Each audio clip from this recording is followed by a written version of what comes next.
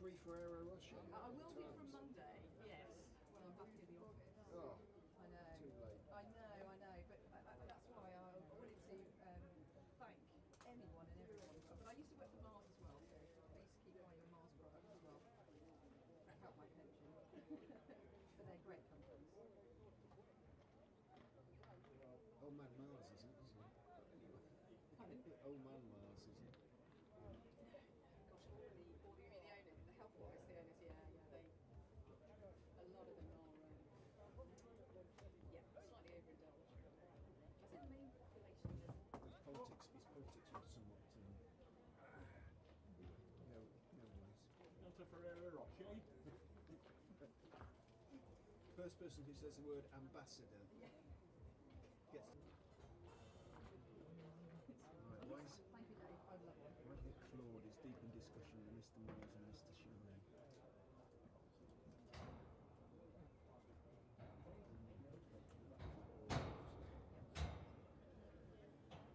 Right, we're on the street.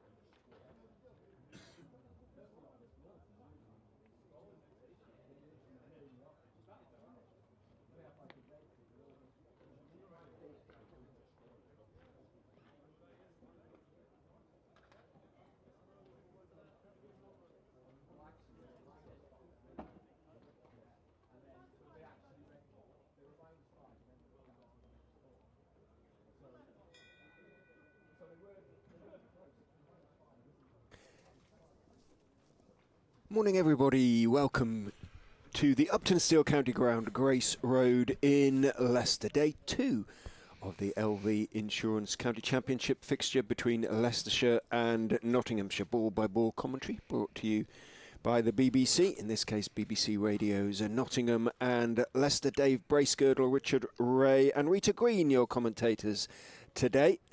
BBC brings you ball-by-ball commentary on every ball bowled in county cricket throughout the domestic season. The two umpires, Russell Warren and Chris Watts, poised to go out into the middle. They're just having a word with Leicestershire head coach Paul Nixon at the moment. Leicestershire about to resume their first innings, 340 for 8. The Foxes' best first innings of the season so far, and this is game 8, remember, so it has been a struggle for them with the bat. There were centuries yesterday for Lewis Hill and Colin Ackerman, but Nottinghamshire came back strongly in the final session, in particular Liam Patterson-White picking up 3 wickets for 37, so the game nicely balanced.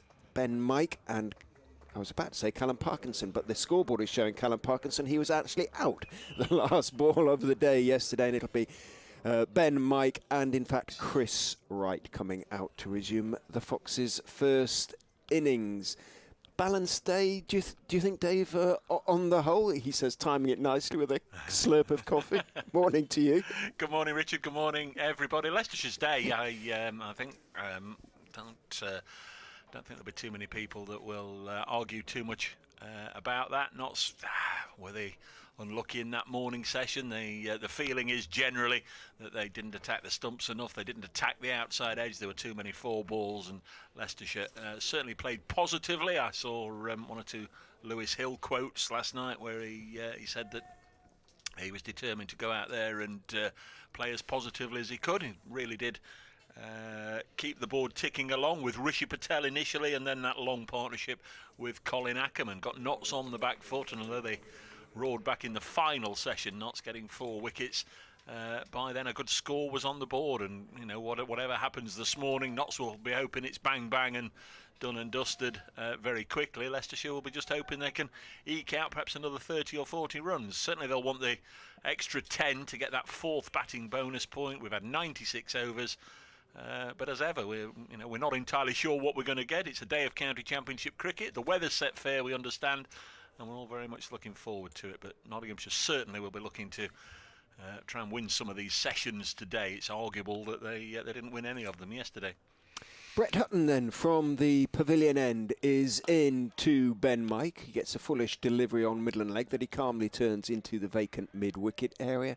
Ben Slater runs across from mid-on to field. Mike picks up 1, moves on to 21, 341 for 8. It's a cloudier day than it was yesterday, but the wind, which really did take the edge off the temperatures yesterday, has dropped right back. So in many respects, if you're out of the wind yesterday, it was a lovely day for watching cricket. If you're in it, it was pretty chilly, but as I say, pretty nice wherever you're watching from today. In goes Hutton and bowls to Chris Wright, who likewise is turning a slightly swinging delivery out into the leg side. This time Hasib Hamid is in position at mid-wicket to field, and there is no run. I don't want you to start scratching your head too early in the morning, but I know you were a little bemused that we didn't finish till about 6:30, and you were wondering how the board showed Notts to have a 0 net over rate for the day. Well, it's been tinkered overnight. It's actually +2.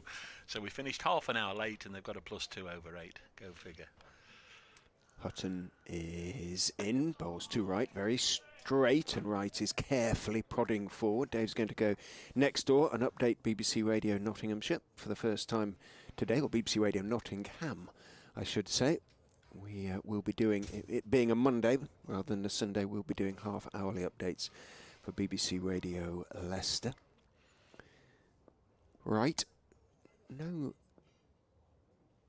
mean hand with the bat. He can be very solid when he's determined. In goes Hutton, bowls to him. He brings the bat back inside the line as it bounces past the outside edge. Swings nicely. Should swing a little bit today for both sides. Obviously the ball pretty much at its best right now as far as Nottinghamshire is concerned. Just 16 overs old. 16.4 overs now. Here comes the update for BBC Radio Leicester.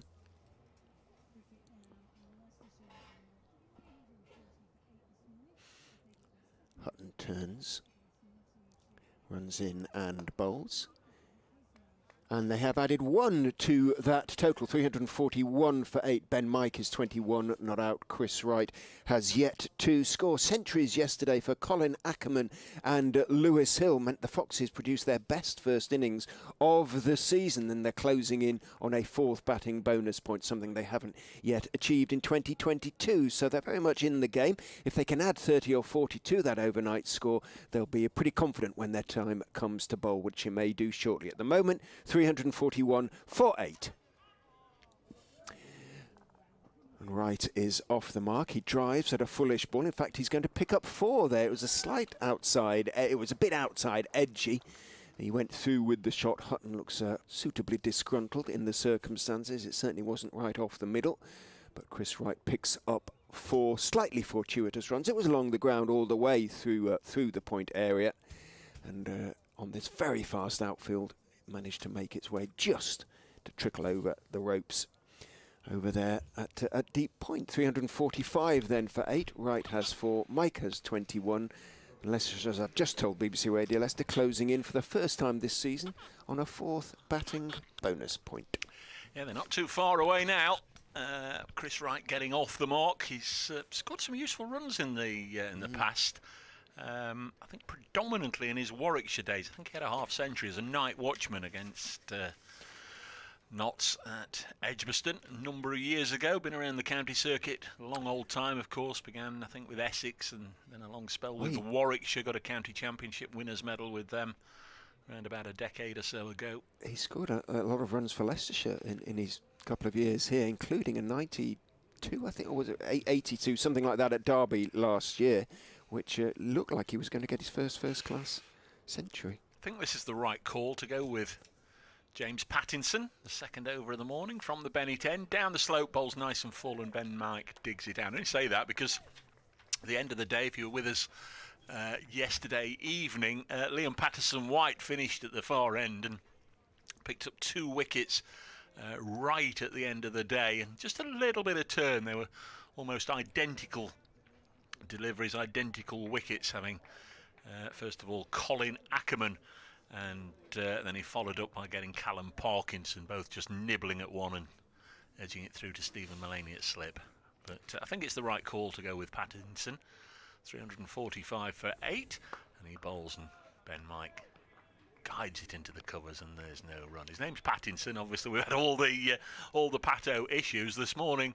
We see he's lost an N, so on the back of his shirt it actually says Pattinson. So there's a different variation of all the different Patos that we've had representing Notts, not only this season but in this particular game with Patterson-White, Patterson and Pattinson. Yeah, Chris Wright made 87 at Derby last year. His highest first-class score. Yeah. He claims his lookalikes are Paolo Maldini, Hugh Grant, Unai Emery, Fernando Alonso and the butler from Mr. Deeds. Next ball is a fullish length, just outside off. Ben Mike defends, attacking the stumps here. James Pattinson early on, perhaps a little guilty of not doing that yesterday. 345 for 8. If Chris could turn back time, he'd learn to dance and sing properly. Well, big Arsenal fan. I only learned one thing from that magical book yesterday, and apparently it's incorrect. 345 for 8 as Pattinson comes in and bowls. Ben Mike pushes it into the offside, and that's a really good tumbling stop from Liam Patterson-White, who yesterday, Rita, flicking through your glorious book, was looking at Liam Patterson-White. And it said, it's a scented candle business. Yes, yeah. And I'm talking to him this morning, laughing at him, and he says, well, I've never said that to anybody in my life. That's absolute nonsense. So there we are. The players, you know, the people who produce Who's Who do tell me that, and indeed Leicestershire, because I asked for the full sheets, because obviously they sort of pick certain answers in the book itself. And he said, well, the players all do, or they get now a sort of protected email so that only theoretically they can fill it in. Next ball, Pattinson. This one's worked away through mid-wicket by Ben Mike. That's a glorious stroke. Well, if we're here till 6:30 or 7 o'clock tonight, we won't see many better shots than that. Nicely clipped away off his legs through mid-wicket for 4, and the Foxes are on the brink of that 4th batting bonus point. 349 for 8. I just wonder if Asiba Mead is the first to sort of realise, because he's waving to the skipper and pointing to the scoreboard there. It's 349 and asking if he should come in, and has been told no, stay out there and stay on the fence. And there was I think there is a bit of a feeling or a thought that perhaps he could come in and just try and prevent them getting this extra single too easily. I know right at the moment Notts and Leicestershire aren't vying for each other places in the table. Next ball is pulled away, cries of catch, but it won't go all the way in the air down to long leg where Brett Hutton's fielding, and there is the 340 brought up. But you know, if a side is looking for a single, just trying to stop them from getting it too easily, and it might bring about an error or create a little bit of confusion. But so far so good. We've had 2 overs this morning. Each have delivered 5 runs to the Foxes, and that's brought up that 4th batting point. 350 for 8. Yeah, it was a lovely sort of on drive from Ben Mike. Wide mid-wicket in the end, sort of wide, long on, but beautiful piece of timing. Lovely mellow sound of a ball on bat. He is a hugely talented player. He's been a little bit more consistent this year, Ben, with both bat and ball. There is progress being made, but he has the talent to play international cricket, really. But he does need a big season to get people talking in that way, and maybe get a bit of a sniff for the Lions. Hutton is in to Mike outside off stump. He starts, well, actually, he may just have had a little feel for that one. I was going to say he lifted his bat out of the line of the ball, having started to play the shot, but he's so cross with himself, walking away towards short leg and sort of swatting at the air. Makes you think, well, maybe he did have a little feel for it. I hadn't dreamt it. Chris Wright as a batsman. This is his 14th game against Nottinghamshire. 282 runs before this innings at an average of 22 50s with a top score of 65. Yep, he's no mug with the bat at all. Hutton is in to Mike, who is very carefully forward, respectfully forward on off stump, playing it back down the pitch to Hutton, who picks it up in his follow through, sporting a sort of bandage of sorts on his right arm. Don't know whether he's just scraped his elbow or whether it's one of those that just gives him a little bit of extra support. Yeah, it looks more like Maybe a scrape. An elbow scrape, doesn't it? It does. Turns, runs away from us very straight and bowls. A good line again on off stump. Mike forward, slightly fuller this time, almost getting to the pitch of it and just pushing it out into the offside. Umpire Watts wanders forward and just puts his foot on the place that Hutton is cutting the line. Pitch still looks fairly green, but it played pretty well yesterday. I thought it was a good cricket wicket. There was a little bit there for the bowlers, but it came on as well. In he goes, Hutton, and bowls, and Mike is driving and missing the outswinger. This time he went at it hard hands and wasn't the greatest shot he's played. Hutton just turns calmly, philosophically, walks back past umpire Watts. Been around for long enough not to get too worked up. Chris Wright was talking about that the other day. He said, right. I said to him, when you beat the bat, you don't get too worked up, even if it happens regularly. He said, no, you don't tend to. In come the fielders. They're looking to keep Wright on strike as Hutton is in. Mike is forward again. It swings past the outside edge. He may have played inside the line there, but there is plenty of swing this morning. But as I say, the ball should be perfect for that. It is only 18 overs old. It is grey overhead, so conditions helping a little bit. 350 for 8. Hamid came into conventional mid-wicket. Lyndon James, I think it is, came in from the cover boundary, the sweepers, as Hutton is in, outswinger, but this time a little bit wider, and Mike can leave it alone, and does. 350 for 8, a maiden over for Brett Hutton. 23 overs, 1 for 60. 7 of those have now been maidens. Yeah, James Pattinson will be looking forward to having a little bit of a go at Chris Wright then for the first time. Bowled the previous over to Ben Mike. 350 for 8. Lots will want to get this done and dusted very quickly, get these last 2 wickets and set about their first innings.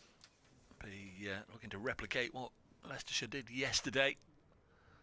As Richard said, it's a wicket with plenty of pace on it. The ball comes on, fast outfield. Number of top order batsmen very much in form in the red ball game, but of course they've not played that for a while, as Wright plays his first ball up to mid-on. He's actually got over 3,400 first-class runs, Chris Wright. I know he's been around for a while, but you don't get that by not having some ability with the bat.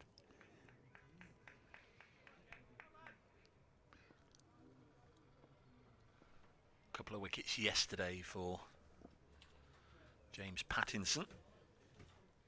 Got rid of Sanazad early on, had to wait a while before getting Vian Mulder in the 3rd session of the day. In comes the Australian past umpire Warren. This one, quickish delivery down the leg side, well taken by Tom Moores. It remains 350 for 8.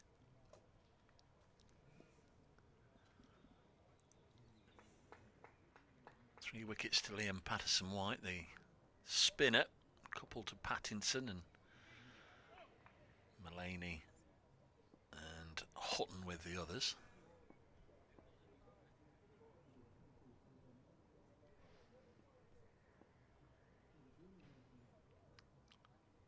Dane Patterson as well, of course. That makes up the 8 as Pattinson comes in. Ooh, this one, I don't think it got up as high as Chris Wright was expecting, but it wasn't close enough to him really to cause him any hardships. Played it quite well, didn't he? Yeah. Just dropped his hands and leant back. A watery sun starting to appear. Similar sort of crowd to yesterday, I would guess. We all said the disappointing, fewer. Yeah. The disappointing thing yesterday was didn't seem to be any youngsters around. There's Pattinson. In bowls a bouncer, goes through to the wicket keeper. Yes, some of his old fogies long for the days of the Sunday League, as it used to be, the 40-over competition. It's always immensely popular. Maybe it's rose-tinted glasses, but always seem to be full crowds around the country. A televised game on BBC Two on the Sunday afternoon every week. And at least everybody knew there was some cricket to go and see on a Sunday. This first game of the season starting on a Sunday, and I see for a number of counties, this one goes through to the keeper. It's the last time. I saw one or two tweets last night that it was the last day of weekend championship cricket for Somerset this season yesterday, which is a little bit bonkers. All the September games are certainly during the week, aren't they? And after this, I mean, this is Leicestershire's 8th game. But I wonder why that 14. is. I wonder why they don't start on Sundays in September. Yeah, I have no idea what the thinking is there. We have 2 games next month, at Hove and at home to Glamorgan. 350 for 8 is James Pattinson in once more. Chris Wright, as you'd expect, solidly behind it. Defence, and that's a maiden for James Pattinson, who had 4 overs this morning. 10 runs added here on BBC Radio Leicester, BBC Radio Nottingham, and no damage to the home side's batting lineup so far. Still 8 wickets down, 350 for 8. Yeah, I mean, I just can't fathom it out really why they don't start on a Sunday in September. Those last 3 or 4 matches. You know, the hospitality industry. Yes, they do say that it's easier to get clients, customers, companies to come along and sponsor games and attend games and have the hospitality boxes in midweek, particularly the back end of the week. Hutton is in to Mike, who I think was looking to, well, punch it away through the offside. It was a little bit too straight for that. He adjusted and it sort of smeared back down the pitch, down to a very straight mid-on, and it was all a little bit ugly on the part of Mike, who is usually rather an elegant batsman. And I know counties are grateful for every penny they can get, but I'm sure they're not hanging on for a hospitality box being filled in late September. No, I mean one of Leicestershire's main source of incomes is the restaurant. And as Hutton goes in and bowls, Mike is driving. This time he's got it into the gap at extra cover. Lyndon James runs around to his right. He's sweeping not on the cover boundary, but deep in the outfield.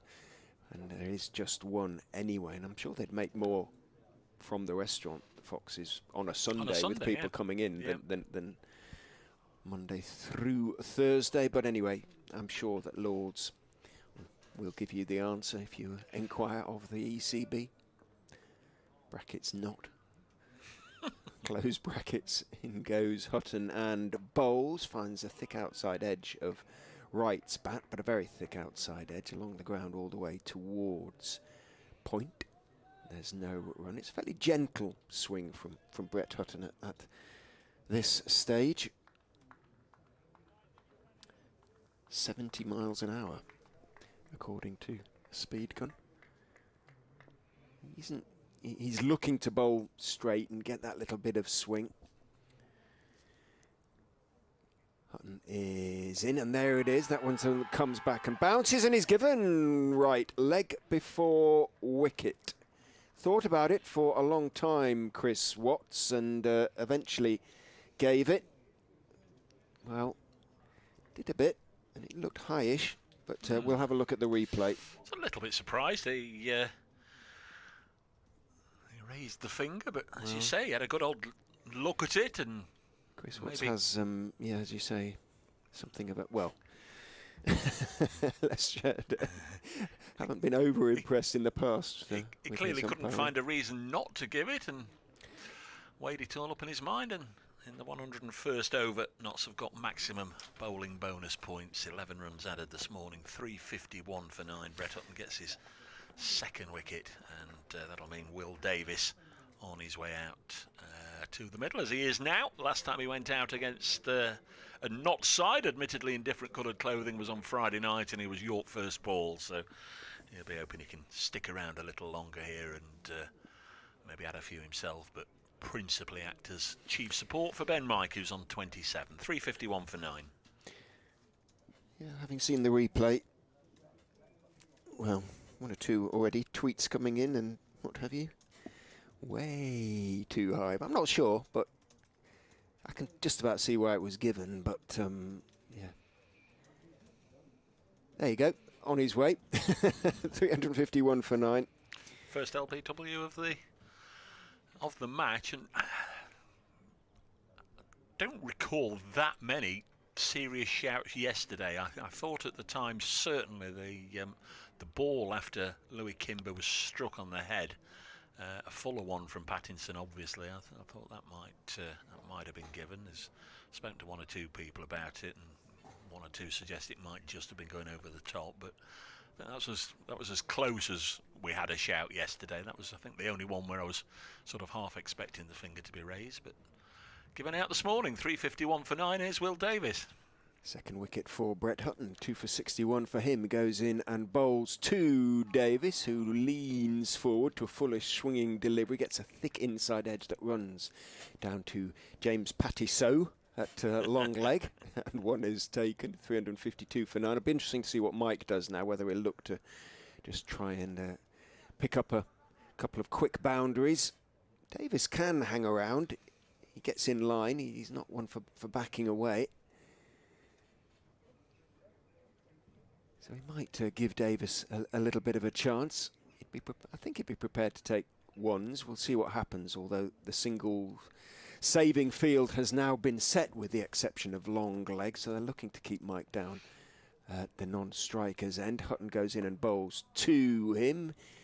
He tries to work it into the leg side. He hits it too straight and drops it down the pitch on the onside. Hutton himself feels in his follow-through, so job done for Brett Hutton. He picked up a wicket in the over, kept Mike down at that end, and the innings looks as though it may be coming to an end fairly shortly. 352 for 9. Do one more over and then have to disappear and update the good folk of the Robin Hood County. Bizarre evening last night. I got in and there was a celebrity football match on, which of all things concluded with Lee Mack converting the winning penalty, which absolutely surreal, a totally bizarre, bonkers game of football, which it wasn't that bad. Generally, if they're not hitting a cricket ball around, I haven't got the greatest of attention spans, but one good lady was watching it and she seemed to enjoy it. As Pattinson is in, bowling to Pattinson, who's, I beg your pardon, to Will Davis, who's got off the mark first ball, but he's not going to get his second run because the umpire raises his knee and taps it a leg by. Foolish delivery then from Pattinson. You can see what he was trying to do, looking to emulate the Yorker from Dane Patterson that got rid of Davis the other night. 353 for 9. There was Usain Bolt playing in that football match as well last night on television. Imagine trying to mark him. The goalkeeper for one of the sides, I think it was the World 11, was the world's strongest man, and he was the size of a caravan, literally. I was going to say, you'd want the world's widest man, wouldn't you, really? It pretty much was, 6'8" and as wide as a caravan. So down the leg side, and it's hit away with enough force and accuracy from Ben Mike, down to very fine leg for 4. Down here below us, who is it? Dane Patterson. No, it's not. No, it's Brett Hutton. Hutton, who's gone scrambling over the advertising boards to try and find it, and retrieves the ball. Tickled away nicely for 4. Ben Mike on to 31, and these are useful runs. 357 for 9.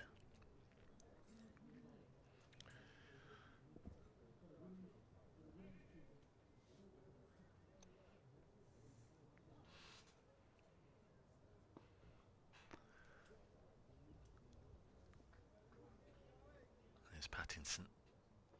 In again. Oh, well down the leg side, and if this goes against Tom Moores, which I think it's going to, oh, that is harsh, isn't it? That is 4 byes against Tom Moores, and he didn't have a prayer of getting anywhere near that. It was banged in short. It was always going down the leg side. We're right behind Moores, and he couldn't have done any more, Richard, could he? He moved quickly, dived full length, still couldn't get there, and it's 4 more to the total. 361 for 9. Morning to Dan. Said to him it perhaps looked a touch high, the LBW, but he was also suggesting that they should have started with Liam Patterson-White this morning. So he says, yeah, I've been inclined he to. says, what do I know? 361 for 9.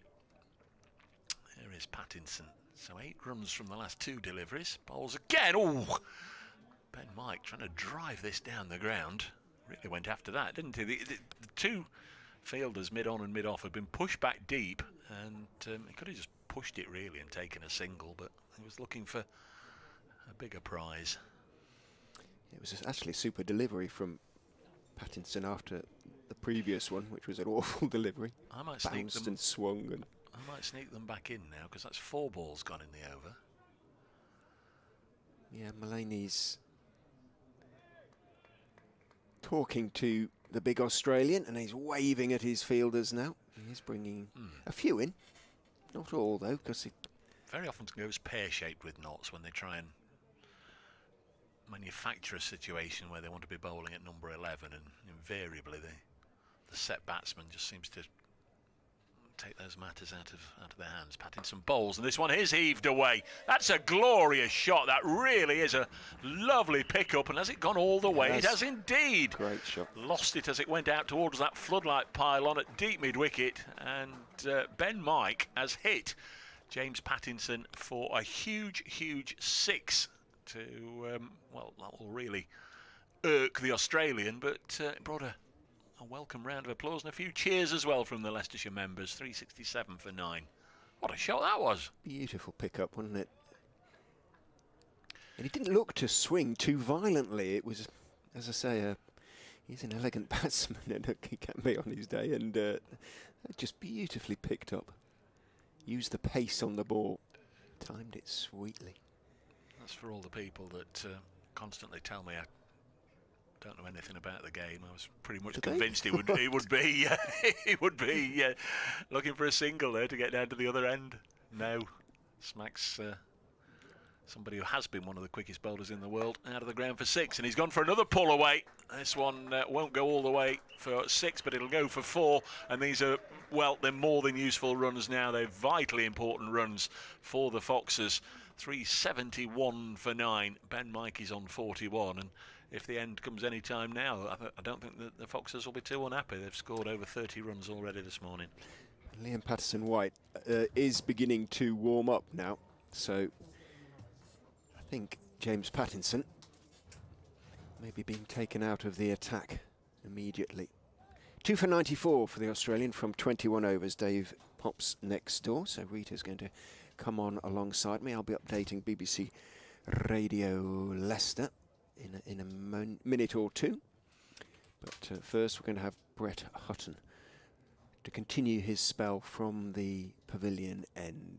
2 slips go down as he runs in and bowls to Davis, who is leaning forward, playing a defensive push at the outswinger and missing it.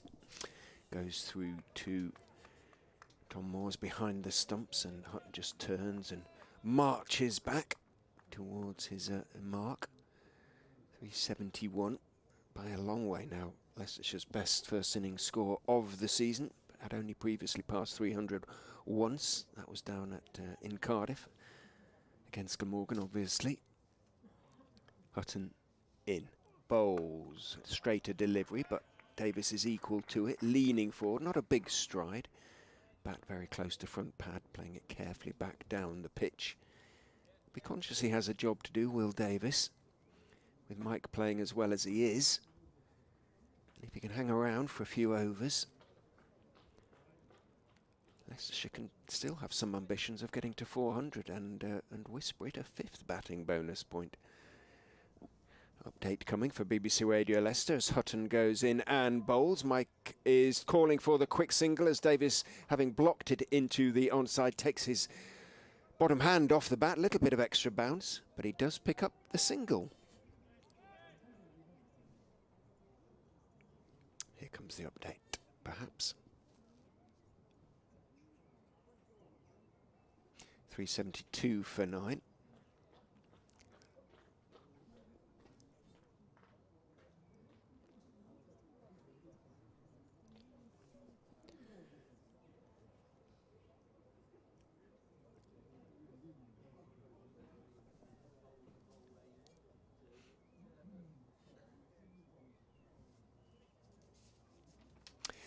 The Foxes, having resumed on 340 for 8, which was already their highest first innings of the season, have moved on to 372 for 9. The man out was Chris Wright, leg before wicket to Brett Hutton for 4, 351 for 9 at that stage. But Ben Mike is batting really nicely. He resumed on 20 not out. He's already moved on to 41, and he's hit the Australian quick bowler James Pattinson for a huge 6 over mid-wicket. So these are really good bonus runs as far as the Foxes are concerned. If they can drag the score up to 400, they'll feel they've really got a chance in the game. The 372 for 9.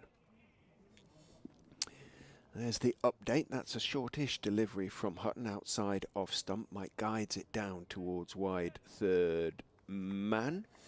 Dane Patterson picks up and throws in. Mike happy to take the one at this stage. It was the 4th ball of the over. He moves on to 42, 373 for 9, and it's a very good morning to Rita Green. Morning. Good morning, Richard. Good morning, everybody. And an intriguing morning ahead. Hutton turns. Runs in past the tall umpire Watt and bowls. Davis is forward, blocking it with a slightly angled bat. He's getting it down towards wide third man, and despite it being the 5th ball of the over, Leicestershire happy to take the single. The throw is over the head of Tom Moores, but there is backing up by Ben Slater, so no chance of the extra pinching an extra run, although Mike was momentarily interested. Davis wasn't watching. So last ball of the over will be bowled to Ben Mike. The field comes in. Mike, I think we'll be looking for a boundary as much as a single, judging by the way he and Davis have gone about things. They've been happy to take the ones. Davis has moved on to 3, incidentally, off 6 balls. Mike 42 off 73. So the field right in, with the exception of long leg. Everybody else is saving one. Can't see anybody else on the boundary. Hutton is in to Mike, who's just very calmly defending the ball back down the pitch to Brett Hutton, who fields in his follow-through. End of the over, 103rd of the Leicestershire first innings, 374 for 9 is the score. Yes, and it's going to be a great morning, I think, Richard. Or it has been to a high degree. Yes, a wicket for the Foxes this morning, but certainly the runs have been flowing. And Ben Mike, so last time I saw Ben Mike live batting was when I was sitting next to you or standing next to you, as I usually do, because I can't peer over the banister. Anyway, nothing entirely. Was at Lords, and what an innings he had at Lords. And he's got a great responsibility here, but 26 runs to get that extra point. I mean, that would be absolutely incredible. But Will Davies has got a job to do here as well on strike. And, well, I'm sure he'll be wanting to play that supporting role. But anything from here on is a bonus, isn't it, Richard? It is, to a certain extent. Now, Patterson White is coming back on, which makes sense to me. 14 overs, 3 for 37 for the left-arm spinner, who found something off the straight yesterday. And Callum Parkinson, Leicestershire's left-arm spinner, might be involved sooner rather than later when the Foxes come to bowl. Yeah, 34 runs already this morning, or have I got that completely wrong? No, I think my math is No, you're spot half on. decent, Spot on. according to my school reports. Here comes Patterson White, although that was a while ago, to Will Davies, who Full toss. full toss. It was a juicy full toss. Sort of thing that any number 11 would absolutely love. And guess what? He dispatched it to the square leg boundary. 4 more to the total. That was a loosener, to say the least. It was just what you want from Will Davis's point of view. Didn't try and overhit it, just timed it really nicely. Davis, as I say, like all the sort of Leicestershire lower order, can bat. They'll get into line and they can get it away if they get deliveries like that, that is for sure. 26 years old, Will Davies on strike.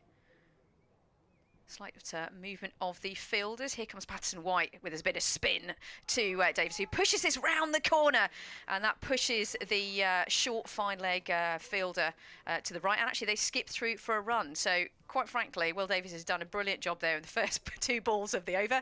A 4 and then a single with Ben Mike, the man with 2 first names in his name, if you know what I mean, on strike. Looked really impressive last time I saw him, and is in good nick now, looking to push on the runs with just 1 wicket in hand for the Foxes.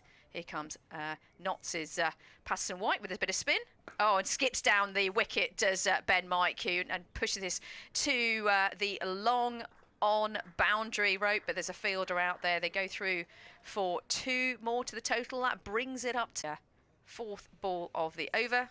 Spins it, puts plenty of revolutions in there. Ben Mike heaves a massive drive. It goes nowhere near where he wanted it to go, but it does go to the backward point region. They go through for 1 run. That means that Will Davies has got, 2 balls to, I use the term survive, but you're right. I mean, the lower order for the Foxes, they look decent. I hope I haven't put the mockers on Will Davies here, who's on strike.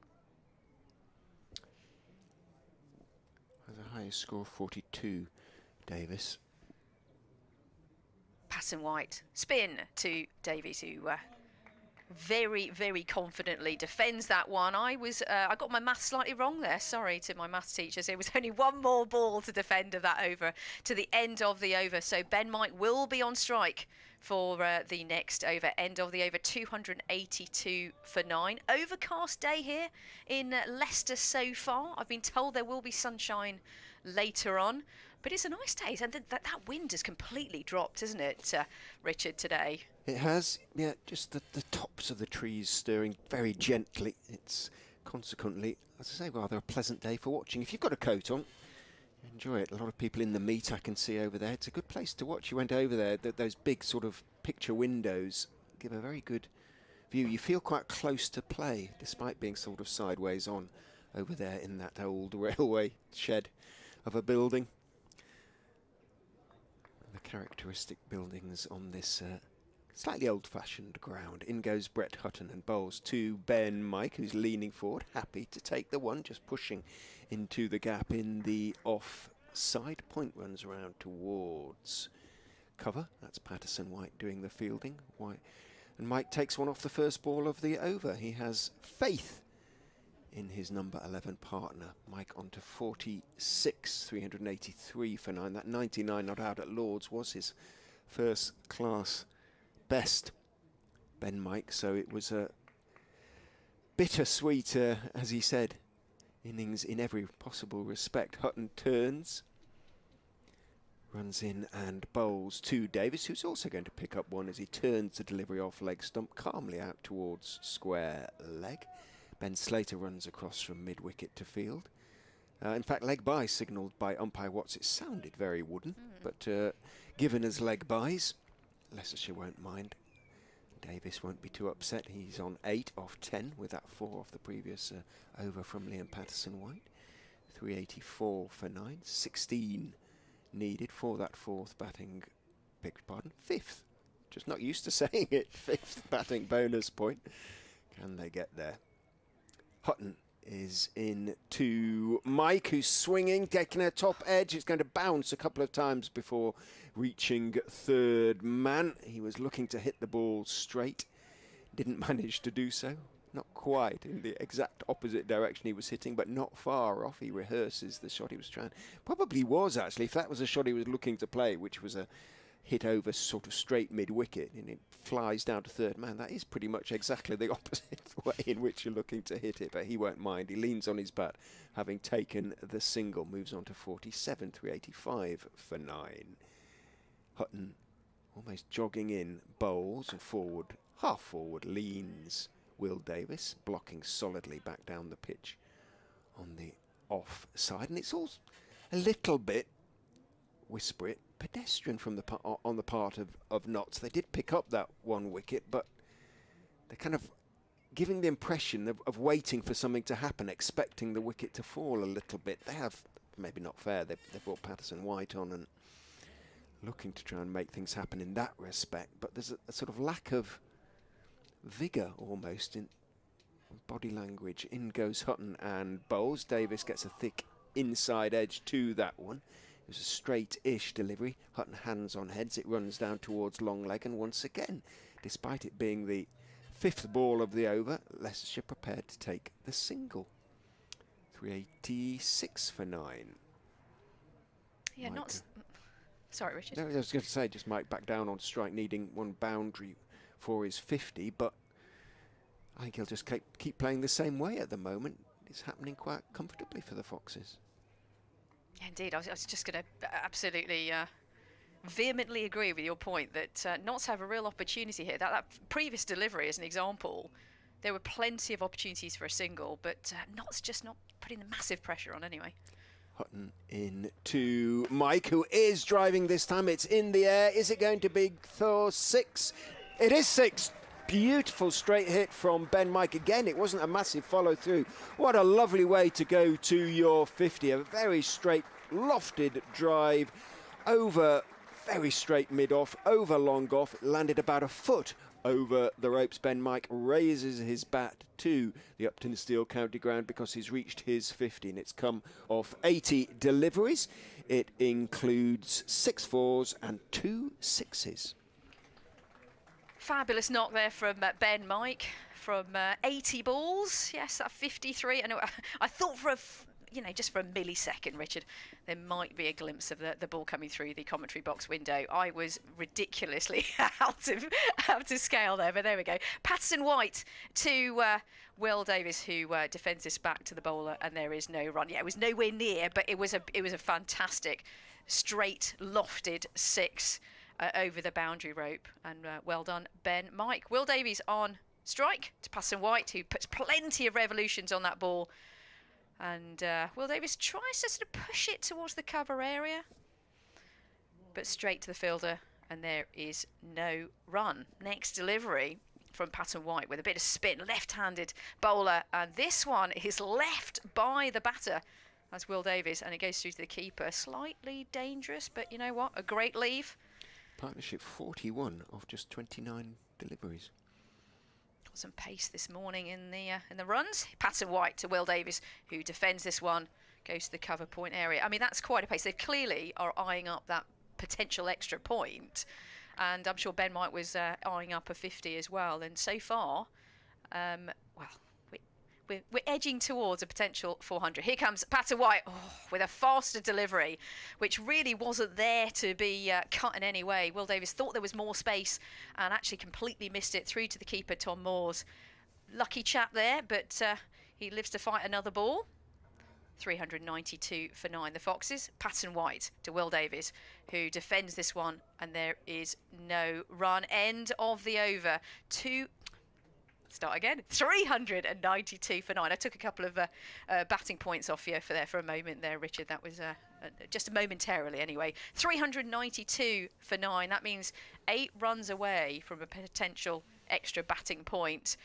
And it really has been continuing these runs. But yeah, if I was just to put myself in the shoes of I was a former county cricketer myself.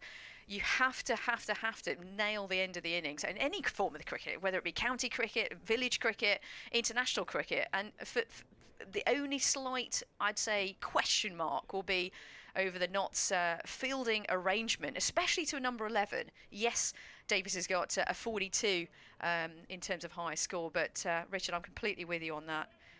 But we shall see how long this last wicket partnership goes on for. 41 so far. Hutton and Mullaney have had a long chat. He's now also talking to Ben Duckett. He's got his mid-on and mid-off back about 3/4 of the way to the boundary. Ditto, actually. All the sort of conventional fielding positions, with those exceptions of those actually on the boundary. Bowls to Mike, who is content to push the delivery through the vacant extra cover area. Lyndon James comes jogging in from about 10 yards inside the ropes. Mike takes one, moves on to 54, 393 for 9. Be a shame from the Foxes' point of view to miss out on the extra batting bonus point, having gotten this close.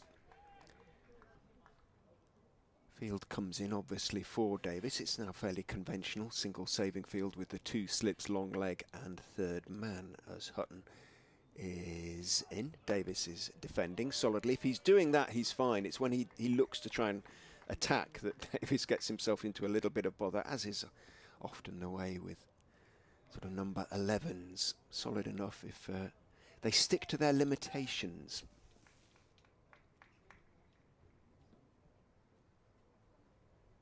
Yeah, these overcast conditions should help Brett Hutton with his swing bowling. But for me, the last couple of overs he's bowled, not as much swing. Hutton is in and bowls, goes past the outside edge with the ball that does swing a little bit. Did swing a bit. No, in fairness, it was from the arm. It wasn't too much in the air, and it was a bit of a number 11 sort of groping push at the delivery. He doesn't bowl with a perfectly vertical arm, Brett Hutton. Sometimes it is at a bit of an angle, and that one swung from the arm rather than late. Mullaney is waving at Dane Patterson, so it may be that Patterson is about to replace Hutton. In goes Hutton and bowls. That is a nice outswinger that does go past the outside edge of Davis's bat. Yeah, beautiful delivery. The number 11 Davis was beaten all ends up, but no nick. Yeah, Brett Hutton, certainly a Notts Academy graduate. I was fascinated to see his debut, first-class debut, was in Abu Dhabi. Would you believe? In he goes and bowls. Oh, beautiful delivery that swings and squares up Davis, who is on the back foot and beaten all ends up. The delivery of the morning, really, from Hutton, who's just not finding the edge at the moment, but the last 2 deliveries have beaten Davis comprehensively. And Hutton, well, I admired his philosophical approach earlier this morning, the way he just marches back to his mark, but he'd be entitled to be feeling just a little bit disgruntled at the moment, less than gruntled. In goes Hutton and bowls. Davis thick outside edge on that one, and he's going to take one from the last ball of the over as it runs down towards wide third man. Patterson even comes into field. Leicestershire move on to 394 for 9. Not entirely certain that was the wisest thing to do off the last ball of the over, but it's the way they've got through this partnership so far, which has reached 43. Davis has 10, Mike has 54, not out, 6 away from that 5th batting bonus point. How many overs have we got? 3 overs to get 6 runs, or in Nott's case, pick up the final wicket. Yeah, really, really surprised that they took a single off the last ball of the over. But to be fair, Will Davis is, to his credit, has played pretty well. 3 balls in that previous over from Hutton. He was completely beaten. You know, beautiful deliveries, maybe it's a bit unfair to say too good a delivery for a number 11, but here we go then. So Patterson to Davies, past the umpire and bowls, and is beaten once again. There's a slight theme to this, but you know what? This is the wonderful game of cricket. You get a chance to face the next delivery and forget about everything before. So Davies goes towards the square leg umpire, does a little bit of a jig on a used wicket to the left, composes himself. Welcome along this morning if you're just joining us in Leicester for this LV County Championships game. Day 2, here comes Patterson to Davies, and he's beaten once again. 2 balls and beaten. Could be a case of tucking the bat behind the pad, but I think I'll call it beaten there, Richard. I think that's a fair comment. Just struggling a bit in the last 6 or 7 deliveries, Will Davies. Unnerved slightly by those deliveries from Hutton, perhaps, that really did beat him all ends up. Here comes the next delivery from Patton from the Bennett end, up to wicket and bowls, and this time there's contact from Will Davies, a defensive stroke. That goes to the cover area, and there is no run. 394 for 9. Myself, Rita Green, here with Richard Ray, and also Dave Bracegirdle is part of your commentary team today. BBC Radio Nottingham, BBC Radio Leicester, and the BBC Sport website as well. Really lovely to have your company today on this lovely Monday. I mean, it's certainly a wonderful day. Maybe the sun's not out. It will be later, I'm sure. Davies on strike to Patterson, and this one kept low. And the fielding side were pretty excited there, but it's spat out, so to speak, to the gully area, and they go through for a single. Total now 395 for 9.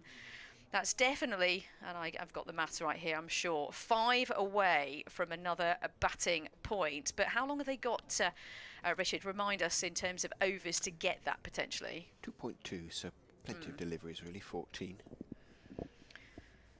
With Ben Mike back on strike, and it feels like it's been a while since he's been on strike actually, and the field are very much spread out here. We've got one slip, and pretty much everyone else scattered.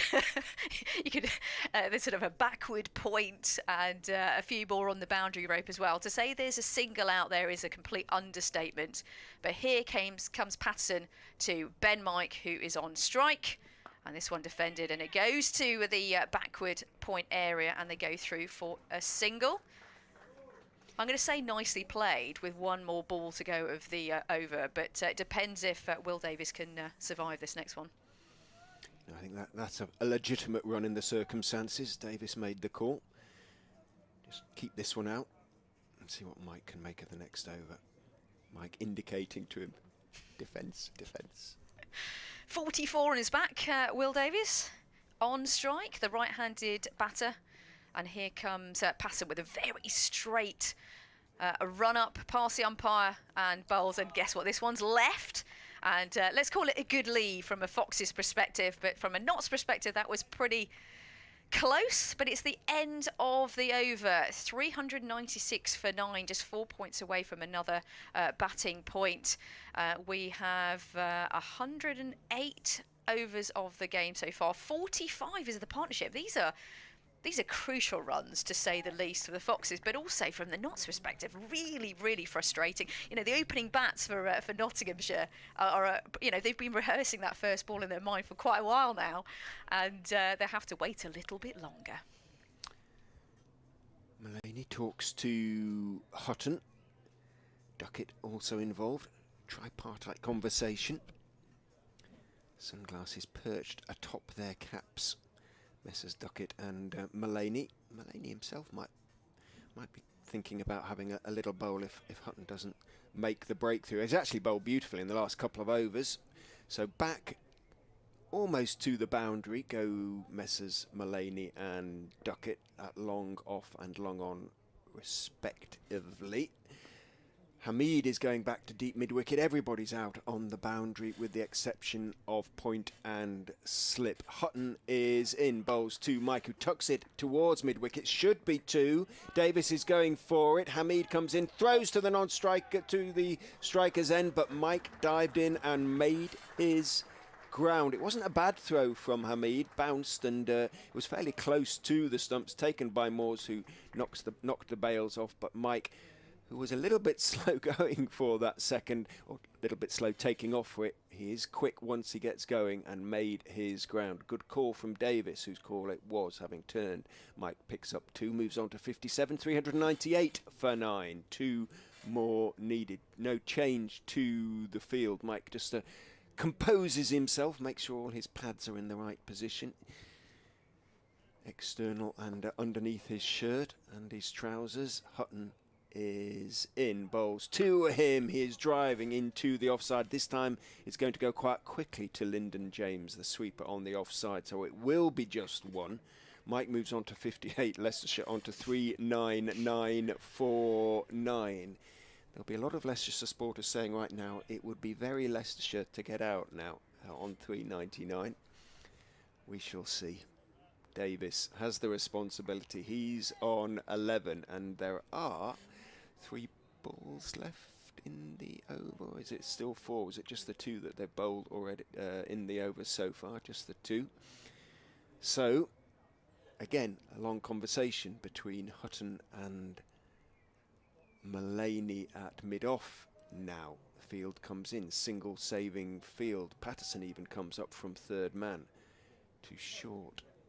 Third, as Hutton turns, is in, bowls to Davis, who is defending on the back foot on the off stump. You heard his stentorian cry of no, seeing the ball roll out towards Patterson White at point. Yeah, anything down leg, there's an easy single there, for sure. Bit of room between, mid wickets and mid on as well. But the fielders have come in. Pressure's on here. Hutton turns. In and bowls, thick outside edge, and Mike calls for the 1, and he's going to make his ground comfortably, and Leicestershire have their 400. And a genuine pleasure around the Uptonsteel County ground, and a big round of applause for the Foxes. They have picked up 5 batting bonus points for the first time this season. The partnership for the last wicket is now worth 49. It seemed a long way off that 400 when Chris Wright went leg before wicket to Brent Hutton for 4 early in the day's proceedings. But Mike and Davis have batted pretty well. Mike in particular, he's on 58 now. Davis has batted really solidly. He's on 12. He's had his moments of fortune, several moments of fortune when the ball has beaten the bat, but it hasn't taken the edge. 400 for 9. Field stays out for Ben Mike, who might try and go really big now. Hutton is in, bowls to him. He does swing hard, thick inside edge, runs out towards mid-wicket, and the applause again for the single, because that is the 50 partnership for the last wicket. 401 for 9. Mike has 59. Davis has 12. Yeah, delight for the Leicestershire faithful here at Uptonsteel County ground. Very well played though, Ben Mike and Will Davis. 50 partnership off just 49 balls. So it has come in decent time as well. Hutton, as Gully goes in for Davis, runs in and bowls. Davis gets a thick outside edge. It's along the ground all the way through, around about 4th slip, runs down to third man, and he picks up 1. End of the over. He moves on to 13, 402 for 9. Foxes are not going to declare. Nor do you expect it, really. Why would they? Surprising again that a quick run off last ball of the previous over. Yeah, declaration. That would be. Would that be salt in the wound, so to speak? But no, I think they're going to probably go on as many runs as possible. scoreboard is slightly behind us. So you'll have to take my word for it in terms of Will Davis on strike. Here comes Patterson, who this one steps out, and Ben Mike tries to get a very, very quick run, and it probably did actually run one of his own runs, quite frankly, but was sent back by Will Davis. There was definitely nothing in Davis's mind to say that there was a run there, and they are safe. But that was a hairy moment there. But everyone's safe. It seems as though that Ben Mike is desperate to get back on strike, but definitely no run there to take. Yeah, indeed, he was completely over the halfway mark down the wicket. Here comes Patterson to Will Davis, who's on strike, and this one's let go to the keeper, Tom Moores, and there is no run. In case you're wondering, this is not yet, and it isn't yet by some distance, a record for the 10th wicket partnership for Leicestershire against Nottinghamshire. That is 87 between Otis Gibson, now of course head coach at Yorkshire, and John Dakin. That was here at Grace Road in 2004. Fabulous. Well, 51 is the partnership, 402 for 9, the Foxes.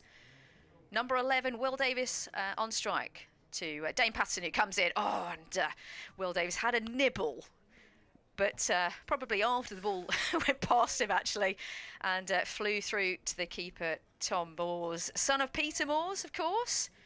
Tom with 23 on his back. Oh, living dangerously there, Will Davis. But these are crucial runs for the Foxes in the grand scheme of not only this game, but total points for the season. Dane Patterson, 33 years old. Born in a wonderful place, Cape Town. Lovely. Patterson to Davis. Oh, and another nibble outside the off stump. He's well into double figures, isn't he now, Davis, in terms of ball beating bat outside off stump, but yet to find a sufficiently fine edge as far as knots are concerned. They didn't have that much luck yesterday morning. They're not having any luck at all this morning. Well, you could say the leg before was slightly fortuitous, I suppose, but or generous. Perhaps that's the right word as far as the bowler is concerned. Looked a little high to me. I think that was your first gut instinct as well. Will Davis on 13 on strike to Patterson. And this one is defended, or pushed rather, but it squirts out to the third man area. And there is 2 more to the total.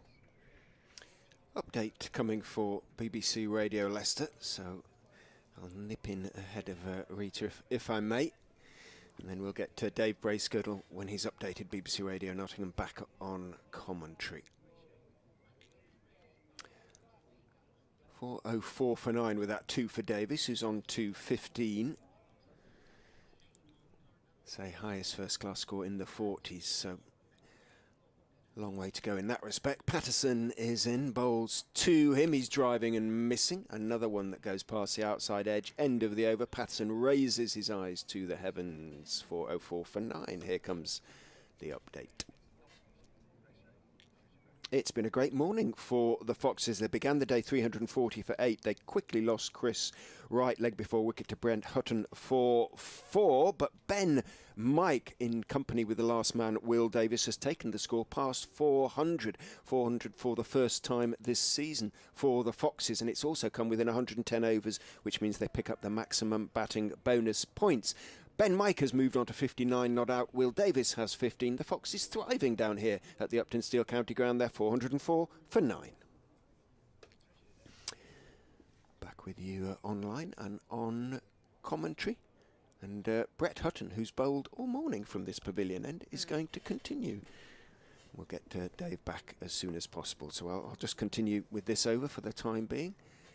Hutton is in from the pavilion end. Bowls to Mike, who swings, doesn't really time it. It goes through mid-on down towards long on. And once again, he is happy enough to take 1. Moves on to 60, 405 for 9. And it is becoming extremely frustrating, you would imagine now, as far as knots are concerned.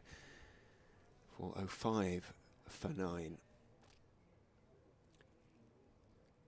Gentle murmur of sort of semi-appreciation around the ground, which isn't used to figures of 400 under Leicestershire's names this season. Bowl short, Davis pulls and pulls very well down towards deep backwards square for 4. it goes. Hutton straying from his hitherto almost immaculate line and length. Drops one short, tests Davis out. Davis is equal to the test. That's not what you want to see as a sort of pacey-ish bowler.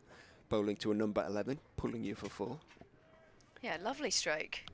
Strike of the day so far. Well, but bar the 6 probably from earlier on. Davis moves on to 19. Hutton is in, bowls to him. This time on to the legs. He goes back and turns it, but only as far as Slater at mid-wicket. And there is no run. And I tell you what, Rita, if you want to pick up the rest of this over, then we'll get to David back in alongside you. Thank you very much, Richard. Well, there's a final wicket partnership going on here of 58, 409 for 9, but also at Trent Bridge as well. There is a final wicket partnership going on as we speak between Leach and Anderson. Score England 539 for 9. Next ball from Hutton, and this one driven by Will Davis straight to mid-off, and there is no run. Again, if I keep saying this in this game actually, and I welcome in Dave Bracegirdle to the commentary box once again, but if you'd landed from another planet, you would not know that Will Davis is a number 11. Hello, Dave. Morning. Good afternoon. I think we're just beyond the yard arm, aren't we? Yes, good afternoon, Rita. Good box. afternoon, everybody. 409 for 9. It's never good when you spend the last couple of minutes looking up record last wicket partnerships against Nottinghamshire. Oh, here's Hutton to Davis, who once again drives to mid-off, and there is no run. Davis actually is looking pristine, quite frankly, apart from the about 20 that have gone past the outside edge. But so far, so good from a Leicestershire perspective. Oh, I'm really, really excited to ask you, actually, excited is not the right word, but intrigued to ask you, Dave, from a Notts perspective, is there a feeling that this is a bit pedestrian and maybe the pressure should have been greater? Well, it's not been a great morning, has it? Leicestershire very much on top. They've seized the initiative, and this last pair having a little bit of fun. Brett Hunter, but slightly wider in the crease this time to Will Davis, and this goes to point, and there is no run. Brett Hunter actually is very much varied. We're either coming very, very close to the stumps or just slightly off, just to try and mix things up a bit, searching for that final wicket. End of the over, 409 for 9. Yeah, it's not pedestrian by any means. They've come out with a plan this morning. Brett Hutton's kept going from this end of the ground. Now has figures of 2 for 87, but he's put a stint in, 29 overs. They started with James Pattinson at the far end, trying to blast them out. He had one expensive over. Liam Patterson-White had a very short bowl, and now they're on to Dane Patterson. But the batsmen have just seized the initiative. It's a good batting wicket and a quick outfield, and they're having a little bit of fun. I think most things they've tried have come off, and Ben Mike in particular is a very decent, very capable player. This isn't a fluke that he's got himself 60 runs. Here's Patterson to bowl to him, and he just jabs this down on the 45. Got Dane Schardendorf on the field as a sub today at deep backward or deep square leg. He's number 89. Didn't see who popped off, but I'm sure they'll be just taking their turns, having a little comfort break. Obviously, most of the Nottinghamshire side will be able to get their feet up for a couple of hours at the very least. But need to get this final wicket first. 409 for 9. Next ball driven down the ground by Ben Mike. Nice looking shot. Takes him on to 61. 410 for 9. In case you're interested, by the way, 87 is the record Leicestershire last wicket partnership against Nottinghamshire. That was 2004, Otis Gibson and John Dakin. So we'll delve further into that as if this threatens it. 59 they've added so far. There's Patterson. Bowls edged wide of second slip. Had there been a third slip there, which there isn't, it would have been eminently catchable. But Davis has got away with it. Flash and flash hard. And he's got 4 runs down to third man. Wide of Duckett, who didn't have a chance at second slip. Went very, very quickly. But third man or rather third slip, had there been one, would certainly have been brought into play. 414 for 9, and Davis on to 23.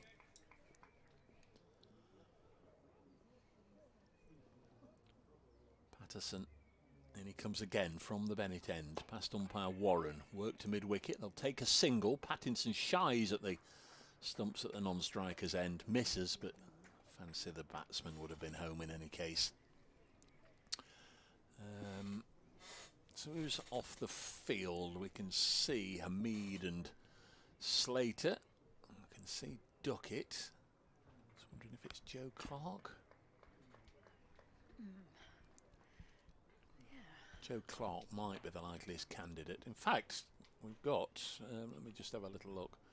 We've got 2 number 17s on at the minute.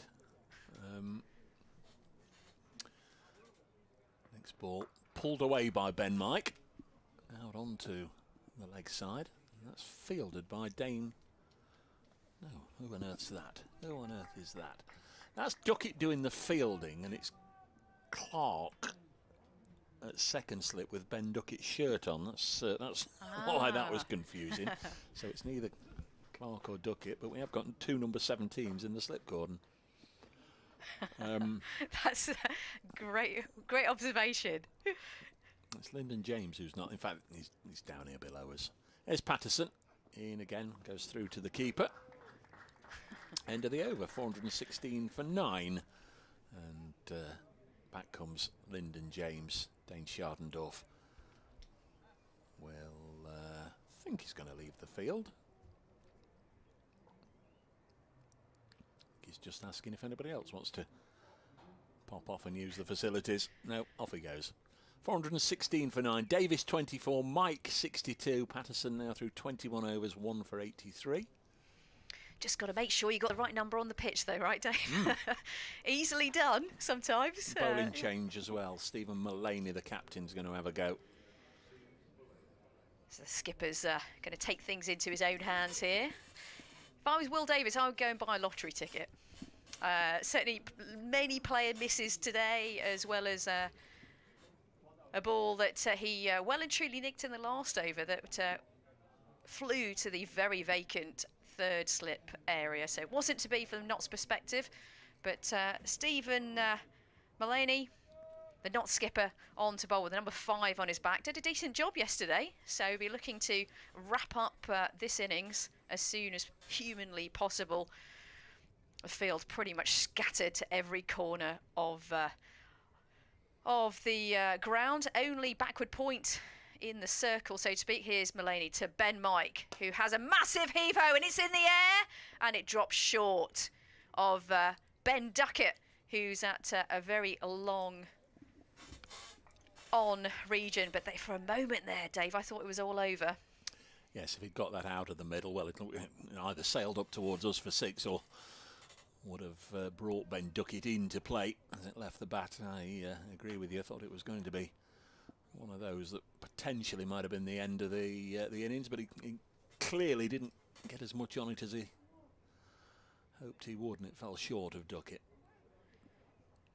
And a good move to have the keeper up to the stumps to Mullaney, and who's coming in from the pavilion end to Davis, and who defends this to the cover region. And there is no run. 2 slips.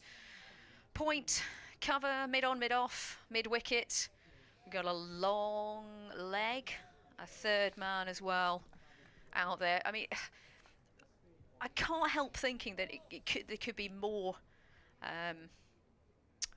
going on in the field, so to speak, from the Notts' perspective. Maybe I'm being a bit too harsh on the situation, not giving Davis enough credit here. Davis on strike to Mullaney, who bowls this one. A bit of swing there from the skipper, Stephen Mullaney, but pushed to cover, and there is no run. There clearly is a lot of respect, actually, from a batting level perspective, between Ben Mike and Will Davies. There's not a case of defend, defend, defend, take a single, defend, defend, defend in the over. And that must be frustrating Notts to a certain degree. But the partnership now 66. Davis on 24 and on strike to Mullaney. And this one nicely driven to mid-off.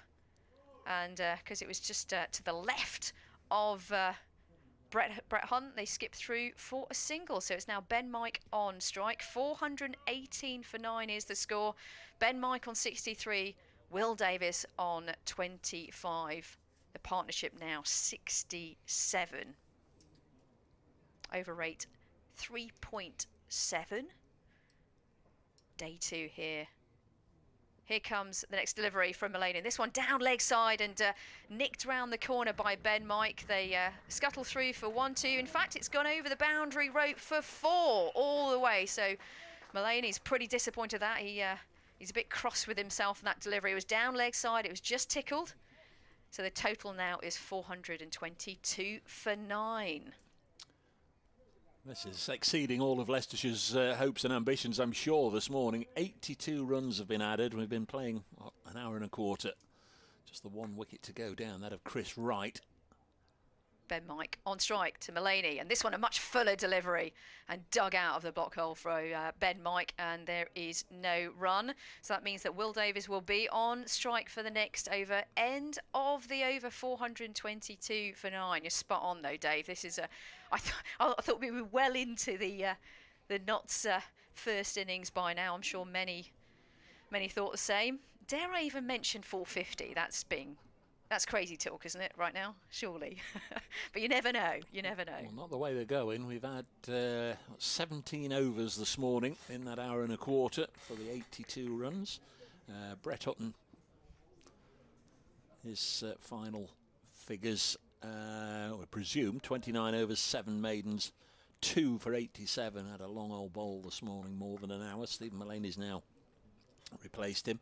It is going to be Dane Patterson to continue from the Bennett end. James Pattinson bowled for half an hour this morning, 21 overs, 4 maidens, 2 for 94. A couple of overs from Liam Patterson-White. He's 16 overs, 3 maidens, 3 for 45.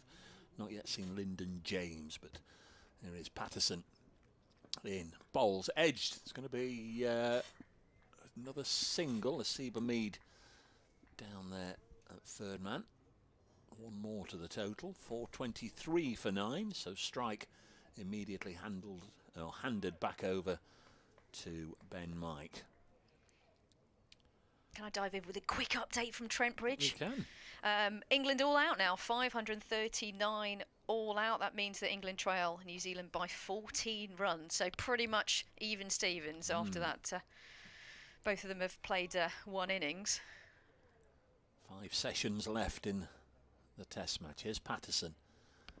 Bowls driven by Ben Mike, but at backward point, Liam Patterson-White makes the stop. The other scores, once we're looking at scoreboards, at Chesterfield, Derbyshire 93 for 2 against Middlesex, who made 251. Toby Petminer picked up 3 wickets yesterday on his championship debut on loan from Notts. Former Oxford University skipper. Congratulations to him on his first 3 championship wickets. Patterson is in, and Mike drives into the offside. Runs the first one quickly, and that's all he's going to get. 424 for 9.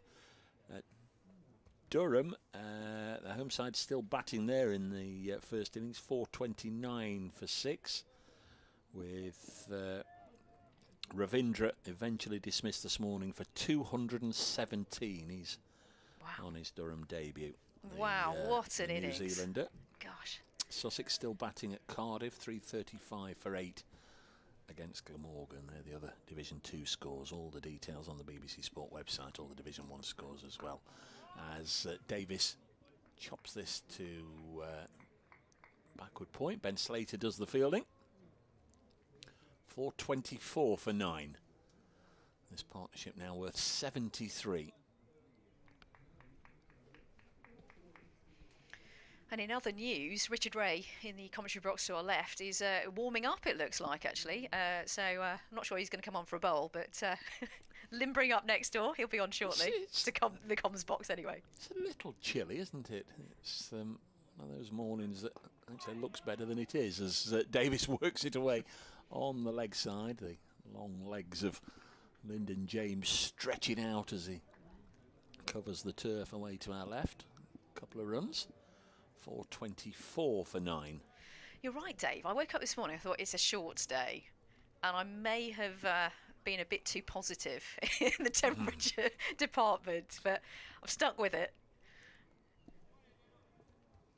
That record 10th wicket partnership for Leicestershire against Notts here in 2004. Otis Gibson and John Dakin of 87 under threat as Davis gets the 76th run of this partnership for 27 for 9. And Dane Patterson has now gone for 88 runs from his 22 overs. Matthew Montgomery on the field as a sub right now. And it is Joe Clark who's going to trot off. Mullaney to continue. Yeah, Skipper Mullaney just giving his jumper and hat to umpire Watts, and Richard Ray, who's been limbering up next door, will be coming on very shortly into the commentary box. Was it? Do you fancy a bowl as well? I don't know. We all fancy a bowl, don't we? One of these frustrated or batsmen that thinks they can have a bowl. That's me anyway. Right, score though. You've missed nothing. Don't worry. 427 for 9. Just about to start the brand new over from Mullaney.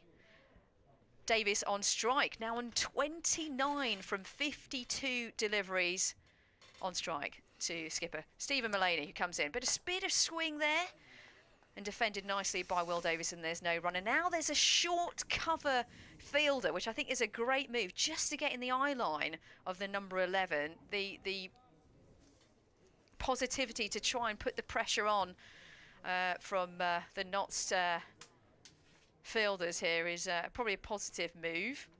And here come the fielders coming in. Steve Mullaney to Will Davis, and defends this one again to the point region, and there is no run. I can welcome back Richard Ray. Yeah, the Foxes supporters are obviously enjoying this at the moment. 76, the partnership for the final wicket, so working towards that 10th wicket record for Leicestershire against Nottinghamshire. Just remind us what the record is again? 87, I think I said it was. Let me just confirm that. 87, yeah. Mullaney comes in from the pavilion end. Will Davis on strike, and this one defended and pushed to mid-on, and there is no run. Hamid does the fielding and has a little bowl to his colleague. I think that would be a turn up for the books, actually. Hamid to Hutton there. Bit of a loosener, but indeed we are now eyeing up potentially a last wicket partnership in the record books, but let's not get carried away too soon. Mullaney to Davis, and this one squirts to the point region, and there is no run. It's clear that Ben Mike is pretty desperate to get back on strike, or just keen basically to keep his tally going, and quite rightly he's batted beautifully, hasn't he, Richard, this morning, and for a little bit of yesterday from memory as well. 427 for 9. 48 added by Mike this morning to his 20 odd not out overnight. Partnership now 76. Will Davis on 29 on strike. On the back foot, pushes this back to the bowler Stephen Mullaney, 35 years old, nickname Mole. I'll have to verify that with him, but I'm sure, I think with a surname called Mullaney, I think that's a pretty safe bet. He's had the club captaincy since 2017, so very much a Notts man. Davis on strike to Mullaney, and this one pushed nicely into the onside area where there's a player in the deep, a fielder in the deep. They skip through for a single, and indeed it is the end of the over. Will Davis is pinching the strike many times, and he's ridden his luck this morning, but there to fight another day. In fact, going to be on strike for the next over. I'm going to leave you in the commentary box, but I can tell you that it's the end of the over. 428 for 9 are the Foxes. Mullaney wanders up to the Bennett end. Dane Patterson is going to continue. The frustration continues for the visitors for Nottinghamshire. 77 partnership for the final wicket. Certainly it's a record for the season as far as Leicestershire are concerned. It's quite cool out there now. It's been outside. The breeze has gotten up again a little bit as Patterson comes in from the Bennett end, bowls to Davies, who edges just short of Ben Duckett at second slip. Duckett stops it on the bounce and then hurls the ball at the non-striker's end because Davies, seeing he hadn't been able to take it cleanly, it called, or Mike had called him through for the single. Davies made his ground. Good backing up by Pattinson. Make sure that there are no overthrows. Davies moves on to 31. His first class best is 42, I believe. So he's getting in towards that sort of territory as well. 78 the partnership. Mike on 68. Hasn't seen much of the strike in recent overs. Davies has been taking plenty of it. Patterson is in and bowls to Mike, who drives, not getting to the pitch of the ball, but well on top of the bounce, out through the vacant offside area, out towards long off. Mullany is sort of halfway, or deep-ish. He's looking to give this, prepared to give the single, though I think we're almost beyond that stage, Dave, now, really. Just play normal cricket. Yeah. And Mike moves on to 69, 430 for 9. No stage in the innings has the break been put on the scoring rate, has it? Patterson is in to Davies, who's looking to drive thick inside edge onto the boot. It runs out towards sort of silly point. Running in comes Slater, kicks the ball onto the stumps. Patterson White, I beg your pardon, kicks the ball onto the stumps, but Mike had made his ground comfortably enough. It's all going for the Foxes at the moment. Davies moves on to 32, 431 for 9. They've had a 91 this morning. Not quite been playing for an hour and a half. What, if you were not skipper, would you be doing in Mullany's position here? I think I'd have stayed with the spinner for a bit longer than he actually did, frankly. Patterson is in and bowls to Mike, who steps across, drives in the air, out towards wide, long on, mid-wicket, bounces once over the ropes for 4. Lovely pickup, long gone and deep mid-wicket, perfectly bisected somehow by Ben Mike out there, and everybody on the not side. Patterson sort of raises his arms. It looks a bit nonplussed. What are we going to do here?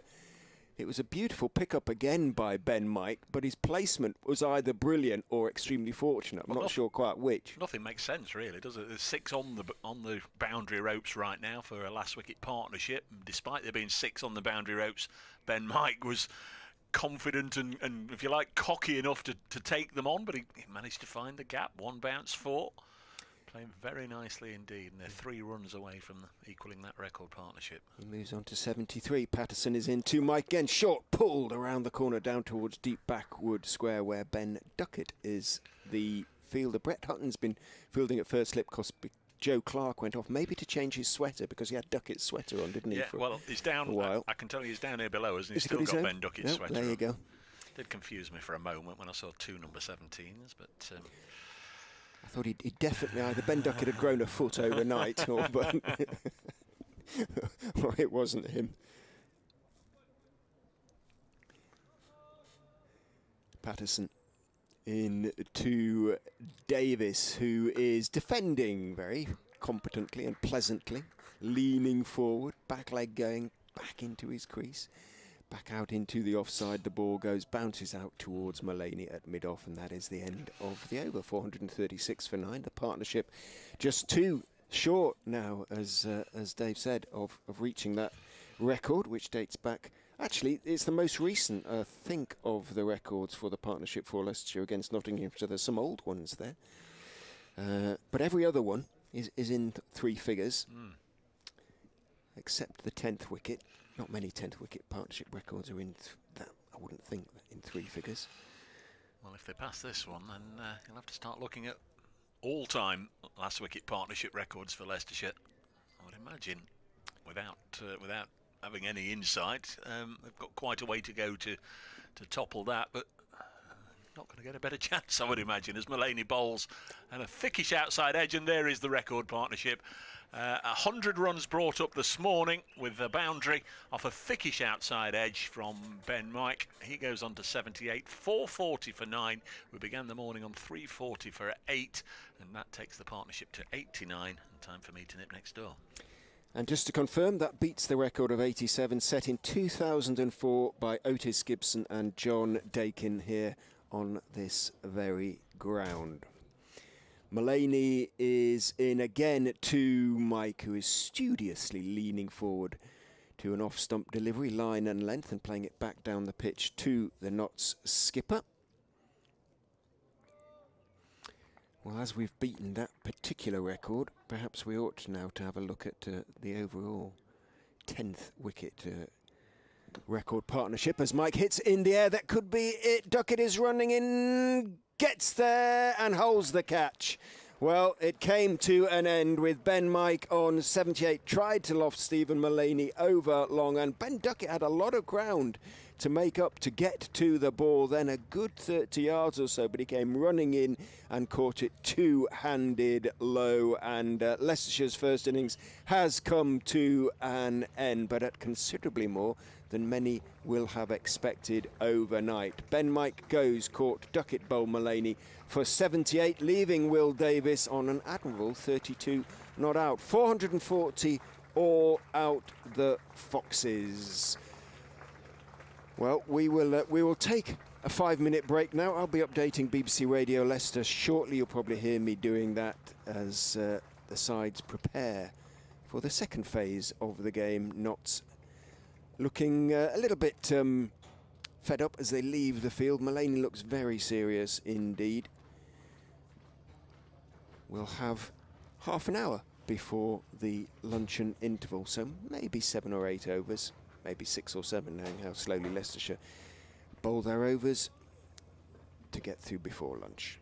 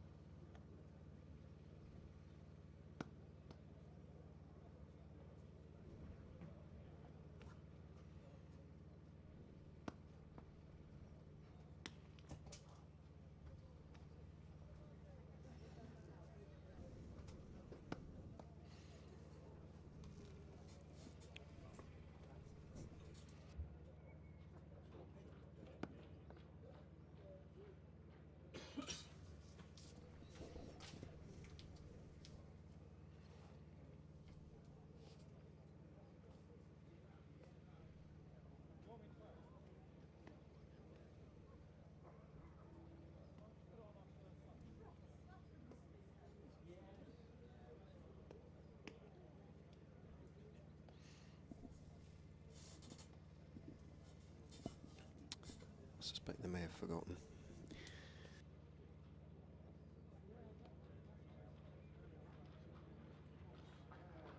He won't be, but he is withdrawing with concussion, but Evans isn't a like for like, so he can field as a sub today. More likely to use him a little longer than that. He was a spin. Evans will a sub field. It is so. Oh, Alex,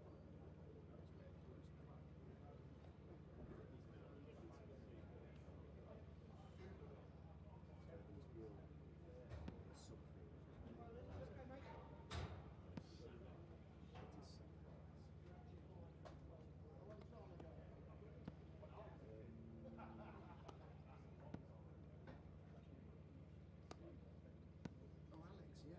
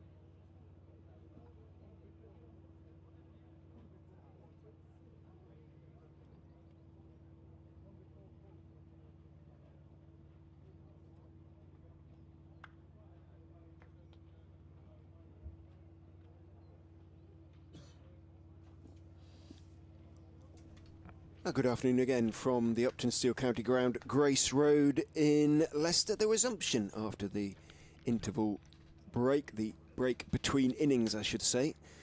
Leicestershire having been bowled out this morning in the end for 440. Nottinghamshire even about to resume, or about to start their reply. It is getting on for 22 the hour, so I think maybe 6 overs possible before the lunch interval. BBC Radio's Nottingham and Leicester, bringing you ball-by-ball commentary. Dave Bracegirdle, Richard Ray and Rita Green today, your commentators. And it's going to be Chris Wright will open the bowling, of course, for Leicestershire. He's holding the ball sort of between finger and thumb rather disdainfully, as though he's already unimpressed by it, sort of. Umpire Watts wandering up to the Leicestershire captain, Callum Parkinson, with his finger out. Looks like he's giving him a little bit of a lecture. I don't know what it might be about.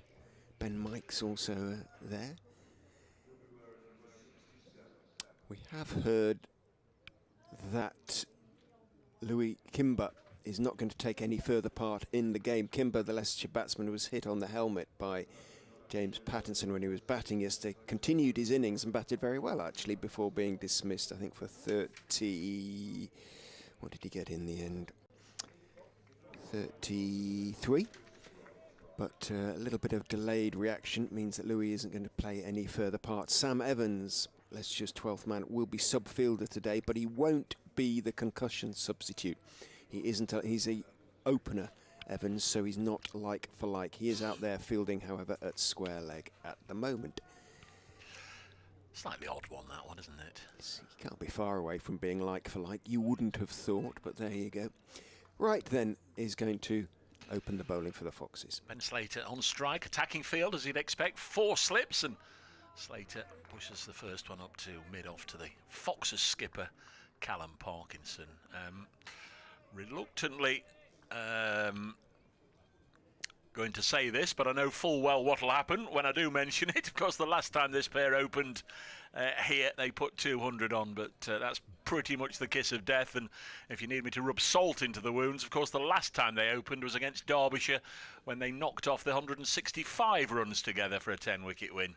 So again, you know what's going to happen here as Wright bowls across the left-handed Slater and through into the gloves of the wicket-keeper.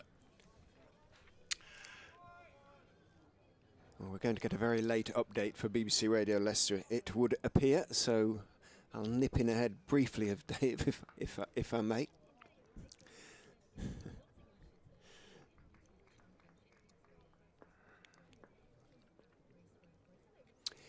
I can tell you that the Foxes are finally all out. They're all out, though, for an impressive 440, courtesy of a record last wicket partnership, a record that is for Leicestershire against Nottinghamshire.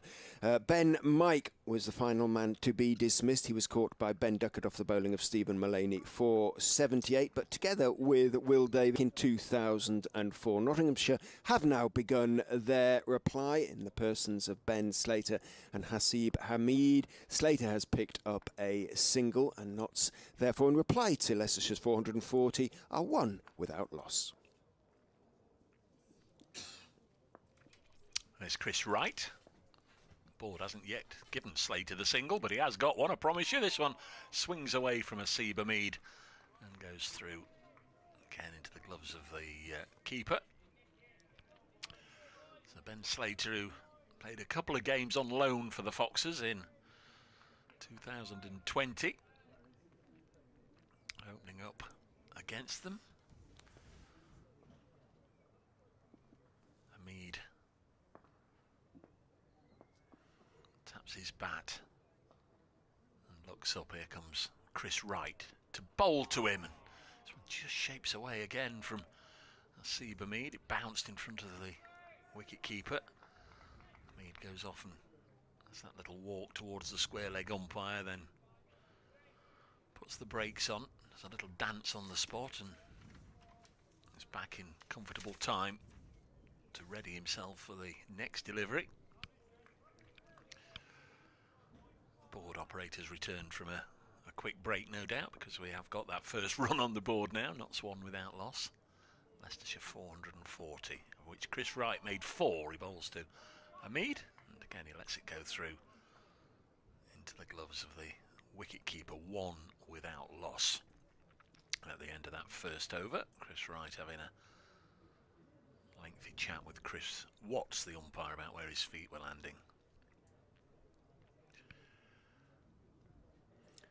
Leicestershire will be clearly looking for a wicket in this little mini session that would really give them a further boost. I think as it is, they'll enjoy their lunch with what they've put on the board, 440, but if they can break this opening partnership in the 15 minutes that remain, will really put the cherry on top of the icing on top of the cake. Interestingly, they've gone to Vian Mulder to open the bowling from the Bennett end. First time the South Africa all-rounder has opened the bowling for the Foxes. He's usually been second or even third change. He's going to be bowling to Ben Slater, comes in, and Slater calmly tucks a delivery off his legs down towards deep backward square. It's a long chase round 4. Sam Evans gets his throw away. Slater picks up a comfortable couple. Moves on to 3 from 4 balls, 3 without loss, the Nottinghamshire score. So asking you to be Nostradamus then, if Sam Evans isn't a like for like, who do you think they might potentially call up? Logically, you look at someone like Nick Welsh, who's playing for the Twos at the moment, middle order batsman, and they would obviously have to drag him out of the game he's playing in the moment, as Mulder is in, bowls again straight-ish, middle and leg on the back foot. Slater defends back down the pitch on the on side. Is he not registered as an overseas? Nick Welsh? No, he's... I thought he was a Zimbabwean. He was born in Zimbabwe, right. but I think he's long since qualified, English qualified. Okay. He's at Loughborough. Yeah, and, no, I thought he was... No, Zimbabwe born, certainly, but no, he's not an overseas.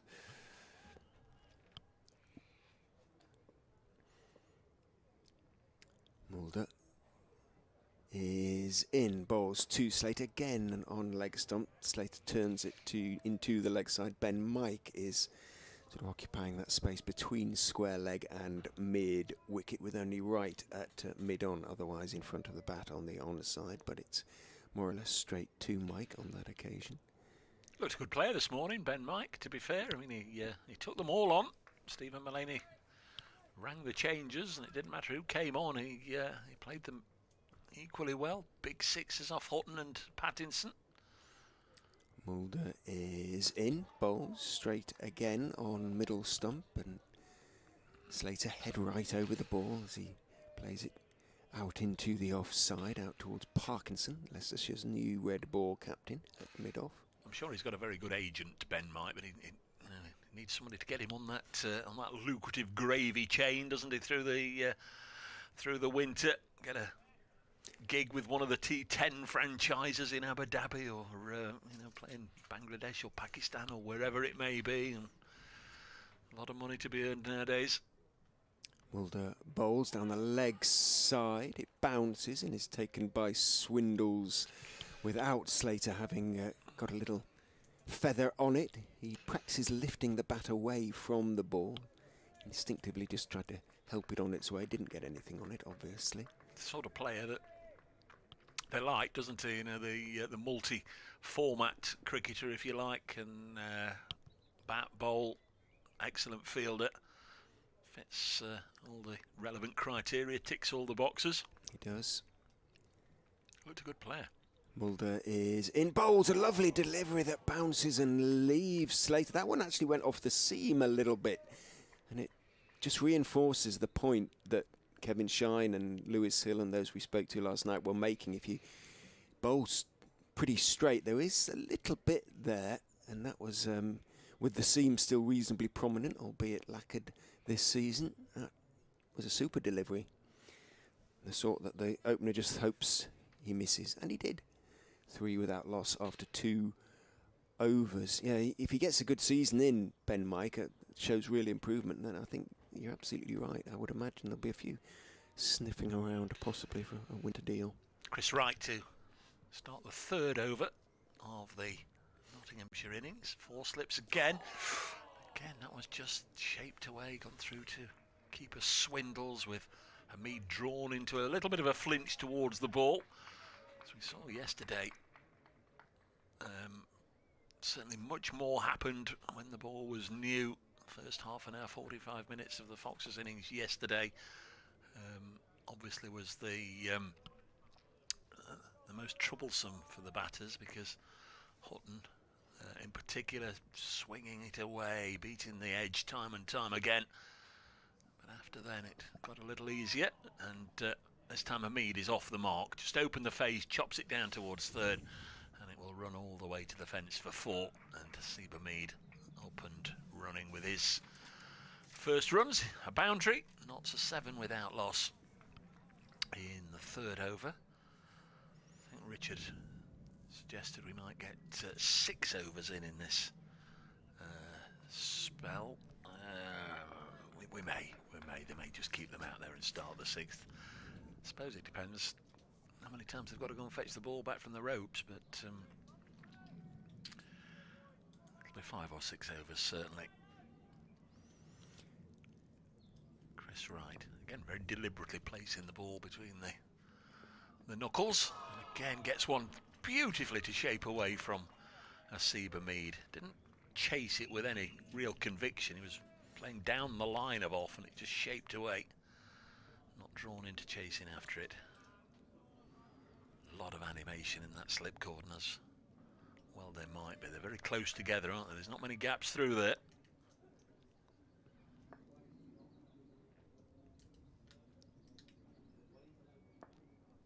Good stuff this from Chris Wright. In once more, bowls. Mead will drive away for 4 through the offside, just slightly over pitched. Became a half volley, and Mead's not going to miss out on those. Very fine margins. You want to get it up there to challenge the batsman and try and kiss the edge, but just too full, and it presents a real scoring opportunity, and Mead happy to cash in. Second boundary of the over.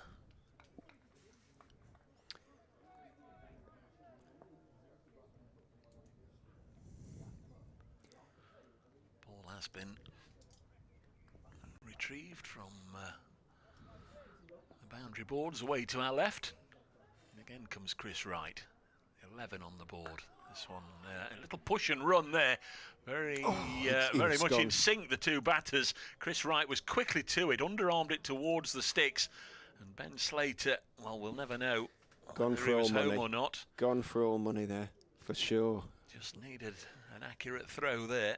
It almost seemed as if they'd probably had a little nod towards each other before the ball had been delivered, because they both did set off, but it was a very, very risky one. The bowler in his follow through, able to pick it up, underarm it towards the stumps and narrowly miss. But I'm with you, from this distance, and admittedly it was all down at the far end. From this distance, it looked as if Slater would be struggling. Did see a mix-up in the Foxes' first innings. Sanazad survived, but not for long. Slater's on strike. And we'll let this go through to the keeper. So 9 runs to Asiba Mead in that over, but I guess there'll be a little bit of a regret from the home side that they weren't able to break this partnership with the run-out chance. Chris Wright getting a lot of pats on the back. He had all 3 stumps to aim at, really. He was at a slight angle, sort of 45 degrees, something like that, but he'll be very disappointed not to have hit in those circumstances, because he wasn't so far away from the stumps either. You know that speed is of the essence. You know the batsman is absolutely sprinting to get down there, and you've just quickly got to get it away when, a millisecond of just steadying yourself, and he might have been able to get a direct hit. Mead is very deliberate the way he takes his guard, and every little detail examines, looks around, scrapes, ready to face now the right-hander. As Mulder is in from the Bennett end, it's full and he's driving out through the extra cover area. Ben Mike is in pursuit, but it's going to be Parkinson who wins the race to the ball. He dives and flicks it back. Mike follows him and throws, and 3 runs are taken. A run saved by Leicestershire's captain, but a nice shot from Hamid, and as sort of Lewis Hill did when he came into bat for the Foxes yesterday morning, he's taking full advantage of anything that offers him a little bit of width and is full enough to drive away. And he moves into double figures without that 3. He moves on to 12, 15 without loss. His 12 has come from just 9 balls face. Slater, the left-hander, on strike, and Mulder bowls, looking to swing it back in a fraction to, as I say, the left-hander. It moves from middle and leg towards leg, and Slater just calmly defends it out into the on side, picked up by Ben Mike. Gives it a fairly desultory polish. Still just 3.2 overs old, 6 minutes until lunch, so my 6 overs is looking very optimistic now. It's going to be 5, I would imagine, at the most. Leicestershire never hurry through their overs. Mulder is in, bowls outside off stump, trying to tempt Slater even into an indiscretion. Slater, not to be tempted, leaves his bat raised outside off stump. Then he rehearses the drive. They don't believe in the traditional numbers 1 to 11, do they, the Foxes? I'm just looking at 5 shirts facing me. The keeper, Swindle's 28, and then we've got Rishi Patel, number 26, Ackerman 48, Davis 44, and Hill 23. There's a lot of points there, aren't there? Big numbers. Who did we play the other day when everybody seemed to be in the 80s or 90s? In goes Mulder and bowls full, swings back in a little bit and clipped by Slate off the back foot down towards Mike at mid-wicket. Mulder's hands started to go into the air, but Slater knew exactly what he was doing there. Didn't try and overhit it, made sure he got full bat on it. Well, I think Notts can maybe top it because of Hamid's 99. There are 2. Add them all up. Go on then. Well, there are 2 in your low. head. There are 2 low numbers in the Foxes side. Ben Mike has 8 and Callum Parkinson 10, and 3 in the Notts side. Dane Patterson, James Pattinson, and Stephen Mullaney. Mulder is in outside off stump, pushed across Slater. Again, he leaves. It was a fraction wider. Slater had nothing to do with it. Umpire Warren wanders out and just doesn't really check where Mulder's feet are landing, just draws his foot along the line. I wonder if Parkinson might just have the last over before lunch, and just to see what happens with a nice hard ball. It wouldn't take too much. Wouldn't do too much damage, you wouldn't have thought, the over before lunch. Might be worth thinking about. Mulder is in, bowls on off stump. Slater is leaning forward, blocking it out into the offside. Parkinson, the aforementioned Leicestershire skipper, runs in and feels it is the end of the over. 15 without loss after 4. Notts 12 to Asib Hamid and 3 to Ben Slater. I don't think it's going to happen because I think it's only about 2 or 3 minutes before 1 o'clock. I can't see a 12th man down here armed with helmets and protective pads and all the rest of it. So it's going to be perhaps wishful thinking, perhaps. Might be the last over if they don't absolutely rush through. It will be. The board has just turned from 12.56 to 12.57, so we'll keep an eye on that. 15 without loss. Hamid on strike on 12. That's Chris Wright. Bowls to him. Lovely swinging delivery. It looked. We're right behind the arm, aren't we? And as it left his hand, it appeared as if it was, going to be a leg side wide. As he followed it in the air, it very much looked as if it was spearing down there, and then it hooped like a banana, didn't it? Came right back. Hamid played it brilliantly in the circumstances, because that was so late and so marked. Here's Wright again. Can he do it once more? Balls. Now this one started too wide, and Hamid helps it through the offside for, is it going to be? No, it's dragged back. Good bit of fielding out there. There's a little bit of a relay out there on the fence. Away to the left. Parkinson has transformed himself into an extremely athletic runner. I remember when he first came, he wouldn't have done that by a long chalk. That would have beaten him by 10 yards, but he looks like an athlete now, doesn't he, the way he runs? Parkinson who dragged it back, and Sanazad who had gone with him, who escorted him out to the ropes, and he fired in the return. 18 without loss. That takes Hamid on to 15, and again I suppose it's soaked up a few more seconds. The board now showing 12.58. Here's Wright to the left-handed Slater, and more runs and more running for the batsman to do here. They've already had 2 or 3 chasers, and this time again they come back for 3. So who was that then in Hill. A different part of LE2 over there? It might be LE3 over there, but it was Lewis Hill and Will Davis doing the relay work. So back-to-back 3s takes Ben Slater on to 6. He's only dealing in 3s. Hamid on 15, and I tell you what, Notts are going to make sure this is the last over. Ben Slater's got his gloves off, laid his bat down. There'll be shoelaces. There'll be safe enough. 3 balls to go yet. Yeah, it's 12.59. Yeah. So it's going to be a 5-over session. Will it be a wicketless session, or can Chris Wright strike? Not with this one. Shapes away from the bowler. We're now into the 1 o'clock news. So we'll see one more delivery and then have to go and speak to the good people of Radio Nottingham. I'll be back after lunch with Richard and Rita. I hope you've enjoyed the morning coverage. It's been fast and furious. 100 runs for the Foxes for their last 2 wickets. A record last wicket partnership which has stood for, what, 18 years? And plenty of boundaries, couple of sixes. Bouncer here from right goes over the head of the batter, Asib Hamid, through to the keeper, and Knotts making, up to this point, he says, looking round for some wood to touch, a steady enough start, 21 as we come towards lunch.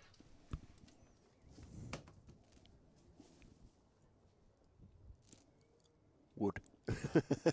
There isn't much wood in here, but I found Davis' stick to touch. Right, mops his brow in his sleeve, turns, runs away from us and bowls very full, looking for the Yorker. Dug out by Hamid, turned out towards Evans, who's at square leg, and that is lunch. Right, is turning to march towards mid-on. In fact, he's going to have to turn around and march towards the pavilion. 21 without loss, Knotts in their reply to Leicestershire's first innings of 440 all out. Asib Hamid 15 off 14 balls, Ben Slater 6 off 16. There's plenty of swing there for Chris Wright in particular, but Slater and Hamid have for the most part handled it pretty well.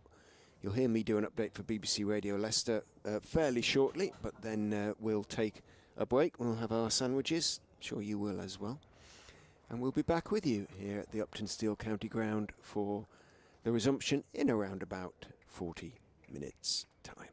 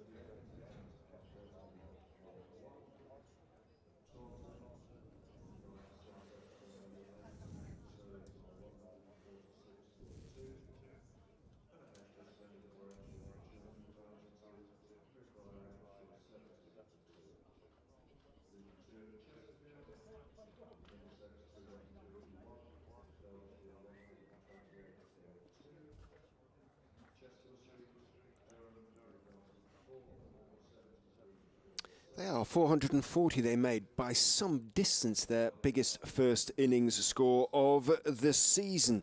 And a last wicket partnership of 89 between Ben, Mike and Will Davis, certainly a big part of that. It was in fact a record 10th wicket partnership for Leicestershire against Nottinghamshire. Mike was the last man out. He was dismissed for 78, caught at long on, going for a big 6. 440 all out, then 5 batting bonus points for the first time this season for the Foxes. Knotts have begun their reply. They've just had 5 overs. They've reached 21 without loss. Asib Hamid is 15 not out. Ben Slater is 6 not out.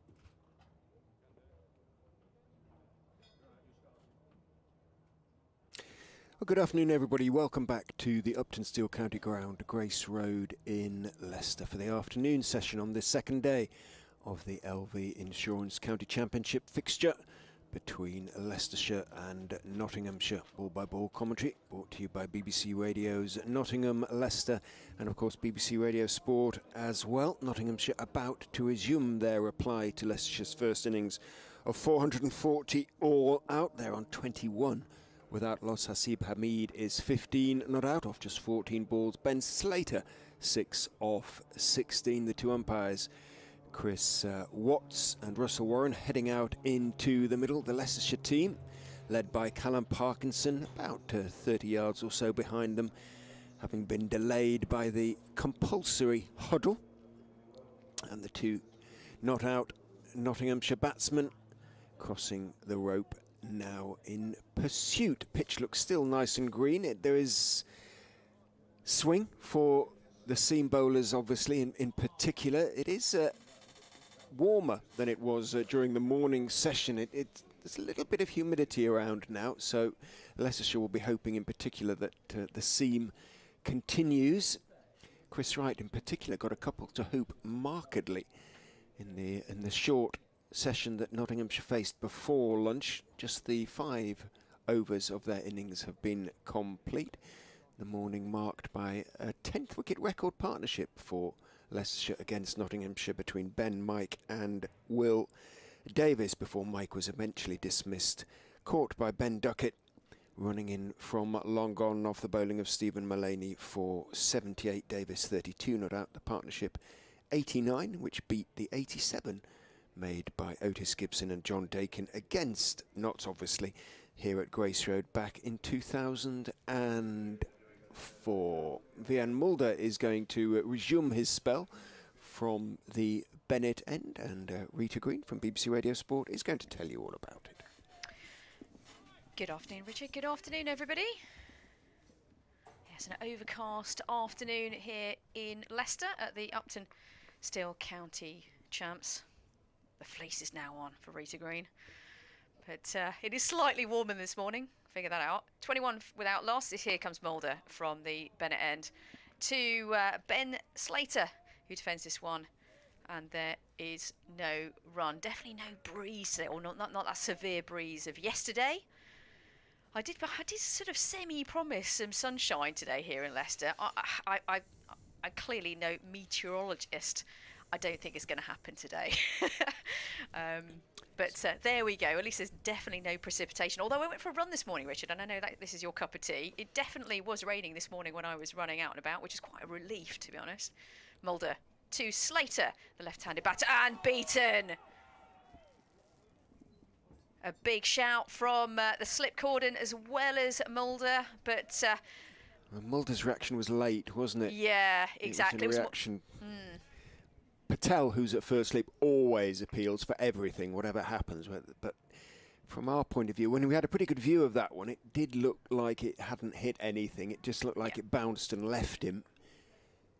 I saw clear air, not much clear air, but clear space between the bat and the ball. But the left-handed Ben Slater receives the next delivery from Mulder, the South African, who is into bowl. Nice delivery there, push to mid-off, and there is no run. They're on the attack here, Leicestershire, and why not? Earlier on today, an enormous last wicket partnership. A record last wicket partnership meant that Leicestershire all out for 440. That's 5 points on the board, it looks like.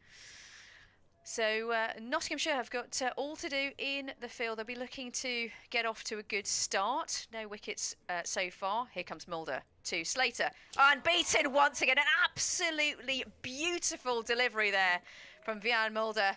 And he'll feel incredibly unlucky that Slater didn't nick that one, Richard. That was even closer than the one a couple of balls ago. Yeah, what's interesting is that while Wright is swinging it from the pavilion end, Mulder's getting a little bit of movement off the seam and leaving the left-handed Slater. So, huge encouragement for the Foxes, although the edge not found yet.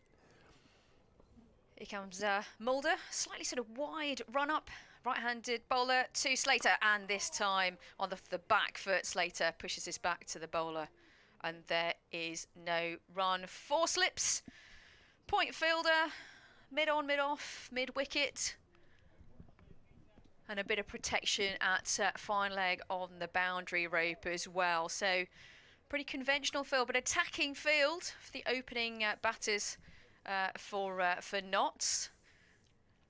Mulder very much a tried and tested opening bowler for Leicestershire. Here he comes once again to Slater and pushes this into the onside, but straight to mid-wicket, and there is no run. End of the over. That's the 6th over of the Nottinghamshire innings. 21 without loss. Ben Slater on 6 and Hamid on 15, who will take the first ball of the next over. I think from a Nottinghamshire perspective, there may be a feeling. I was just having a chat, by the way, Richard, with some of the faithful in the meet, but also some away supporters as well. I think they felt actually, you know, fair dues to Leicestershire. Played incredibly well. Didn't feel as though they could have done much differently actually to that innings, but credit where it's due. A big total on the board for Leicestershire. Yeah, for the first time this season, fully 120 more than they have managed in any other innings. So nice for the bowlers to have something to bowl at, not be facing sort of scoreboard pressure of not giving away too many runs. Just the 3 slips though for Wright as he runs in to bowl to the right-handed Hamid, and an outswinger that Hamid steps forward and then lifts his bat over the line of the ball. So a little bit of extra protection for Wright in the offside given to him by Parkinson. Evans, who's substitute fielder for Louis Kimber, hit on the helmet yesterday, hit hard on the side of the helmet by James Pattinson. Continued his innings, went on to make a pretty good 33, but a little bit of delayed concussion effect means that he is going to miss the rest of the game. Evans, substitute fielder for today. In goes Wright and bowls. Outswinger that starts leg stumpish, moves towards middle. He's turned off the back foot wristily in defence by Hamid, out into the onside. The aforementioned Sam Evans, who is an opener by trade, comes in to pick up the ball, and there is no run. Because he's an opener by trade, he cannot apparently be the like-for-like substitute for Kimber, who is a middle-order batsman. So Leicestershire looking to try and bring in, I believe, Nick Welch from the second team, playing a game in which he is currently participating. Wright is in, and it thick edge, and bounces off the thigh pad of Hamid as it bounces up towards his hip, runs on down towards fine leg. Hassan Azad, who is down at long leg, runs across and fields. But again, a little bit of something there for Chris Wright, a little bit of extra bounce and acceleration off the pitch. Hamid picks up a single, moves on to 16, 22 without loss. Lewis Hill crosses from leg side to offside for the left-handed Slater, just trying to get his legs moving. A few little exercises at short leg. Will Davis is at square leg, Callum Parkinson at mid-on, Azad down there at long leg. Wright is in and bowls, pushing it across the left-handed Slater, didn't swing back in. Slater left it very safely. Davis just bowls a gentle loosener, so to speak, at square leg. He might be the next cab off the rank, but it might not be for a while yet. Right, this is the 4th over of his spell, but obviously he's had his lunch in between as well, so he should be good for at least 5 overs, you would have thought. He is in and bowls to Slater, thick inside edge, as that one does swing back in from off towards middle. The ball runs past Davis down towards deep backward square. Davis jogs after it, always going to be 2, so he doesn't throw straight away. He picks up the ball, jogs back in for 20 yards or so, then throws it to his captain, Parkinson, at mid-on. 2 taken. Slater on to 8, 24 without loss. The slips, Rishi Patel, Colin Ackerman and Vian Mulder's in at third now. Right, shorter hair than usual. He usually goes for the slightly floppy look, but it is a little bit shorter than usual. Goes in and bowls outside off stump, pushes it across Slater again, inviting the drive. Slater rejects the invitation, lets it go through into the gloves of Harry Swindles. End of the 7th over of the Nottinghamshire reply, 24 without loss. I was going to call them the Outlaws, but feels too T20 to do that. But you would call it the Foxes against the Outlaws, surely? Well, the Foxes have been the Foxes forever, sort of thing, their nickname, but the Outlaws, I think, a relatively new nickname, sort of linked to T20. So all these things are relative. 24 without loss.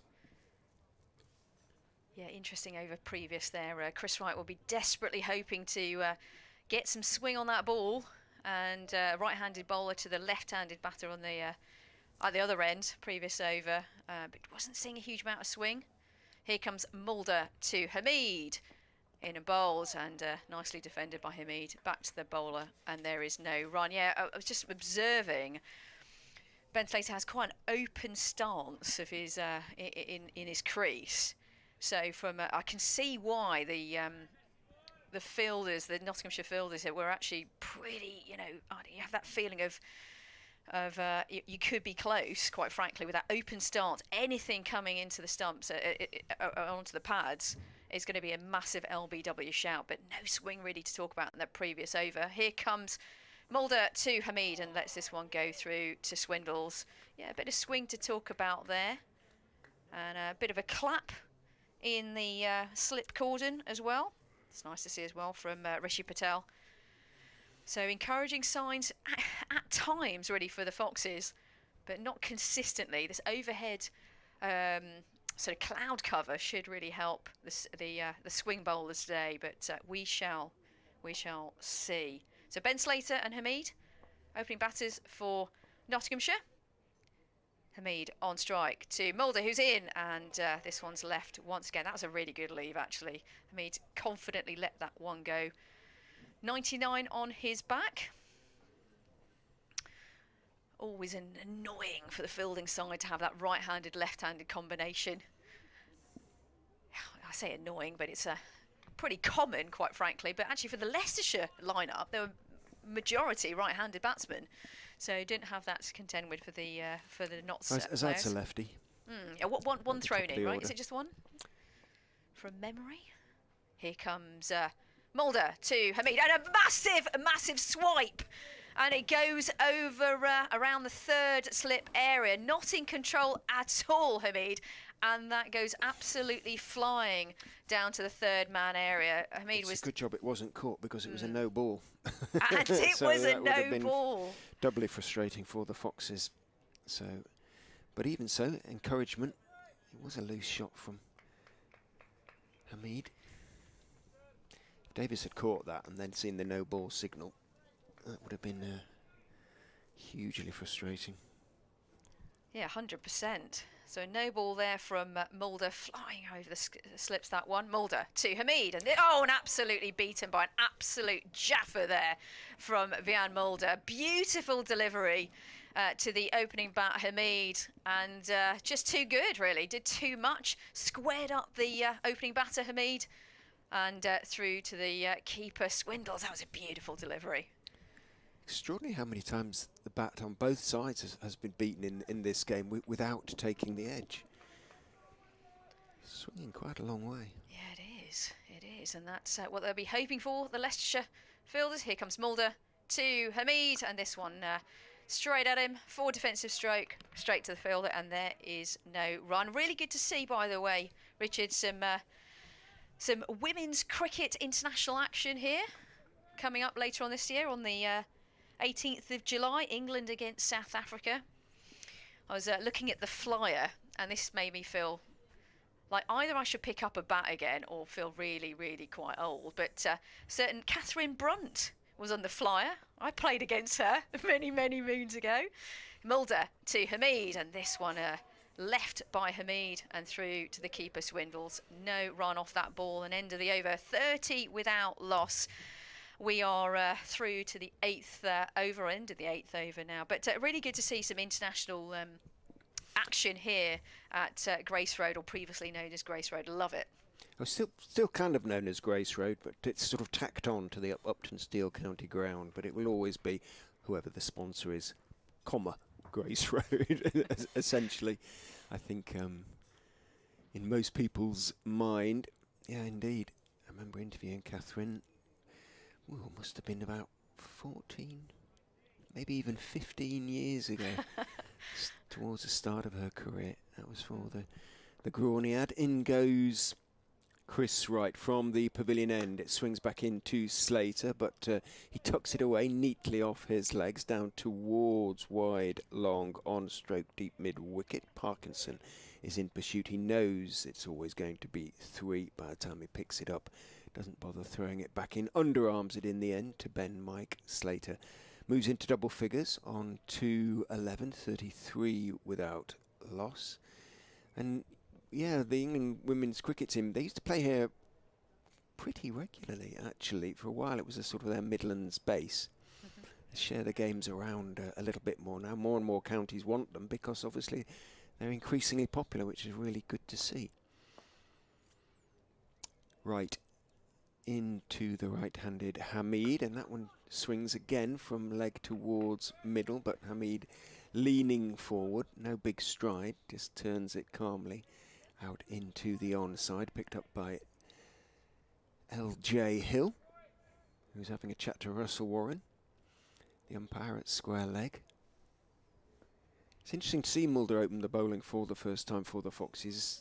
Alfonso Thomas's influence, I think, is becoming increasingly apparent with each game that goes past. He likes the seamers to really put it in. In goes Wright and bowls. Good delivery that takes a thick outside edge, but he's on top of the bounce, Hamid, and he's going to pick up 4 runs for it. Played it with soft hands and managed to get it away wide between gully and third slip, and it runs to the third man boundary.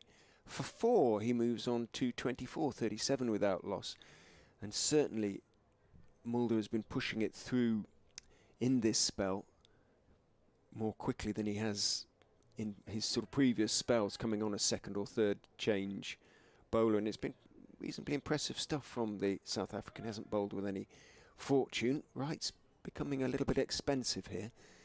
4.5 overs, none for 26 as he runs in and bowls. Again, lovely outswing. Again, he's going to pick up 4 though, Hasib Hamid, and Davis will be a bit disappointed, beg your pardon, Mulder will be a bit disappointed. Diving to his right at third slip, reached him on about the third bounce, and he got a big right hand to it, plenty on it, but he couldn't slow it sufficiently, and it has run down, or run up the slight slope, if you like, to the third man boundary for 4 consecutive boundaries for Hasib Hamid, both down to third man, and Parkinson will soon start thinking perhaps about posting a third man, just to give the bowlers a bit of protection, especially the outswing bowler to the right hander. Foxy Phil, is it flat, he asks. In goes Wright and bowls, and Hamid is picking up his 3rd consecutive boundary. Full drive that goes square on the offside. Didn't overhit it, made sure he got plenty of bat on it. Wright straying badly in this over. He has conceded 12 runs in 3 balls. Yes, it is flat-ish, but there's still a little bit there for the bowler. You have to bowl straight, though. As Lewis Hill said when I spoke to him yesterday, if you bowl gun barrel straight, then there's still something there. If you strive and look for swing, if you know what I mean, from the arm, then you're going to get punished because it's going to go too wide. In goes Wright, and tucked up slightly there is Hamid on middle and leg, but he plays it off the front foot calmly out to mid on. End of the over. Wright, I suggested he might have a few more overs, but he's not going to if he's going to concede 12 and over. 45 without loss, Notts. Run rate 5, 9 overs bowled, and the innings at the moment rather reflecting each other. Yeah, expensive over in total there. 15 runs in total I'd hazard a guess it's probably one of the most expensive overs of the game so far. Nottinghamshire now trail by 395 runs. Our run rate's now 5. Crikey, we've seen quite a few runs, that's for sure. So 4 slips. Point mid-on, mid-off, mid-wicket as well to the left-handed Ben Slater, who faces Vian Mulder, who will be looking for that swing. Here comes Mulder to Slater, and off the back foot pushes it to point region. There was a chance, a hint of a potential run out there, but actually a very safe run in the end. One more to the total, 46 without loss. Yeah, I mean, I'm slightly biased, but I do love the women's cricket game, either from a regional level, but also international level as well. And I was looking through the history books. There's only been one women's test century scored here at the Uptonsteel county ground at Grace Road. I'll put you out of your misery in a moment. So who scored that? Here comes Mulder to Hamid, who pushes this into the onside. And between the fielders, so they skip through for another single. Nottinghamshire now 47 without loss. Good start for them. A certain lady that I may have mentioned yesterday as well, someone I know very well, played with her for many years at Berkshire and Reading as well. So Claire Taylor, 115 against India in 2006. I'm not sure if you watched that one, Richard, but God, that's quite a while ago now. When you think 2006, I always think, oh yeah, that was only a couple of years ago. Mulder to the left-handed Slater, and lets this one go through to the keeper. I'm old enough to remember the first international Claire Taylor, who played both football and cricket for England. She worked as a postal delivery person in Bradford. I remember interviewing her for the Yorkshire Post. Incredible! Oh right, Claire, fantastic. yeah. Something about the surname Taylor. Yeah, the two Claire Taylors, and also Sarah Taylor as well, has always been a absolute hero of women's English cricket. Here comes Mulder to Ben Slater, and this one slightly swings in, but nicely picked out by Slater, and there is no run. Yeah, there have been 6 ODI international centuries as well, don't worry. I can tell you who they are. There's certain Heather Knight, Nat Siver, Tammy Beaumont, from the England perspective. So they will probably all be in action on the 18th of July here. I feel as though I'm doing some sort of marketing call here. I'm certainly not, but it's great to have women's international cricket all over the country, like you said, Richard, as well as here in Leicester. Mulder in once again to Slater. A dot ball there, and it's 47 without loss. Update coming up for BBC Radio Leicester. Might have to just sneak it in before this last delivery of Mulder's 5th over.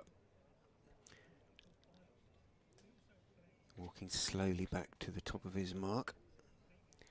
He too now reduced to 3 slips instead of 4. Here comes the update.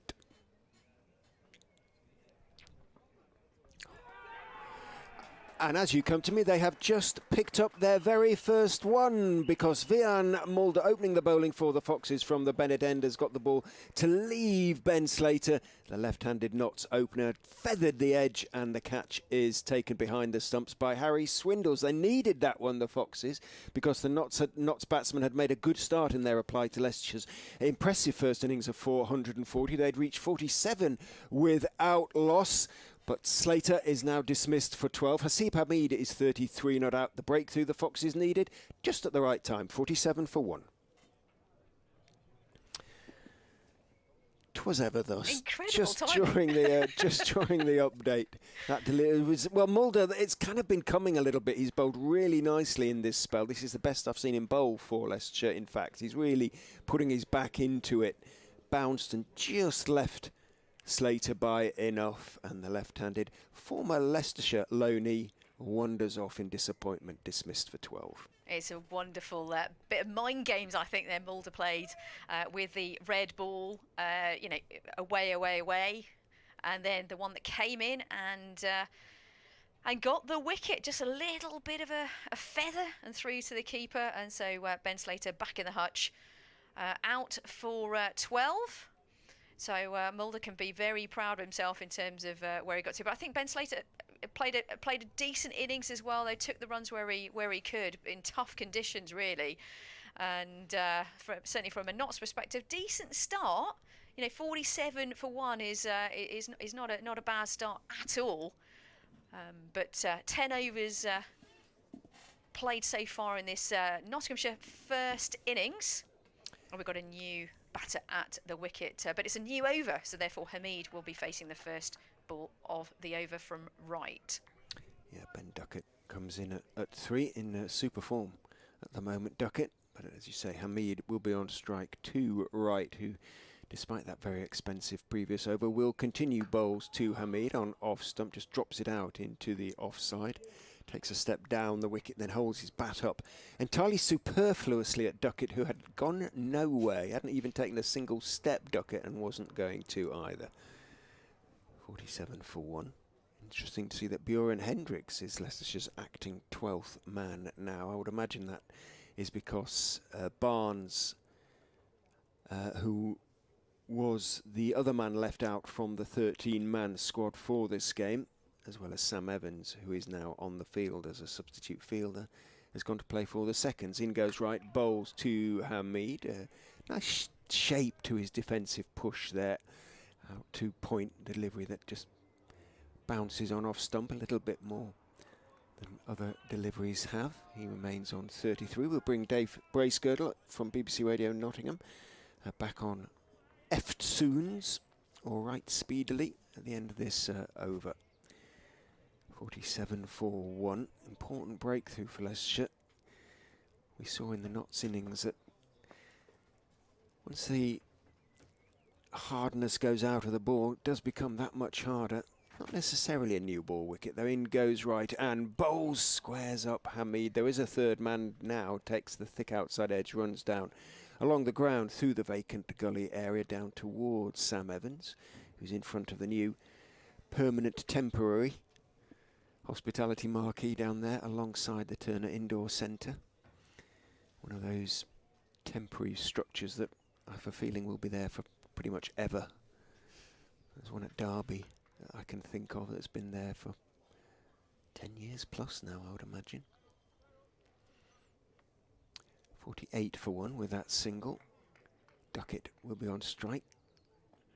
There's a few little twists and turns. Face a delivery from umpire Warren, or pretends to, and then he gets in position. Raises his bat as right is in, bowls to him. It swings back in a little bit, and he was getting on the front foot ready to crack it away. Saw it just shaping back into him, adjusted his shot and guided it out into the offside, hence the oohs and ahs from behind the wicket. Patel, Ackerman and Mulder in the slip cordon. Parkinson just beginning to twitch a little bit in terms of his bowling action at mid-on. Be good to see him sooner rather than later while the ball is still a little bit hard. See if he can extract turn. Patterson White did for Notts. In goes right and bowls. It swings back in. Oh, takes an inside edge, just misses the stumps, runs down to fine leg for 4. Oh my word, that was almost a breakthrough in consecutive overs for the Foxes. Swung back in, inside edge, just past the stumps, may even have been over the top of them, and down to the finest of fine legs for 4. So Duckett, a little bit of fortune at the start of his innings. That was mighty, mighty close, wasn't it? And Chris Wright can feel a little bit aggrieved here. The previous over he bowled went for 15, but with some thick edges along the way as well. And that one, certainly a lot of movement in the air and, yeah, a smidgen away from the stumps.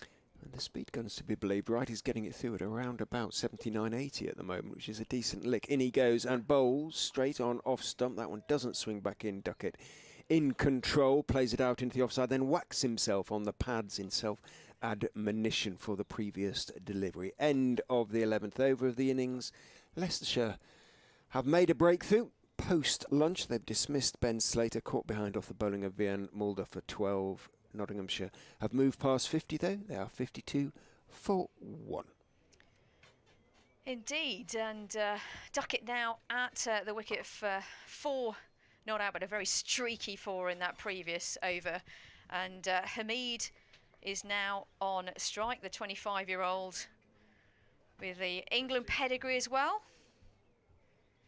Here comes Mulder, Viat Mulder from the Bennett end to Hamid, the right-handed batter, and this one sort of lifts a little bit actually on Hamid, surprises him a little bit, but defends, pushes it down. Might have been hit the glove actually in the end, but fielded by mid-wicket, and there is no run, and it's a very massive, big, huge, humongous hello and welcome back to Dave Bracegirdle. There you go, what a welcome, surely.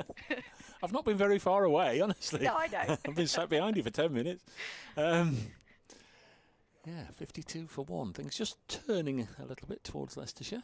Hamid on strike to Vian Mulder, and a beautiful cover drive here from Hamid to the boundary rope. No need to run anywhere, quite frankly, and Hamid knew that from the moment that he hit it. A beautiful cover drive, and had 4 written all over it from the very start. Beautiful shot there, 56 for 1. Very much so. Not that they weren't already in the box seat, putting over 400 on the board, but getting rid of Ben Slater, prizing apart this opening partnership between Slater and Hamid that has delivered for Notts several times already this season. The last match they put 167 on unbroken to take them over the line against Derbyshire, so that had stretched beyond 200 before Slater fell 10 or 15 minutes ago. Mulder to Hamid, and he's beaten, squared up, and a beautiful delivery there from Vian Mulder, once again beating the outside edge. Oh, that was a close call, but there's certainly some things going on. But what I think is creditable for Hamid is that, you know, he's waiting for the deliveries. He really wants to drive, etc., and taking the 4s, but he's living dangerously. Yeah, he's a difficult one to commentate on, Nasib Hamid as well, because you're never absolutely certain whether he is withdrawing the bat or he is flinching at it. He gives nothing away. He'll be a good poker player. Vian Mulder to Hamid, and this one is let go to the wicketkeeper Harry Swindles, and there is no run. Sure, he doesn't play poker actually, but you know what I mean. He gives absolutely nothing away. He doesn't show his emotions outwardly, whether he's played a glorious, sumptuous extra cover drive for 4 or been beaten by 1 outside the off stump. You just couldn't tell from his body language. That last delivery, 78 miles per hour from Vian Mulder. What's he going to do this time? To Hamid, in and down the leg side, and tickled down the leg side. In fact, 4 leg byes to the total. It was there to be passed down the leg side, and Vian Mulder not quite getting his line right, but 4 more to the total. Nottinghamshire now 60 for 1. I thought he hit that actually, but I'd be honest, I thought the same as well. Yeah, but it was a pretty close call, and the umpire was sure. So we'll just seen the replay. Anyway, 4 leg byes, but Hamid would have wanted the 4, I suppose, to me total. twice like he hit it. Mulder to Hamid again, and slightly down the leg side, but this time Hamid doesn't quite pick up on it, and it squirts out to the square leg area where there's a fielder, and there is no run. End of the over. That's the 12th over of the innings. Nottinghamshire now 60 for 1. 13th of June today. Friday the 13th it was, 19 years ago, 2003. The very first match in the newly formed domestic T20 competition. Nottinghamshire went up to Durham, played them at Chesterley Street. Skipper was Jason Galley, and Durham won that, but that was the first match in the new competition. Leicestershire didn't play until 3 days later, defeating Yorkshire here. But 19 years ago today, the T20 began as Chris Wright starts a new over. This is dropped on the leg side by Duckett, and there's no run. We all know it's the 20th season, but 2003 it started, and always try and have a little look out for Nottinghamshire supporters of birthdays. Omitted to spot Peter Trigo's yesterday, so belated apologies to Nottinghamshire's Royal London skipper from last season. Today, Chris Cairns, the Kiwi, is celebrating his 52nd birthday. As this is punched to mid-on, he's gone through all sorts of illness and injury issues over the last couple of years, and we send our best to Chris and his family. 52 today, and a little further back in time, but it's something that wouldn't happen these days. George Gunn, a very famous name in Nottinghamshire cricket. You've only got to look at one or two of the cricket bats being used up and down the country. George Gunn is Chris Wright bowling to Duckett. This one swings back and goes through to the keeper. He was born on this day in 1879, but on this particular day, 1929, he was celebrating his 50th birthday by scoring a century for Nottinghamshire. He scored 164 against Worcestershire at New Road on his 50th birthday. That's a decent present. Times have changed, haven't they? He scored 31,529 first-class runs for Notts from 583 matches. Next ball sees Duckett drive through the offside for 4.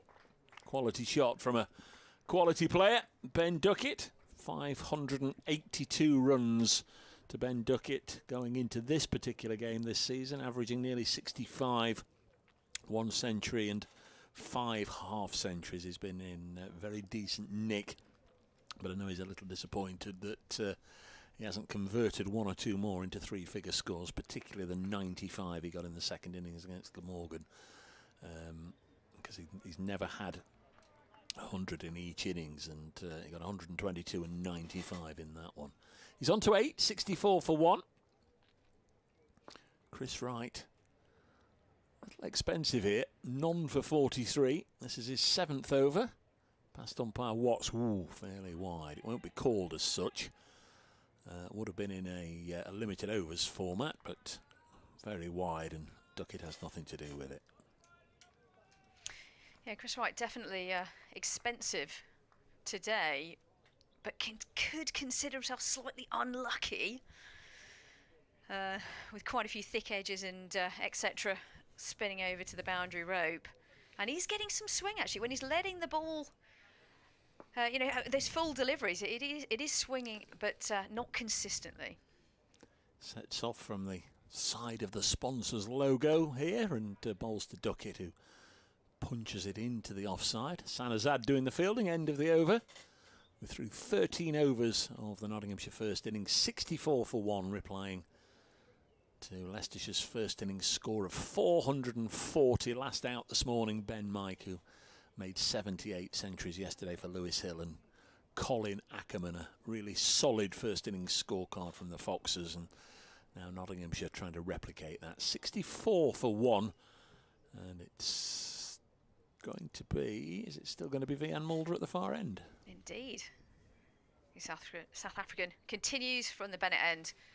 Hamid on strike. Here he comes, Mulder, and bowls this one. A beautiful delivery, but left by Hamid and through to the keeper, Swindles. There is no run. Your commentary team for day 2 here at the Uptonsteel County Ground, Grace Road. Myself, Rita Green from BBC Sport, but also alongside me at the moment, Dave Bracegirdle and Richard Ray as well. So welcome along to the coverage. BBC Radio Nottingham, BBC Radio Leicester, and of course on the BBC Sport website, every ball of every game of the county championships. 64 for 1, here comes Mulder to Hamid, and drives this one. A fuller delivery and driven really beautifully there, really lent into it. Lovely cover drive and across the boundary rope. It was almost a copy and paste of the delivery that he cracked for in the previous Mulder over. So a nice delivery there and nicely dispatched. Hamid now 42 without giving away his wicket. The score is 68 for 1. Absolutely glorious shot, wasn't it? And early on in the innings, both him and Ben Slater had to scamper for a few. I think there were 3, if not 4 threes that didn't quite reach the rope. There were another couple that did reach the rope that they had to run all the way for, but on that occasion he just stood and watched it go over the ropes. Mulder to Hamid, and this time a short delivery and pulled away into the onside, and there's a chase on. Will the boundary rope win, or the fielder? In fact, it does hit the boundary rope on the onside, and yet another boundary to Notts this morning. 72 for 1, really nice. It wasn't middled at all, quite frankly, but scuttled through on the very quick outfield to the boundary rope. Now Hamid on to 46, so very close to getting to that half century. Last championship game for Notts 3 weeks ago, they were set to score 160, whatever it was. And Mead 93 not out. It's the most positive I've ever seen him play, and he's doing something similar here. Mulder to Hamid, and this one now up on his toes and pushed the onside and nicely taken in terms of a quick run. Really decent over, but quite expensive over just there from Mulder. Maybe it's a case of, actually, no, there's more to play. Of course there is. There's probably 2 more balls, actually, Rita. I'm giving Mulder his full over here, but 73 for 1. But the runs are flowing, Dave, aren't they? Yeah, we didn't have it yesterday, as you said, with all the right-handers coming in one after the other. And it does throw you a little bit, doesn't it, when the umpire starts walking in to move from side to side, and the slips all pick their kit up and move. 3 slips go down, and indeed Mulder comes in to Duckett and a very big, thick outside edge and whizzes past the slip cordon to the boundary rope. Yet another boundary and yet another thick outside edge. But 4 more to the total. I think from a Leicestershire perspective, they'll be thinking, wow, okay, that's not a bad boundary to give away, so to speak, because there's something in it. But the result is another 4 to the total, 77 for 1. The Foxes are on the attack, but just 1 wicket today so far. Yeah, it's nicely controlled by Duckett. It's going to run away for 4 every time because there's no protection down at third man. Mulder to Ben Duckett. And this one down the leg side, and it moves the mid-on fielder to the left, and therefore there was time to pick up an extra run, and 1 more to the total. 78 for 1. Hamid on 47. He'll be eyeing up a half century here. Yeah, very elegant innings so far in terms of those cover drives. Do love a decent cover drive. And Ben Duckett on 13. As you say, Dave, you know, Ben Duckett comes into this match, not just today, but this match in a rich vein of form. And I'm pleased to say as well, he's wearing the right jumper as well. There is only one Ben Duckett, literally. If you're just joining us, you're thinking, well, what on earth is she on about? Well, when Notts were fielding, there were 2 slip fielders with a number 17 on their backs. Yeah, Joe Clark had either forgotten his shirt and borrowed one of Ben's, or it was a little chilly out there and wanted another one. Got a bowling change. Ben Mike coming into the attack. Of all the lines on that scoreboard, a very informative scoreboard over in the far corner. Run rate 5.6 is one of the most telling at the moment. Not absolutely rattling along here. And Hamid is 47 not out from just 43 balls. So Ben Mike certainly did his bit with the bat. Glorious innings this morning. Made 78 balls to Duckett, who drops this on the leg side as he runs away from us. Ben Mike, he's one of these that has the very fancy-looking red soles that like those posh shoes that you wear. 78 for 1. I'm not sure my kids agree with my the poshness, so to speak, but I try my best. I'll be honest. Can but try. But Mike's got Mike. What a decent all-rounder for the Foxes. And he comes again, fairly straight approach, past umpire Watts, and again Duckett is unnerved, perhaps a little bit by the bounce there. Inside edges it past the stumps, down to fine leg, and the strike is rotated. Duckett onto 14, 79 for 1. So Leicestershire making 440. The first target then for Notts, and I mean they're going to have a really good day to even wipe that out by the close of play. The first target really is 291. That would be to save the follow-on. It's over 200 away. Hamid on 47.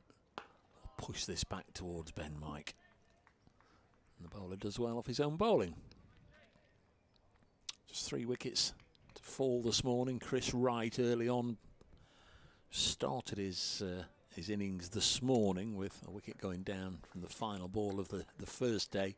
Chris Wright just made 4 and then he was trapped LBW by Brett Hutton. And then 89 runs were added for the final wicket before Ben Mike holed out, hitting Stephen Mullaney down the ground to Ben Duckett at long on, who nicely judged the catch. 79 for 1 as this is nudged to mid-on. Duckett had to come in from the fence. 7 or 8 paces. It was dying all the time on him, but he did really well to get down and take it sort of ankle height to end the Foxes' innings. 79 for 1 it is. To Notts in reply, they've lost Ben Slater, who was caught behind off Vian Mulder for 12. Next ball pushed into the offside by Hamid, and the runs momentarily, you'd hope from the Notts perspective, but not from the Foxes. The runs have dried up a little bit. 5 balls into this over and just that one streaky single off the inside edge from the first ball.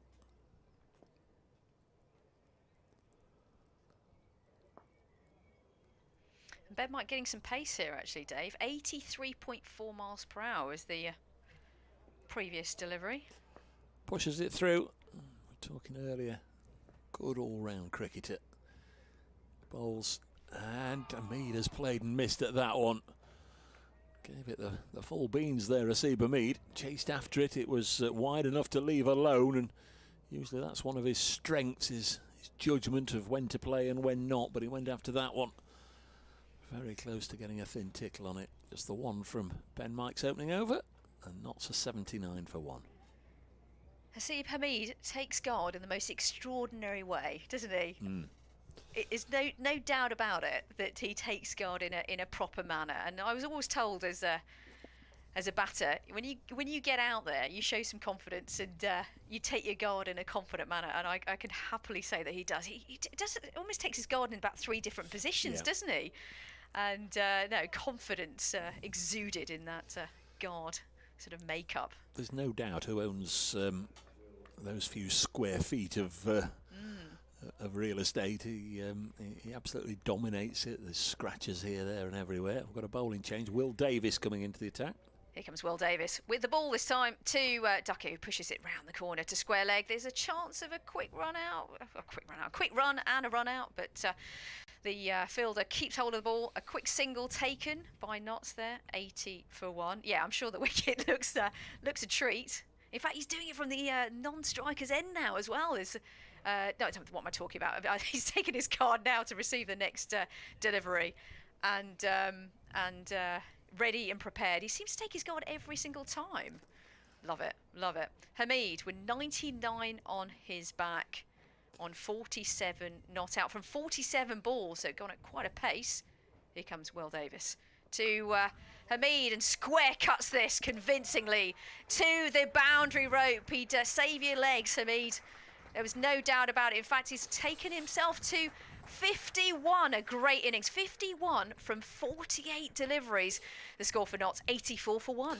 4th time he's passed 50 this season, only one of which is converted. 112 is 1 century. 93 not out his last innings, but he's looking very much in the mood here. 51 not out. We'll get an update for BBC Radio Leicester pretty shortly. But here comes Will Davis from the Bennett end to Hamid, the right-handed batter. And this one kicked very low. An extraordinary delivery, actually. And in the end, though, it goes down in the scorer's notepad as simply as a dot ball. But there's things happening out there. But Hamid has played a blinder so far in terms of taking the runs where he wanted. I mean, some beautiful cover drives and a square cut in this over as well, but also riding his luck. And welcome back to the commentary box, Richard Ray. I'm sure we've got an update coming very shortly, but you've got me for the moment. Will Davis to Hamid, and this one's let through to the keeper, Swindles, and there is no run. Glorious out there now. Sun coming out. Clouds are lifting all the time. It's a good 10 degrees warmer than it was this morning. The breeze has gone completely. T-shirt weather almost. The sun did have his hat on, and I'm sure it'll be back in a moment as well. 84 for 1, Nottinghamshire. Hamid on strike to Will Davis, who's past the umpire and bowls, and this one's let through to the keeper, and there is no run.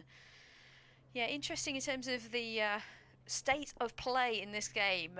As a summary, earlier on today, Leicestershire got to 440 all out, very much thanks to, in great part, in terms of the latter end of the innings, to Ben Mike and the man with the ball right now, Will Davis. They put on a record partnership for that last wicket. Hamid on strike to Will Davis, and beaten!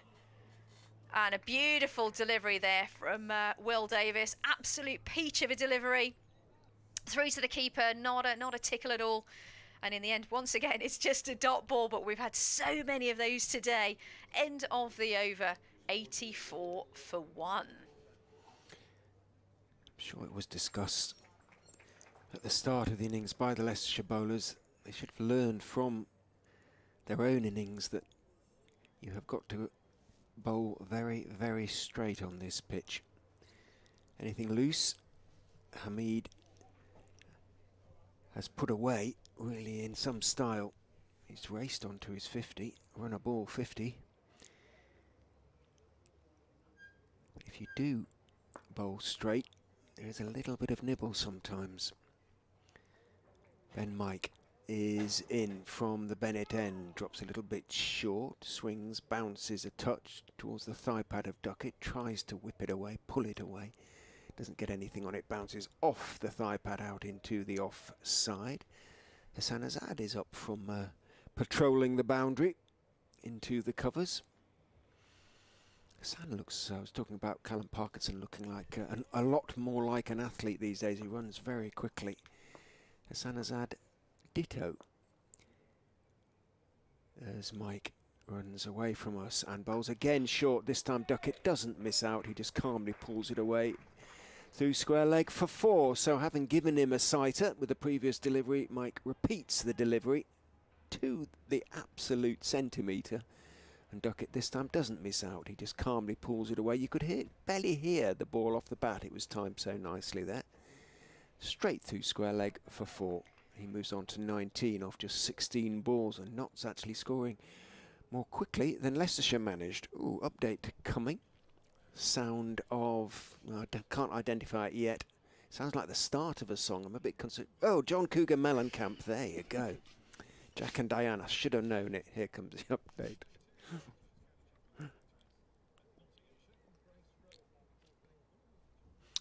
Hello. Well, having scored 440 in their first innings, Leicestershire beginning to struggle a little bit with the ball in hand. Notts batters, in the persons of Hasib Hamid and Ben Duckett, are flogging them all around the Uptonsteel County ground. They've moved on to 92 for 1. Duckett has 23 off just 17 balls. Hamid has reached his half century, also at pretty much a run a ball, and they're scoring at close to 6 runs and over, which for the county championship is very, very fast indeed. The Foxes have got to get a bit of control back. The only wicket to have fallen, that of the Notts opener Ben Slater, who was caught behind by Harry Swindles off the bowling of Vian Mulder for 12. That made the score 47 for 1.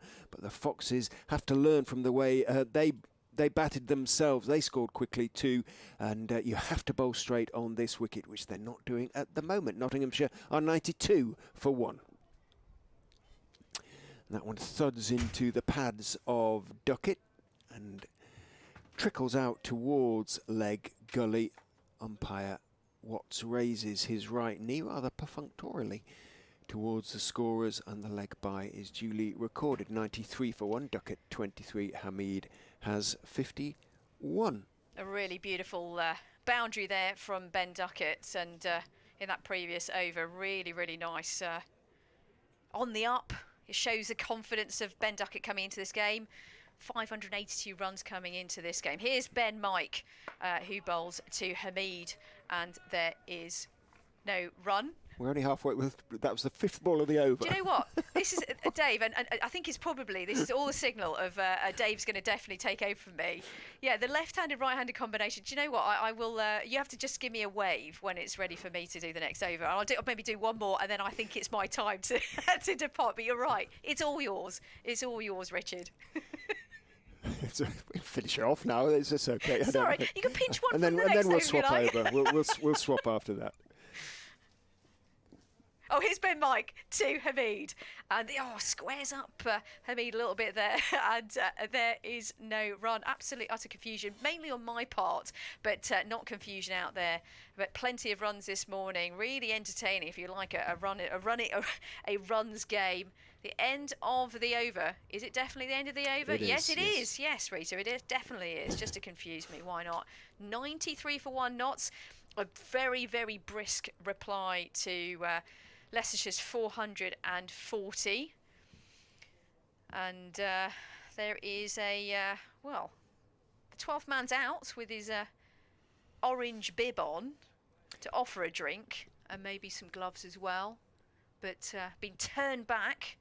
And we're on to the next over. Shall I have a go at this one, or I'll do one more? We'll swap now with yourself and Dave, if that's all right, and then we'll go across. Davis is in from the Bennett end. Bowls outside off stump, driven away by Ben Duckett, 4-4.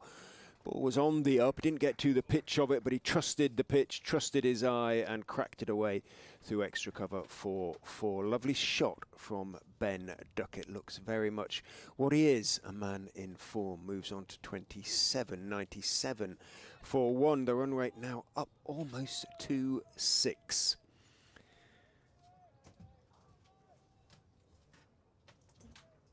Few hands on hips out there among the Leicestershire fielders. They just have to settle on this pitch and bowl very straight. Make the batsmen work for their runs. They will get a little bit of reward if they do that. Davis is in, bowls short, pulled over mid-wicket for 4 more by Ben Duckett. Not quite understand why Leicestershire are bowling this way, having seen what happened when they batted.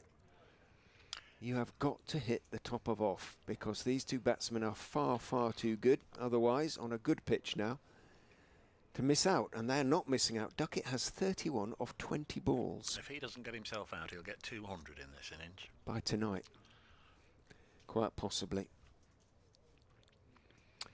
The only time he's looked like getting out was that in-swinger from Chris Wright that took a thick inside edge and just missed the stumps. That's 100 up already. We're only in the 18th.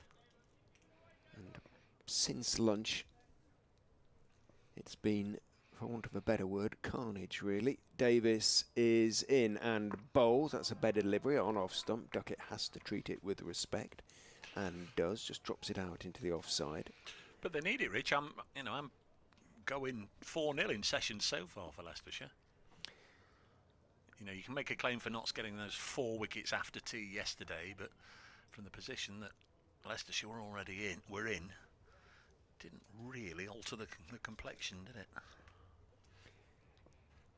This one is this session very much going Nottinghamshire's way, as Davis is in. Again, better delivery that is at least line and length. Looks like it may be swung back in a fraction to the left-hander Duckett, who looks in complete control out there. To be honest, thick inside part of the bat. It runs out towards mid-wicket. Well, what was the lunch score? It was 21, wasn't it, from 5? It was 21 without loss off 5, yep. So they've scored 80 runs and we haven't been playing an hour yet. 12.4 overs. Wow. Davis is in to Duckett again. Little in swing, and that's a better line and length again. And again, thick inside part of the bat sees it run out towards mid-wicket. He rehearses a clip over mid-wicket, Duckett. I think we can definitely say he's seeing it pretty well at the moment, Ben Duckett. And as you said, Dave, if he bats with just a degree of sense, he's going to make a really big score here, or could make a really big score here, and quickly too. Davis is in, bowls to him, and he is careful in defence on that occasion. Davis takes it left-handed, sort of tries to flick the ball at the stumps and manages only to lob it up towards Parkinson mid-on. But again, we had the 2 loose balls to start the over, so although he came back strong, 4 of the first 2 balls of the over mean that it is in another expensive over, 100 up for Notts after just 18 overs. I wonder if inwardly he's had any thoughts about Ollie Pope's performance in the Test match, because I certainly haven't. You know, I spoke to him before the international summer began, before the first Test squad, and he was desperate to get back in there and hoped that just sheer weight of runs would get him back in there in the England fold at number 3. Here's Ben Mike bowling to Asiba Mead. This is played down into the ground by Hamid, got over it and angles it down to point where Will Davis is fielding. I think he, suspected. Ben Mike's had a right old fallout. He often does this, sort of kicks the loose earth away, but in great clouds of dust. Kicking away at the popping crease there. Looks as though he's angry, but it tends to be just because he's just trying to kick it right out of the way.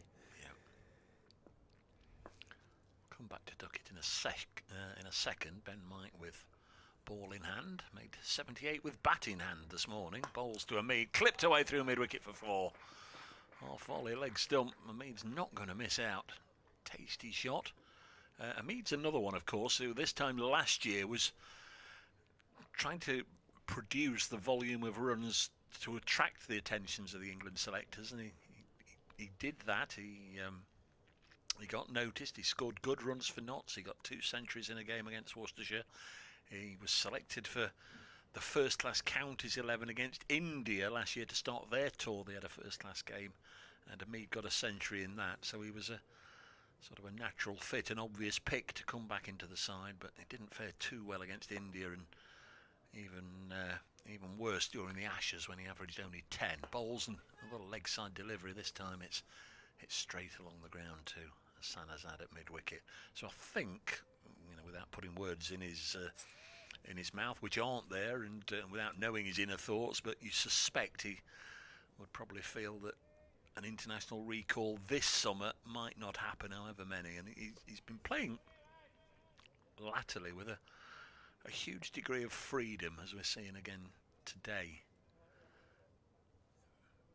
Was almost stereotyped as a little bit of a stodgy opener at times in the past, but he's put away the bad balls, leaves this alone. It goes through to the keeper.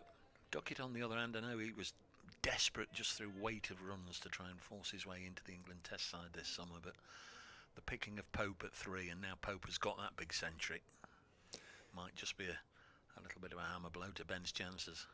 Yeah, you need 2 things to happen. You've got to be scoring loads and loads of runs, but somebody's got to be failing as well, haven't they? And Pope got lucky, really. He's had so many chances, and he finally got him on a flat track. And he's fair enough taken advantage of it. He's on the backing of his skipper. Next ball, again left alone, goes through to Harry Swindles, 105 for 1. Again, the over being rescued to a certain extent by the bowler, having gone away for that early boundary. It's kind of too late, isn't it, when you've gone for, as you say, you've bowled a couple of loose ones to start with, only one Hamid has put away so far, but you need 6 on the spot, really, not 4 or 5.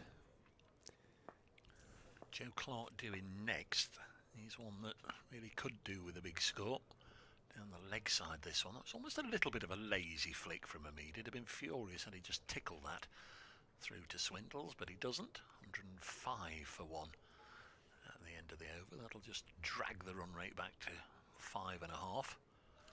And the over rate from the Foxes still relatively early. I mean, that's gone up there after just 5 overs, hasn't it, during the luncheon interval, their level. What is Parkinson going to do here? Because he's going to have to make a change. He can't keep going for 6 and over, 5.5 and over. Certainly at least 1 boundary, often 2 per over. Why was the switch in captaincy? Did Ackerman feel it was taking something away from his game, or they felt it was the time for Parkinson to sort of be promoted and have more responsibility? I don't think it was a voluntary thing, that is for sure. So I don't think Ackerman wanted to relinquish being the red ball skipper. Davis is in, bowls onto the legs of Ben Duckett, who is leaning forward, turning it into the onside, picked up by Mike, who's now at square leg, and there's no run. And how many matches has Parkinson done it now? This is his second. So Worcester. And that went the wrong way. 3 weeks ago was the first. Yes. Probably Ackerman, who is far too nice to be saying it, is maybe thinking, "Oh, good luck, mate." Now you know what it was like seeing the ball fly all over the place. In goes Davis and bowls again. Swings in to the left-handed Duckett, and again it's turned into the onside, and again Ben Mike at square leg is the fielder. But he was convinced by the powers that be at the club, Ackerman, that it would be in his own benefit, in terms of his batting, to relinquish the captaincy. And I suppose they can now point to his 100 and say, well, there you go, you see, released from that extra responsibility and care as Davis is in. Bowls, that's a straight delivery on middle stump this time. It's played back straight down the wicket by Duckett. Yeah, sport does that a little bit, doesn't it? It's, a football side that's lost 3 or 4 or 5 or 6 games in a row, they'll sack the manager and then they'll win the next one 4-0, and it just doesn't make sense sometimes. But the analysts will look at it and think a change is due, or the head coach will go with a gut feeling and say a change is due, and sometimes it works for them and sometimes it doesn't. Davis bustles in from the Bennett end and bowls onto middle and leg, slightly short of a length delivery. Duckett swings back in towards him a fraction, stays on the back foot and plays it out into the onside. There are various aspects to the decision. Another one is that they're obviously desperate to keep Parkinson. They see him very much as the sort of bedrock, the foundation of the club going forward, and making him captain, they may feel, or did feel, I'm sure, do feel that it sort of is more likely to make him stay. In goes Davis and bowls just outside off stump this time, but again slightly short of a good length. Duckett stays on the back foot, plays it out into the covers. Mulder is the fielder. They brought in a short mid wicket, the Foxes, now. The clip in the air, just the 2 slips, Patel and Ackerman. Yeah, going back 12 months, I think Derbyshire were in a similar sort of feeling with Matt Critchley, and they made him skipper, but didn't stop him going. Disappearing down to the south coast, did it? In goes Davis, drops short outside off stump, and is cut away by Ben Duckett for 4. So last ball of the over, which had been good up to that point, relatively speaking. Short and wide, cut away, another boundary. Talked also about Louis Kimber, of course. We hope he's okay, and it's just a precautionary dropping out from this game with concussion. Let's just hope it's mild concussion and he's okay. We talked about the replacement, and Sam Evans out there doing the 12th man job until somebody arrives. Do we know where this person is coming from, or is Sam Evans going to be the subfielder today? And no, it's Nick Welsh. It has been announced. I'm pretty sure it's going to be Nick Welsh. I'm not sure where the 2s are playing. I can't. Let me just check for you. They're at Worcester, and he was batting this morning. So whether he's still batting and they're waiting for him to get out, I'm not quite sure. Ben Mike bowling to Hamid. This one just shapes away nicely. Hamid goes on his little familiar walk to square leg. Just looking at the gun speeds. Davis's were all between sort of 72 and 74. All those 6 deliveries. Mike, 3 or 4 MPH faster. Is it MPH or is it KPH? MPH, isn't it? Because the Aussies talk about 150s, don't they? Yeah, 81, that first one, apparently. Don't get me on the metrics. This one swings away from Hamid and goes through to the keeper. In the Test match, New Zealand 65 for 1 in their second innings. That's a lead of 77 over England. Division 2. Middlesex yesterday, 251 all out at Chesterfield. Derbyshire in reply, 204 for 3. Durham still batting, looking to bat Worcestershire out of the game. 564 for 7, and a huge partnership now developing for the 8th wicket. We'll just see how many they've put on. 130 so far for the 8th wicket, as Hamid again drives through the offside. That's been a feature of this innings, but again it was a nice floaty swinging delivery from Ben Mike. Just enough width there for Hamid just to reach that front leg, the left leg forward to the pitch of the ball, and then drive it away through the offside. And he's on to 59, 113 for 1. Ben Rain 78 not out for Durham. Paul Coghlan 48 not out. Now 564 for 7 Durham, but that's built off the back of that 217 from Ravindra, the New Zealander on debut for Durham. The one other score at Cardiff, Glamorgan 97 for 1, replying to Sussex's 376. Here's Ben Mike. Bowls it, bowled him! Hamid leaves it alone. This one didn't swing away, just went on and just toppled a bail off with Hamid shouldering arms, and he's been bowled. And Leicestershire were in need of a lift, and they've got it from an unexpected error of judgment from Hasib Hamid, who's lost his off bail and has been bowled for 59, and not so 113 for 2 with a self-inflicted wicket. Extraordinary misjudgment by Hasib Hamid, who'd played with a degree of ease that may have contributed to that decision. He must have been feeling he was seeing it so well. Ball didn't sort of jag back in or anything like it. It looked to be about the off-stump line. Here's the replay, so we'll have a look at it. It did come back in a fraction. I did Mike a little bit of an injustice there. It did come back in a fraction, but even so, it was only a fraction, and a huge bonus and a desperately needed one for the Foxes.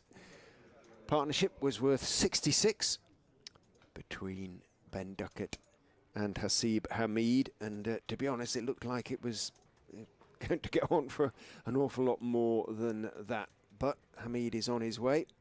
And Joe Clark, wearing a Joe Clark sweater, is coming out to replace him. Is it the real Joe Clark?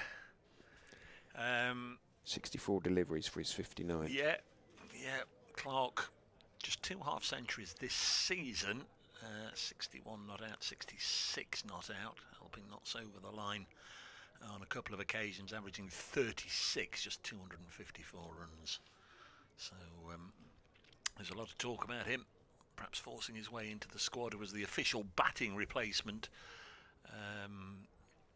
for the England tour of the Caribbean in March, a non-travelling official batting replacement, or whatever it is. If you're putting that down on your CV, it's quite a wordy title, but it wasn't called into action, but clearly was in the selectors' thoughts at the time, but just hasn't got the volume of runs to get a call up under the new regime. 113 for 2. 48 of Hamid's runs were in boundaries.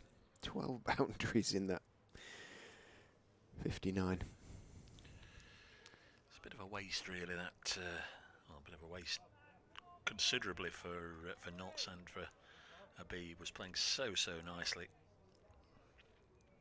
But a wicket for Ben Mike, who's up to this point, I think it's fair to say, he's had a decent day. 78 with the bat. He was about 20 not out overnight, if memory serves. He comes in, bowls to Joe Clark, who leaves this one alone, and it goes through to the wicket-keeper. Just wondered yesterday, and nothing from the team, I don't think they're going to say anything about it, but it just looked like Joe Clark was having a bit of a fitness test before the start of play yesterday. Sol Budinger was here, and he was chatting to the physio and the head coach, and the skipper was brought across, and maybe he just ricked something or felt something during his morning net, but it was past fit to play, and he's playing his 100th first-class appearance, and he cherishes that landmark with a boundary to get off the mark, pushing it. And it was just a gentle push, really, wasn't it, away through the offside, and Joe Clark is off and running. So 2 boundaries in the over, but also the wicket. 117 for 2. And Ben Duckett watches on 35 not out. The captain is coming off with one shoe on and one shoe off. I think there's a nursery rhyme to that effect, yeah, I was isn't there? just going to say the Diddle, same. diddle, diddle, diddle, dumpling. He's limping off. I don't think. I think it's a problem with the. Oh no! Oh my word! Oh my word! What have you seen? He lifted up his heel then, and it is soaked in blood. Oh. Absolutely soaked in blood. So he must have a horrible blister that has burst, or something. A blood blister that has burst, or something on his right heel. Well, you would think you'd get a pair of cricket boots that actually sort of fitted, or goodness me, but I know they're white, and therefore the red stands out, but absolutely soaked in blood his heel. Will Davis, so he's not going to be bowling quickly. In goes Davis and bowls from the Bennett end on off stump, fullish, and Duckett leans forward, but it's fairly straight, so he block drives it out towards mid-off, and there is no run. Well, I was going to say I thought it was just a problem with the boot, but I can definitely confirm it wasn't, judging by the state of Callum Parkinson's heel soaked in blood. So who's the skipper now and who's the second sub on? A very good question. Bjorn Hendricks is the second sub on, Leicestershire's second overseas player. Doesn't he look delighted to be there? He's at short mid-wicket at the moment with his arms firmly folded and I thought expressionless face. I thought he'd come back. So why isn't he playing? In goes Davis and bowls, drops a little bit short, up on his toes is Duckett. Hendricks jogs across and feels because he hasn't been good enough. Okay. Is the simple answer to that, I'm afraid. He's perfectly a spokesman fit for Leicestershire County Cricket. No, well, I think anybody would confirm he's just not selected because he's had such a tough time of it. His figures for the season. Well, he's played 6 games. He didn't play at Worcester either, as Davis is in round the wicket to Duckett. Big drive inside edge. No, because he looked back then, and I thought for a minute he must have inside edged it, and it was taken by Swindles, but no appeal.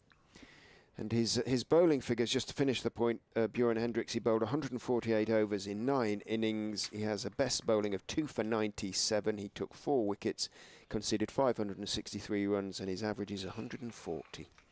And that is why it is not controversial to say he's not been selected. He's not been selected because he hasn't been good enough. In goes Davis and bowls. Good delivery on off stump and slightly tentative as he went forward there, leaned forward there, Duckett. Thick outside part of the bat, the ball runs out to Mulder in the covers, and there's no run. Good over so far from Davis. It's a bit of a damning incitement, though, isn't it, to leave him out of the squad altogether.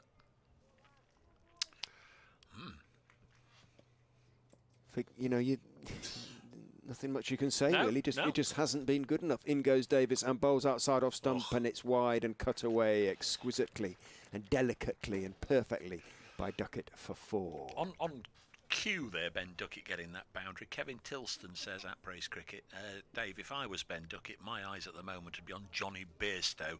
I would say that's his possible route into the England Test 11 right now. That's not a bad Thank shot. you, Sort of Kevin. going in at 5 or 6 or... It's possible. Well, it's a possibility. But again, he's just got to keep churning the runs out, hasn't he? That's all he can do.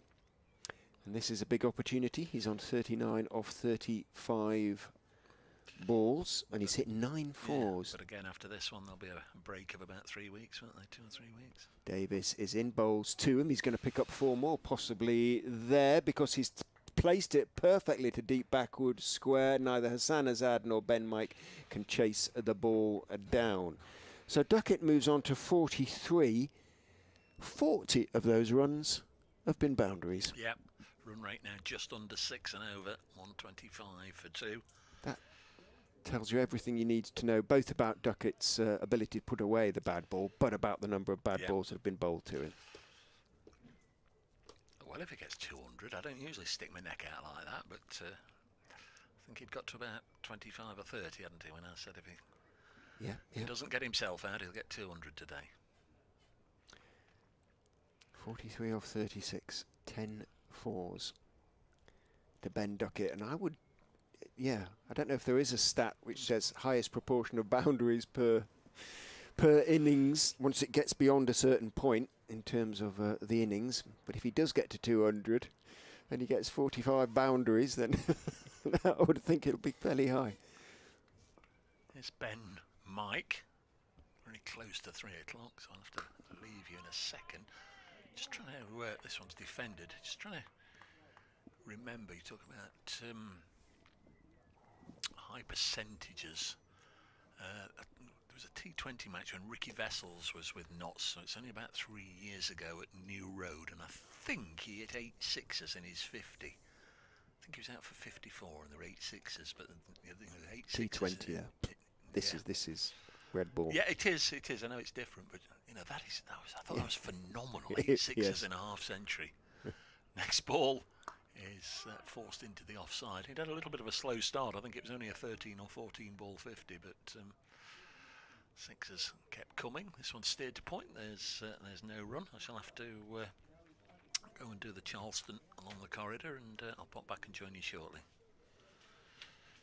1-2-5 for 2. Clark. One scoring shot for him so far, but that too a boundary off the last ball of Mike's previous over. Leicestershire and Joe Clark have history, of course, from his days at Worcestershire. Extraordinary incident. As Mike is in bowls and Clark is right behind that one, pushing it off middle, out towards mid-wicket. It's between Azad and Wright. Wright has to run across from mid-on to field. He puts in a slide as well, picks up, but plenty of time for Clark to take one. He moves on to 5. 1, 2, 6, 4, 2. There will be an update coming up for BBC Radio Leicester. Usually about 2 or 3 minutes after the hour, towards the end of the news. Sun, which was really threatening to come out big time post lunch. The clouds have gathered again a little bit, but it is still much warmer than it was this morning. That breeze having dropped right back. Mike over the wicket to the left-handed Duckett. Bowls a bouncer that is pulled around the corner. Lewis Hill down at long leg, runs away to his right, fields, and immediately gets a good throw away. In fact, it's Sam Evans down there. Apologies to Sam. He fields and gets his throw away quickly. Consequently, just a single to Duckett, which reduces his boundary percentage in terms of the innings as a whole. Travelled at a rate of knots. Evans, not much of Sam Evans in terms of weight, able to get across the ground quickly.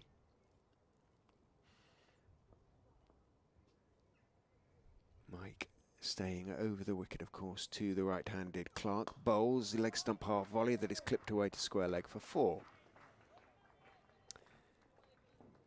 He turns with his head down. Ben Mike then looks up to the heavens in disappointment. Rightly so. Another 4-ball bowled.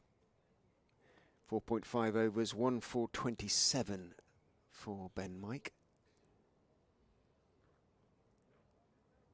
Astonishing percentage of boundaries in the innings as a whole. In the 22.4 overs that have been bowled. Hamid has hit 12, Duckett 10, Clark 2. Slater got one as well, I think. Mike is in on Midland leg delivery, slightly short of a length. Clark on the back foot turns it into the leg side, but only as far as Hassan Azad at mid-wicket, end of the over. 131 for 2. Clark has 9, Duckett 44. We might just get the update in between overs.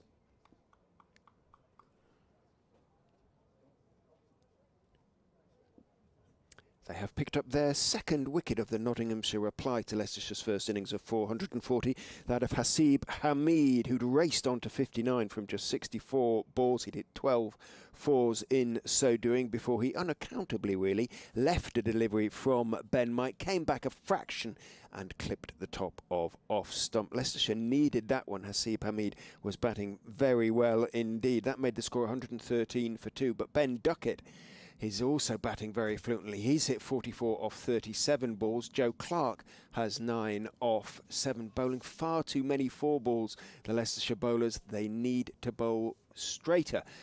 Knots in their reply are now 131 for 2. Davis is in, bowls full outside off stump, driven out into the offside by Duckett. A sliding stop out there by Lewis Hill. Duckett picks up 3, moves on to 47 off 38, and Dave Bracegirdle is back with us. Yes, you're very naughty. As I was going out the door, the last words I heard you say were, I've got an interesting story about Joe Clark from his Worcestershire days, so I don't know if you've now told it to the listeners, in which case they are one up on me, or you were saving it till I came back. His last season at Worcester, and it was, believe it or not, a promotion game. It was in August at New Road. Both sides were going very well at the time, and Clark was given out, caught behind from the Dickless end, and he sort of made it clear that he didn't think he'd hit it, but he walked off in high dudgeon. Davis is in, bowls outside off stump. Clark leaves, lets it go through, and there's no run obviously. And then Graham Lloyd, who was standing at square leg, indicated that he didn't think he'd hit it, and he was recalled having crossed the boundary and sort of was well up the stairs towards the Worcester dressing room. Down the leg side or down the offside? No, it was the offside. And the square leg umpire? And the square leg umpire took it upon himself to say that he didn't think he'd hit it. And Jeremy Lloyds, as Davis is in and bowls on off stump, Clark is forward, decided to accept the word of his fellow umpire, or the opinion of his fellow umpire, recalled Clark, who of course went on to make 100. But Leicestershire, led at that time by Mark Cosgrove, were unimpressed, as they say. As you would be. Indeed. Davis is in from the Bennett end. Clark leaves outside off stump, bounces and swings away, but wide enough to leave safely, and was. Mark Cosgrove is on my list of birthdays for tomorrow, so there you are. We've given you a sneak preview, and it's also Claude Henderson's birthday tomorrow as well, so anybody wants to bring them a card, or bring Claude a card if you're coming down to the ground. Because he'd be about 39 then. Oh, sorry. No, well. In goes Davis and bowls on off stump. Good delivery. Clark has to treat it with respect. Does. Blocks it out from off stump out towards Hendricks. 1984. So what's that? 16 and 22? 38. Did I say 39 or 38? You said about 39. Yeah. Makes sense. And Claude Henderson. Oh, crikey. It's a big one tomorrow. Is it the big? It's a big one. It's the big Hawaii. 5-0 then? Yeah. I shall have to remember to congratulate him. Davis is in to Clark, who clips it nicely through mid-wicket. It was just over-pitched by Davis onto middle and leg, and Clark timed it very sweetly indeed. And once again, Davis, having bowled 5 decent deliveries without conceding a run over pitches, and conceded the boundary from his final delivery. Clark on to 13 off 12, 138 for 2, and the boundary count continues to mount. Tell you what, this will never catch on, will it? Cricketers in whites, fast outfield, lots of runs, pleasant enough conditions for everybody to sit outside without the top coats on. Never catch on. Seen some runs today, haven't we? 6 runs and over, still the run rate in the innings, just under.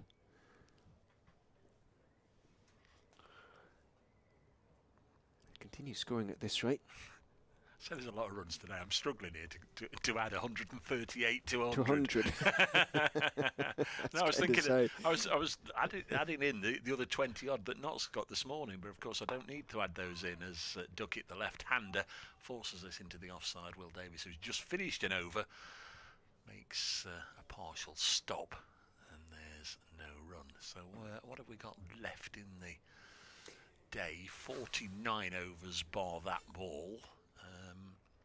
So 17 overs for tea. So tea is going to be fashionably late today. And close of play, well, crikey. The street lights will be on before we get away from here tonight. Parkinson hasn't returned, has he? 138 for 2. Duckett has 47. Ben Mike bowls to the left-hander, who punches this away for a fabulous shot to go to a splendid 50. That really is. Barring this streaky inside edge that nearly knocked over his stumps, that's a classy 50, I think, from Ben Duckett. Is that 40 balls, Rich? 40 balls and I think 11 fours. Just let me confirm that. Yeah, 11 fours. That is 44 runs. It's the 7th time he's reached 50 in the championship this year. 1 ton and 5 50s before this one. 1 ton and 6 50s now. Only one delivery has genuinely troubled him, really. 142 for 2. He enjoys batting with Joe Clark, so it might be a bit of pain for Leicestershire if they don't. Always another one. It's 4 runs. I think it was back because it went so quickly. Yep, tickled very, very fine.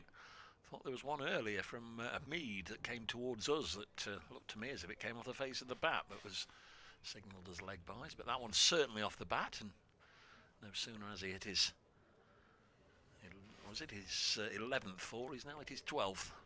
146 for 2. If they continue to score at this rate, Notts will be ahead by the end of the day. Remarkably. Now that is some specialised maths you've done there. Another 300. And they're scoring at 6 and over, and they've got the best part of 50 overs, so they'll be pretty much there or thereabouts. 294 the difference between the two sides. Here's Mike in to Duckett, just plays it down on the leg side, and the first 3 or 4 steps he took made you think he was going to sprint for 2, but he has to relinquish the strike, something he doesn't particularly like doing. He's a great counter, as you might see, and very often have a sequence of taking the single from the final ball of the over. Must infuriate his batting partners at times. The coaches like it to be fairly even, don't they? A partnership, an even split on number of balls faced. But sometimes if somebody is going along like a train, you're perhaps better off letting them have the strike. Well, the loss of Parkinson really does limit Leicestershire's options at the moment. Cleared the over 8 as well. Next one worked onto the onside by Joe Clark.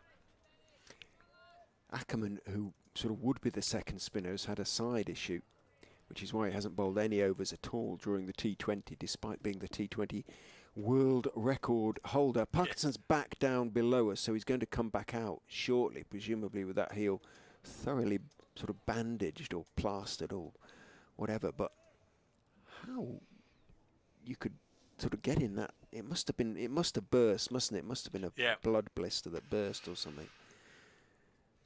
There's Ben Mike, bowls, and Clark forces it into the offside. Textbook calling, initially wait there, and then once the fielder had stopped it, he yelled no. 147 for 2. That's still going to hurt. Another. Just watching him jog back out there. The medics will have cleaned it up and bathed it and put a bandage on and what have you, but you can get this sort of second skin stuff these days, can't you? Which it still hurts. But oh well, yeah, not half. But he's going to have to bowl. Not half, Gov. Sooner rather than later, you would have thought, but he can't bowl immediately. He's limping, isn't he? Yeah. And he obviously can't bowl for a couple of overs. He was probably only off for about 20 minutes, but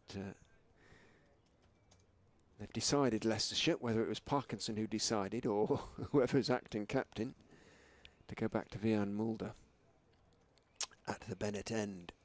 Been the pick of Leicestershire's bowlers so far. The South African, 1 for 31 from 7 overs, and he kept it, by the standards of the innings, reasonably tight, but that isn't saying too much when the run rate is 6 and over.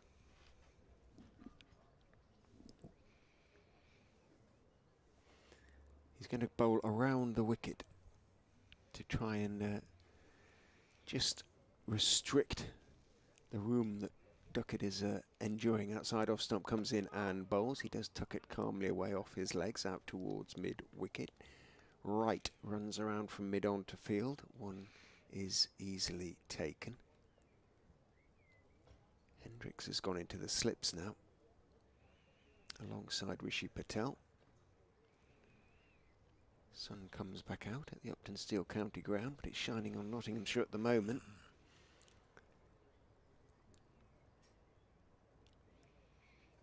Duckett's waving at the Notts balcony. He'd like a drink, I think. That is the signal at the end of the over. Mulder is in and bowls to Clark, who's turning it into the leg side, or trying to. It's far too high. There is a leg before shout. Looks straight enough, but far too high. Clark tried to work it away off the back foot. Bounced above, off the thigh pad. Thigh pads go a long way down these days, don't they? Yep. So it doesn't imply that it hit him on the thigh, but it certainly was too high. Very much a fan of the green numbers and lettering on the Foxes' shirts. So I like the Glamorgan ones as well, because they're red, bright red, bright red. Dragon red. Yep. Welsh red, I suppose. In Blood goes, in goes. Oh, edge just wide of second slip. Mulder invited the drive from Clark. Clark went for it. Didn't go at it as hard as he might have done. Tried to stroke it away through the offside. Nowhere near the pitch of the ball. Took the thick edge and flew through about 3.5 slip sort of area at a very catchable height. But Hendricks is at second. There is no one at third to reach across and pluck it out of the air. Clark picks up 4, but that was fortunate. Now, I'm a fan of not applauding the 150. It didn't happen here, as you can expect. All too often you hear a crowd suddenly break out into a round of applause for the 150 for no reason whatsoever. Mulder is in, bowls straight onto middle and leg, and Clark tucks him away to mid-wicket for 4. You can clap that one. That's a nice shot. So salt in the wound as far as Mulder is concerned, but again, the runs continue to flow. And as a consequence, the run rate is now over 6. It's 6.1. And that's almost unheard of. And we talked about the over 8 not changing until the end of sessions. It has just changed to -2. It's just been seam, hasn't it? But they've been running to get the ball from the boundary. We'll add them up soon, because there's been so many in that. As a percentage of the innings as a whole, I would say that it's probably something like 90% of the runs have come in boundaries. In goes Mulder and bowls, and that's a better shout, but it hit him outside the line, I think, this time. And Clark sort of looks down and raises a right hand, and what sort of, why are you appealing? There certainly wasn't any appealing from behind the stumps. It was certainly fuller, wasn't it? But it was, but for me it hit him outside the line. Russell Warren, actually, umpire gives him a tap on the back of consolation. It won't make him feel any better. No. Yeah, hit him outside I like the Russell line. Warren. He's a good man. I don't know Chris Watts. I've no reason to dislike Chris Watts. I just don't know Chris, but Russell, of course, played for Notts a little bit. Mulder in again to Clark outside off stump, steps forward and very deliberately lets that one go through. 156 for 2 after pause, 26 overs. Duckett has 57 off 43, Clark 21 off 19. So they say the run rate is exactly 6.0, so our 626 is 156. I suppose they must be. It's good, isn't it? You're leaning on a broken reed when you look at me in that respect. Well, I can reach for my phone and tap it into the calculator, but it must be pretty close to it. 57 not out. Varieties, they call that in the bingo hall, don't they? Got a bowling change. Chris Wright is coming back. I was brought up at the seaside. I'm trying to remember most of the bingo calls were not politically correct, No. as I seem to recall. So Maggie's Den number 10. Two Little Ducks, 22. Chris Wright's coming back. You know, he had a little bit of tap early on. 7 overs, no maidens, none for 43. So he'll be looking to drag that back. But he was going along a runner ball. And the innings, as a consequence, has been a false start. Yep. Has he got a fly in the eye here? I think so. One of the rare bowlers these days, Chris Wright, that polishes the ball on his, well, pretty much on his stomach. He's got a patch of scarlet red on his stomach, down the leg side, and tickled away by Duckett. Will that go for 4? It will indeed. A vain attempt down there to try and stop it, and the first ball back just tickled away, but you have to say it was always spearing down the leg side, so a loosish delivery in a sense probably got what it deserved. The runs Keep coming. I was going to say the boundaries really Yeah. keep flowing. 160 for 2. Work it out how many there've been. So what are you going to do, Captain Ray? Protect your boundaries or keep them in there for the Jump up the and chance? down, scream at my bowlers to bowl straight for crying out loud on middle and off, and set a field accordingly. Words of Captain Ray. Here's Chris Wright bowling to Duckett, who works this to mid-on, and there's no run. Duckett on 61, and he's faced 46 balls. Absolutely rattling along here. Joe Clark has 21. They've added 47 already. When was Mead out? In the 21st over. We're only in the 27th, and they've added 47. 30 boundaries have been hit, 34s. What's that, 120? Out of 160, so 75% of the runs in Next ball boundaries. is steered to point, and there's no run. Astonishing.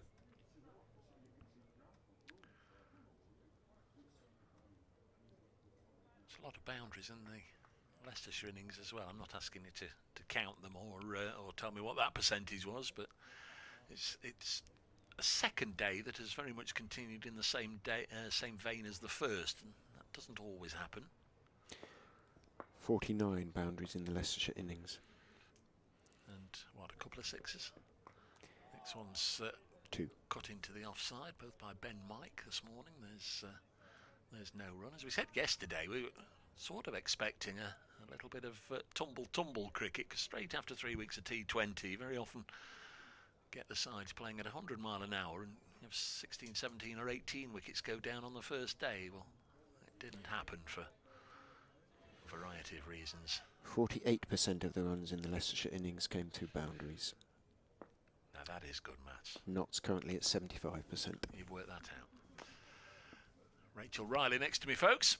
As next one You is defended by Ben Duckett, 160 for 2. You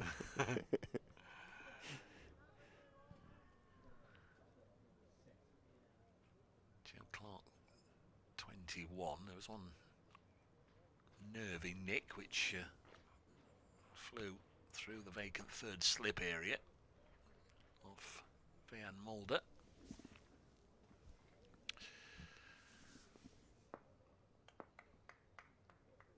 Is right.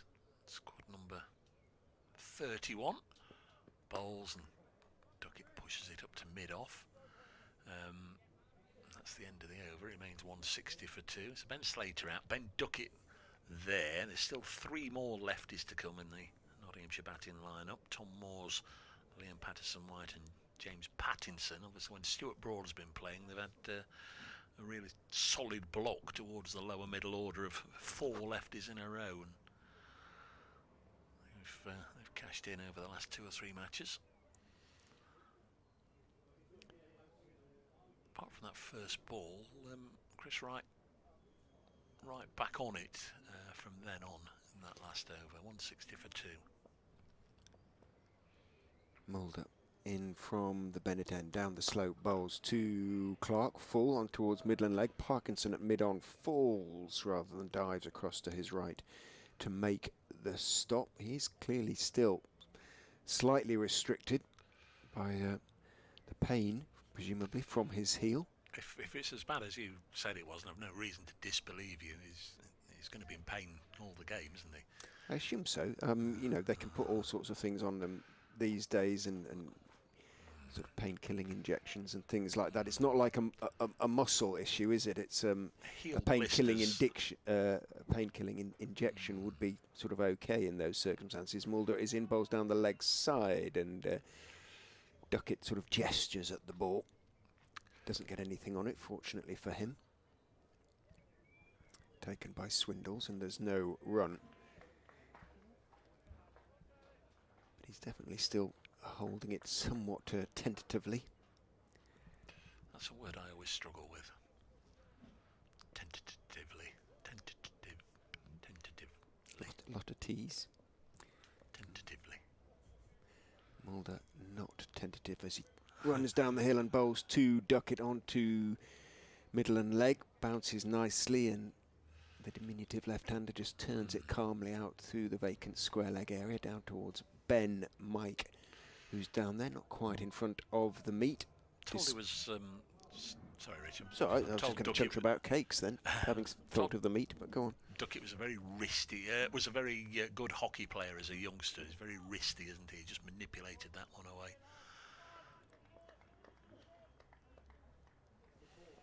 Transferable skills, I guess. Wayne Madsen.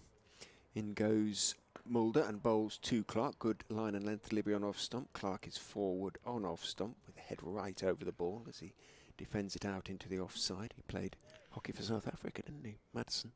Did he, by Jove? In his very early years, relatively early. I know he's a veteran now, but as a teen, sort of late teens, represented South Africa. It's always a bit of a relief when Notts play Derbyshire and they get Madsen out. Yes, yeah, in goes Mulder and bowls again on off stump. Slightly shorter of a length this time. Clark stays on the back foot and just dabs it down into the offside.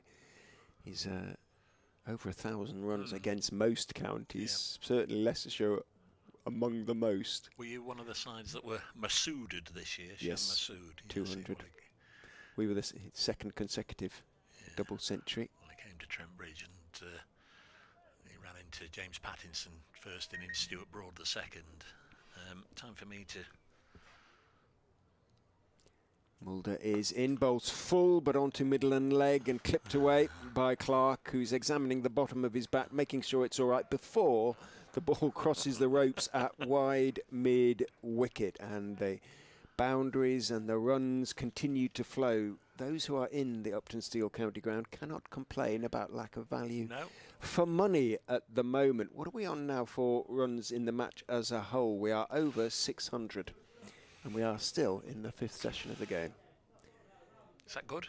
It sounds well, it's a lot of runs coming quickly. I'm going to, Dave's going to pop next door. Metamorphosise from a moth into a butterfly, or from a caterpillar into a butterfly, whatever it is, and disappear next door. Rita will be coming back alongside as Dave heads off to update BBC Radio Nottingham. There will be an update in about 5 minutes or so for BBC Radio Leicester. What can Leicestershire do to try and somehow stem the flow? Wright is in and bowls outside off stump, and Duckett nearly gave it away. Just felt for a delivery outside off stump, didn't need to, and almost feathered a catch through to Swindles. Just a momentary loss of concentration from Ben Duckett, and he swishes angrily at the air. It's so kind of easy for him out there at the moment that there is a danger of lost concentration. Darker cloud above us at the moment as Wright is in and bowls. It swings back in, and he's late on that one. Just gets back down on it in time as it comes back towards his stumps. Takes his bottom hand off the bat, having done so, or in the act of doing so. So right, just troubling Duckett a little bit at the moment. It's coming up to 3:30, and there are still 12 overs to go until tea. An over rate of -2 looks generous in the extreme. I think it's rather more than that. Right is in to Duckett on off stump. That one doesn't swing at all. Duckett defends it out into the offside, picked up by Mike, and there's no run. What can Leicestershire do, Rita? Anything? Bowl better? Parkinson can't bowl because of his bloody heel, it would appear. Well, indeed. That looked absolutely gruesome. Did. But he's back on. I imagine he's got about 20 blister plasters on there. There's that, I was saying to Dave, there's that second skin stuff you can get these days, isn't there? In goes right and bowls. Fuller this time on off stump. Wait there. Wraps out Duckett as he drives it, but without any really aggressive intent out towards Parkinson, who fields to his right. And with a skin injury, you can get away with a few, I don't know, analgesics or maybe even a pain-killing injection if necessary, because you're not putting muscle under pressure, are you? It's just skin. I don't know. I'm clutching at straws a bit here. Yeah, there's a little bit more you can do, but it needs to be maintained through the day, I'm sure.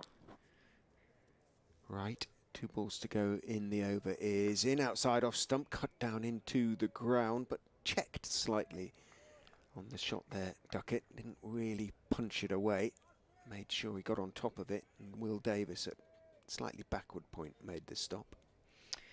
I recently walked Hadrian's Wall and had first hand... We're blistered. Yes, exactly. Completely blistered up and blister plastered up as well. Little burst of song in our earphones indicates that Radio Leicester will shortly be with us. Right in to finish his over. Bowls on off stump, thick outside edge, but deliberately played by Duckett down to third man. 1 taken, end of the over.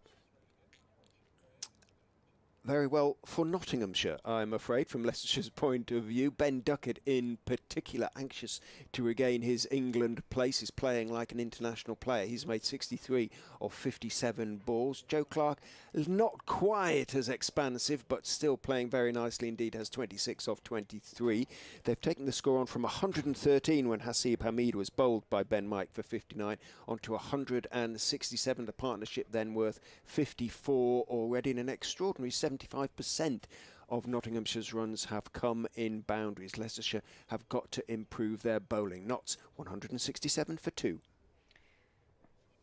Mulder in to Ben Duckett, who's on 63 not out, and has a dot ball pushed to cover point, and there is no run. Yeah, the previous over actually was looking pretty good for Chris Wright. Just the last ball of the over going for 1. It was almost a maiden. I say that because, as as Dave and Richard have been mentioning, the run rate has been absolutely extraordinary for a 4-day game. It was over 6 at one point, 6.1 I think, the highest.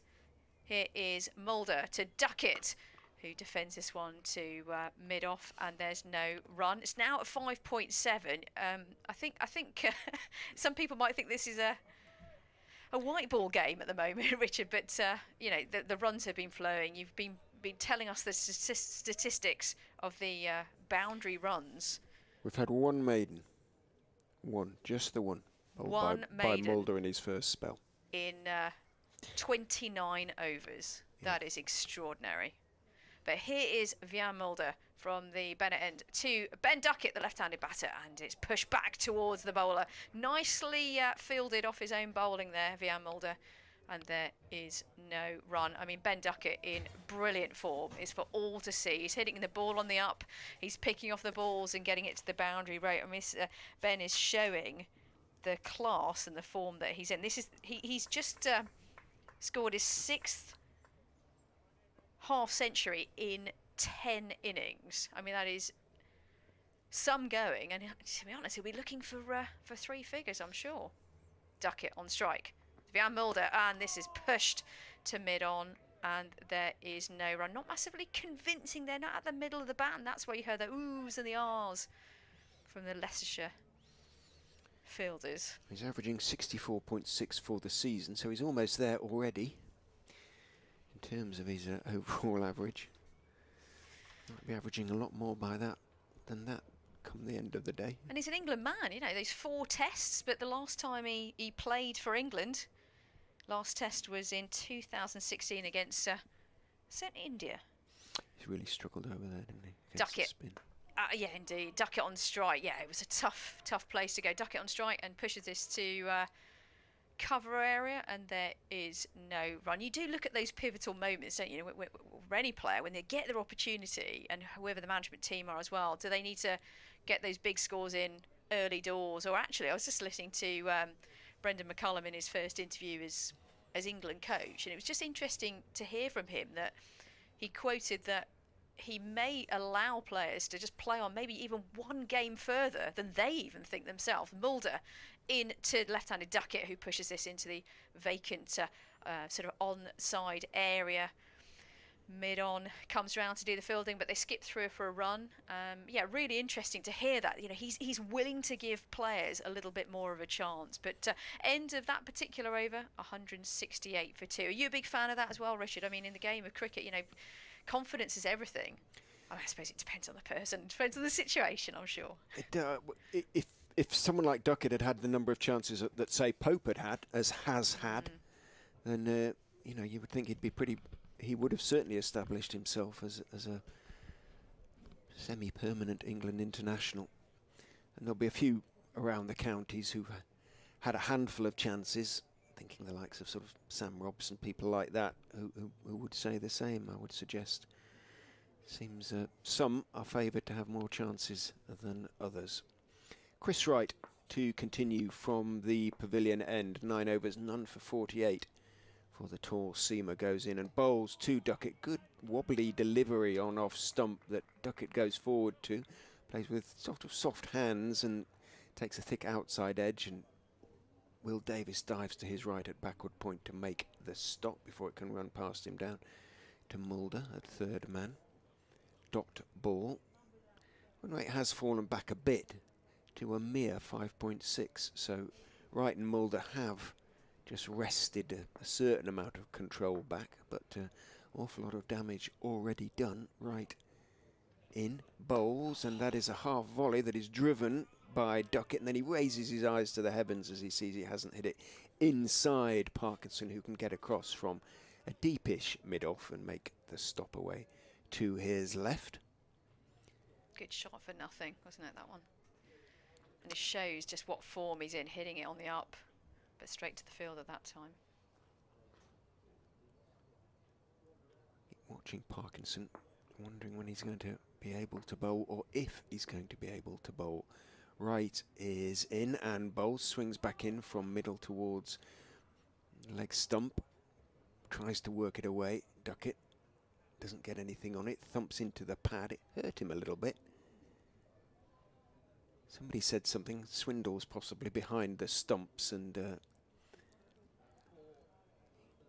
Duckett, who one senses doesn't mind a little bit of sort of confrontation. Some batters, some bowlers like it just to sort of gee themselves up.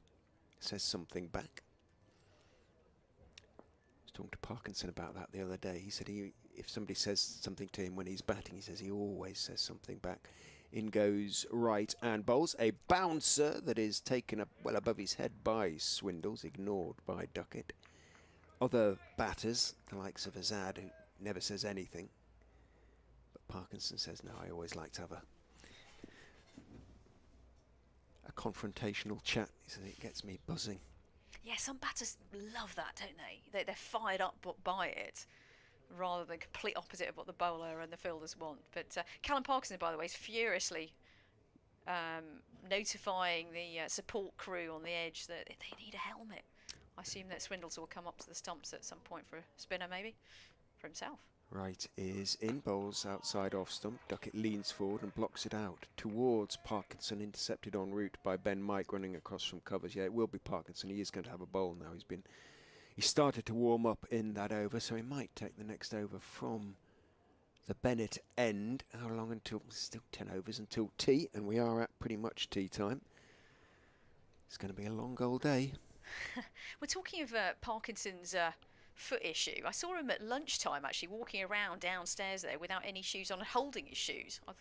Because of the blood, I think, partly. In goes right and bowls, looking for the drive is Duckett, thick inside edge. It goes behind him, and Swindles has to run out from behind the stumps towards a sort of short leg slip position. Gets there and flicks the ball at the stumps at the non-striker's end, hits them, but Duckett was long since in his ground, having been called to for one by Clark. End of the over, 169 for 2, 10 overs, none for 49. Chris Wright, parsimonious by the standards of the innings as a whole, relatively speaking, of course. 169 for 2. Breaks have been put on to a certain extent, as I say, by Wright and Mulder. And Mulder is going to continue, but Wright, well, they're going to have to bowl a lot of overs, the Leicestershire seamers, so Parkinson is going to have to... Ooh, helmet thrown, and thrown not far enough by Swindles. That sound was the helmet on ground. It shows how hard the ground is. There's a big thud that you heard there was a helmet being dropped on the floor. Here's Vian Mulder from the Bennett end this time to Duckett, and left alone, but it was a smidgen away.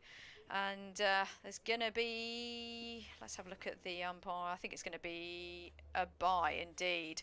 So a bye is given, and they scuttle through for 2 more. Not now 171 for 2. That's definitely not what the doctor ordered. But the number of 4s have dried up momentarily.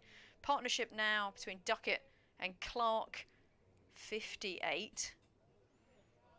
But Vian Mulder's put some overs in today for sure. He's into his 11th over, 1 for 47. Had to work incredibly hard for that wicket earlier on today, but was rewarded with it. Left-handed Duckett on strike. Mulder, here he comes, and beaten is Ben Duckett. Oh, that was far too close to cut, and it was one that bounced a bit and went through to the keeper, Swindles, but that was incredibly close to a feather. But Ben Duckett, the man in form, survives. Vango Fox on Twitter, not sure we could bowl worse than this, to be honest, he says. So what are they doing wrong? What would you do? Just bowl far straighter, right? I've heard you say that a few times. That would be a good start, wouldn't it? It would be a great start. Vian Mulder into Duckett, and this one down the leg side, and there's only a couple of fielders in the 3 fielders in the leg side area, so a big run round from the fielder, and they come back for 2. As you heard, a motorbike scuttle by. Total now for Notts 173 for 2. Duckett on 67. Yeah, you're disappointed with the line. I mean, there have been, I hate to use that word unlucky, but there have been a couple of very unlucky moments. Edges here and there. But you make your own luck in this game, apparently. Mulder into Duckett, who drives beautifully, and there's a chase on now for a fielder. And who's going to win this, the ball or the fielder? And it does indeed hit the boundary ropes. A beautiful cover drive there from Ben Duckett. Once again, taking the ball on the up. Didn't quite middle it completely, if I'm being incredibly fussy, but the end result is yet another 4 to the total. Notts now 177 for 2. The run rate is 5.6, and Duckett is raced on to 71, wait for it, from 73 balls. And he must now be on, I think, 14 4s. I'll just check that. Vian Mulder to Ben Duckett, and this one is it's a late cut down to third man area where there's a fielder out there. Yep, fielded nicely. And Sam Evans does the fielding, 178 for 2. How many 4s did you say, Richard? 14. 14. Oh, it's been an absolute run fest here at Grace Road. It certainly has been at Trent Bridge as well. We'll give you an update on that in a few moments' time. But the runs have been flowing, especially quickly in the Notts innings. Here's the right arm of Mulder into Clark, who's now on strike, who just pushes this to mid-on and there is no run. I mean, yes, indeed, the fours have been going here, and there could have been more. I remember sort of 3 or 4 actually, where there have been great performances in the field from Leicestershire. So it could have been a little bit more. 178 for 2. Let me give you a quick update on what's going on at Trent Bridge. Indeed, it is tea there, according to my reports. Indeed, it is tea there. Yeah, they're a bit ahead of us, of course. England a little bit earlier on were 539 all out, so just a little bit under the first innings total of New Zealand of 553. New Zealand, though, in their second innings, 114 for 2. So that, for me, Richard, means that this game is, certainly the game at Trent Bridge, is probably leading to a draw unless something extraordinary happens. Yeah, only 4 sessions left in the game, aren't there? So Parkinson continues to warm up, but continues not to bowl. He's at mid-off as Wright moves in from the pavilion end and bowls to Duckett, just outside off stump. Ball doesn't deviate by as much as a millimetre from its line. Duckett works it, but only as far as Davis in the offside at backward point. He throws it to Mike to pass on to Parkinson, his captain, who gives it a polish on the back of his trousers.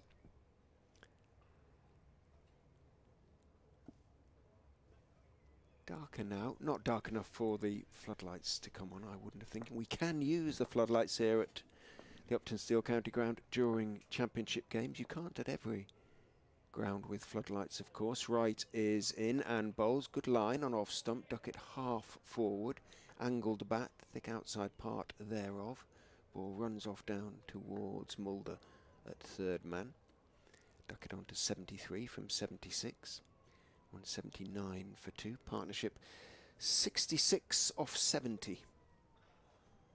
The game is moving on apace, and normally if both sides sort of pass 400 in the first innings, the odds are reasonably high on or short on a draw.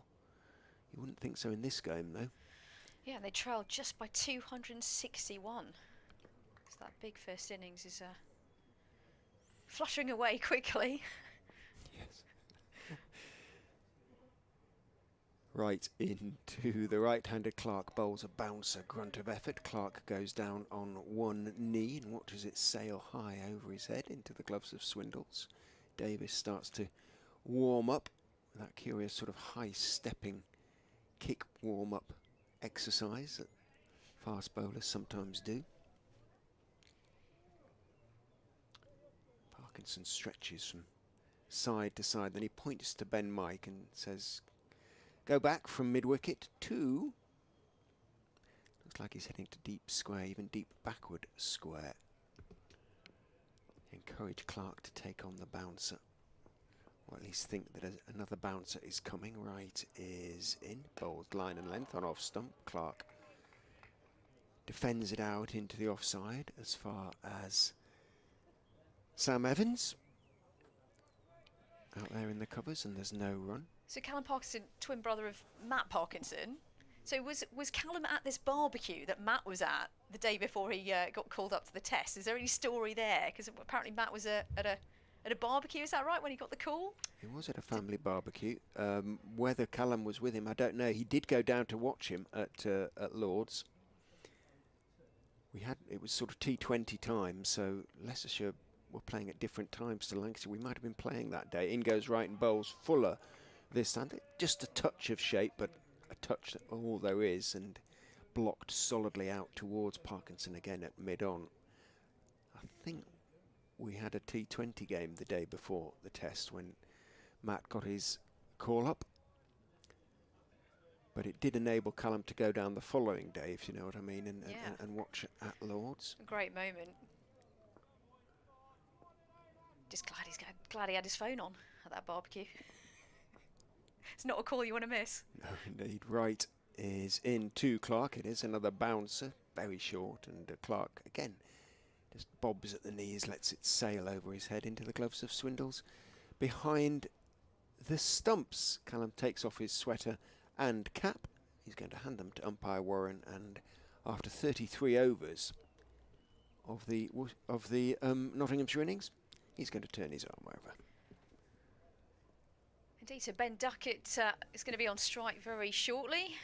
So Ben Duckett's been called into the Welsh Fire squad for the 2022 100. Kerching.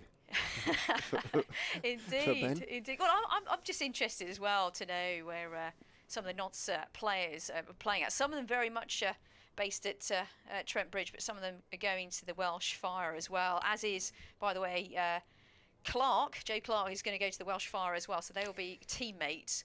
Yeah, there are no Glamorgan players. There are no Welshmen in that Welsh Fire side, as it was pointed out to me when we were down at Cardiff, with some asperity. So here comes the skipper, Callum Parkinson, with a little bit of spin, with Swindles up to the wicket. Of course, there's a slippers in place as well. And I think spin's needed here, maybe just to change things up. So here comes Callum Parkinson to Duckett, who pushes this into the onside. And there's a fielder there at short fine leg, and there is no run. Leicestershire lose all their spinners to the 100. To wit, Callum Parkinson, Colin Ackerman, not that he's bowling at the moment, and Rehan Ahmed. 100 starts in August. Here's Duckett on strike to Parkinson, who spins it up, gives it plenty of flight, goes to the square leg area. There's a fielder in the deep, and they go through for a single. One more to the total, 180 for 2. Duckett now on 74 and Clark on 26. Yeah, this cricket is coming thick and fast. We're definitely watching a red ball game here, but plenty of white ball action to come in the foreseeable weeks. We've had some as well recently, some cracking games. So Parkinson now to the right-handed Clark, who's on 26 from just 28 balls. Partnership so far 6-7. Here's the spinner, Parkinson, and this one defended by Clark. And there is no run. Seems to be moving slightly more easily. Whether the painkillers, if he's had them, have taken effect remains to be seen. Parkinson to Clark, and he drives this into the offside. Nicely done. Nicely bisected the fielders to the player in the deep, and they go through for a single. Yeah, it depends on what the injury was, but from what I heard from you, Richard, it looked very, very gruesome. It looked like as I say, burst blood blister, something like that. That the heel was soaked in blood, or the sock was soaked in blood. Right, Parkinson to the left-handed Duckett, who is on strike, and this one is pulled round the outside. There was short, and there to be pulled down to the backward square leg area, and they go through for another single. That was definitely a loosener there from Parkinson. First over of the day, of the innings for Callum Parkinson. As we mentioned, twin brother of Matt Parkinson, who made a cameo appearance in the previous test match. Here's Parkinson to Clark, who defends this one to a short cover position, and there is no run. So end of the over, 182 for 2. That means the trail, this is Leicestershire, from Leicestershire's score, Notts trail by 258. So quite a tight over there from Callum Parkinson. But it looks like we have now spin into the action, and quite rightly, Richard. Yeah, right. He's going to continue from the pavilion end. Parkinson, 40k to go to the 100 he was bought for. Ackerman, 30. And Rehan Ahmed at 17 for 50k, much to interest of many 17-year-olds, I'm sure. Great for Rehan. Certain amount of amusement from Parkinson and Ackerman. In goes Chris Wright and bowls to Duckett on off stump. Duckett just leans forward and defends the ball. Back down the pitch on the offside, rolls out towards Parkinson. I'm sure there's a fair amount of banter in the dressing room over the draft. Indeed. Some nice cars in the car park. That's for sure. So was it black BMW? They're not. Yeah. Do you know who's that? Who's that Audi, belongs sorry, to? Audi. Yeah, Yes. he was one of the umpires It was this car park down the players' car park they were referring to. In goes right and bowls outside off stump, cut away wristily. The back foot, of course, by Duckett down to third man. Mulder is down there. Single is taken. I don't know which of the umpires had parked and managed to block everybody in, but they had done so. But yes, there are some nice knots have arrived in their cars for this game, so they haven't come in a sort of coach. They're not presumably they're going home of an evening. But there's some very nice cars in the players' car park. It's got to be said. A few personalised number plates. Sport athletes like a personalised number plate. Right is in outside off stump, falls as he delivers the ball. Twitches at it, Joe Clark, outside off stump. Desperate attempt to extract a little bit from the pitch. It goes through a little bit low, to be honest. There is a touch of swing, but Wright flung himself off his feet as he delivered that one. Yeah, that was a worrying moment actually there for Chris Wright, wasn't it? But he got up straight away. But you always worry about fast bowlers in their follow through. Yeah, he just fell to the ground after his delivery stride, didn't he? Landed a bit heavily, didn't he, on his sort of left side there, sort of thigh and left leg, but he's a durable young man. In he goes and bowls straight this time to Clark, who is walking forward into his defensive push there. Out to Parkinson at mid-on it goes. Sorry, wait, go on. Sorry, so yeah, I'm just intrigued to see the two batters at the moment, Clark and Duckett. Very different styles. Clark has quite a sort of wristy feel. He keeps his hands well and truly down the handle, and Clark is probably more of I'd call a conventional style, slightly different heights as well. Clark a little bit taller, so we've got two different styles in play here as well. The contrast working well for Notts at the moment. They've added 70 so far for the third wicket in what feels like next to no time. 84 balls, in fact, they have faced between them. Right, in to Clark, who's driving a full delivery, and it goes through Azad, who falls to his left. He did get two hands to it, should have stopped it cleanly. Mike overtakes him as he chases back to redeem himself, and 2 runs have been taken, and that looked like a no-ball signal from umpire Watts as well. Just watch the scoreboard. Yeah, another no ball. Right. Must be tiring a little bit now. He's into his 12th over of the innings. 5th over of the spell. None for 12 from... None for 14 now. I think it will be. As he is in and bowls to Clark. Good delivery on off stump. Clark has to be careful. Defends it out into the offside to Ben Mike in the covers. No run. 187 for 2, which, considering they only had 5 overs before tea, during which they reached 21, means we've had 166 in the session so far, and there are still 6 overs to go. Ridiculous, frankly. Come on, righty, says Harry Swindles. Behind the stump, somewhat plaintively. In goes right and bowls outside off stump, looking for outswing. It was from the arm, and Clark lets it go through. Too wide to chase, essentially, and then he takes off his gloves and drops them down, wanders down to have a word with Ben Duckett. 187 for 2. 38 overs remain to be bowled today. It is 3 minutes to 4 when tea should be finishing. And there are still 6 overs to go until tea. Yeah, extraordinary day so far. If you're just joining us, welcome along to the coverage on day 2 here. Maybe you've had a few things to do today and you're coming back, and we're giving you ball-by-ball coverage here from the Uptonsteel County ground. Parkinson to Ben Duckett.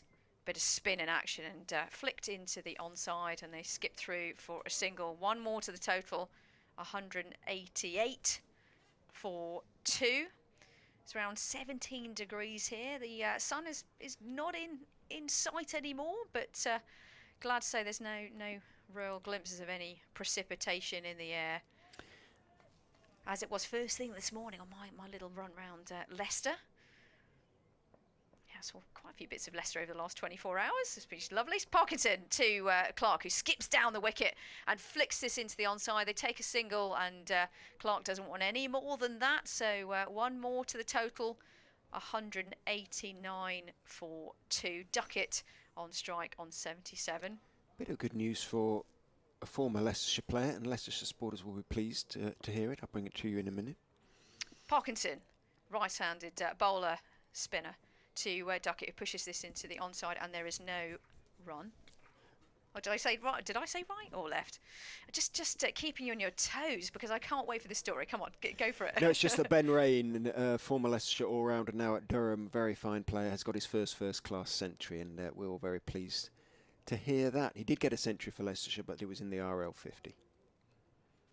Left-handed Parkinson this time to Clark, who just pushes his back to the bowler, and there is no run. Yeah, really lovely to be here in Leicester, facing a wonderful ground here. But to the back of us, and Richard gave me a little bit of a guided tour of the commentary box when I first arrived. Next ball from Parkinson to Clark is pushed into the onside.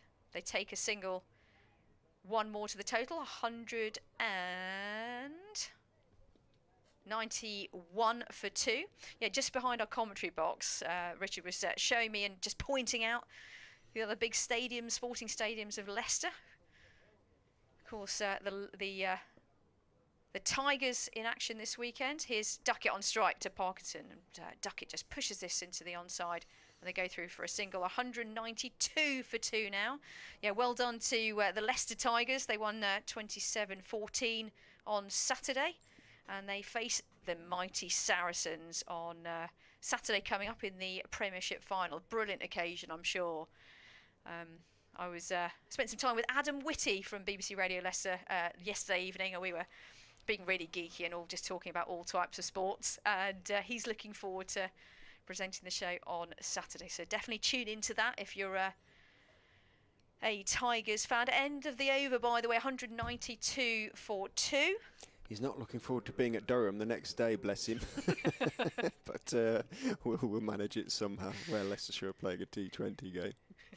But that's the penalty for top levels, for joining a station that covers top level sport. There you go, Adam Whitty. And thinking about it, Ben Rain's century for Leicestershire was in the T20, not in the RL50. It was white ball, but it wasn't. But he's got his first class anyway. Davis is coming back on to replace Wright at the pavilion, and he's going to go around the wicket to Ben Duckett bowls, and Duckett has to treat a delivery on off stump with respect, because he says it moves a little bit. He indicates with his right hand there was a touch of movement off the seam. Blocked it back down the pitch on the off side. There is no run. Duckett, of course, could well get a century in a session here.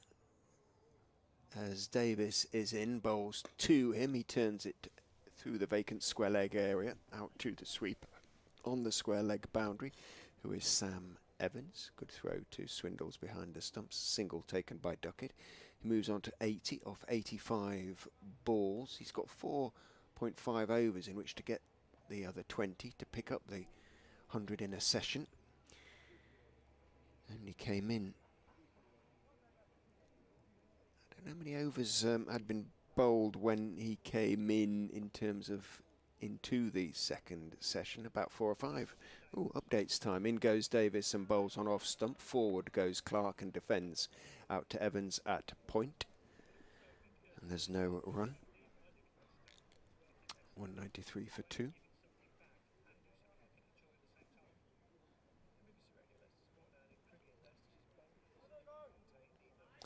Here comes the update. It's going to have to come mid-over, I'm afraid.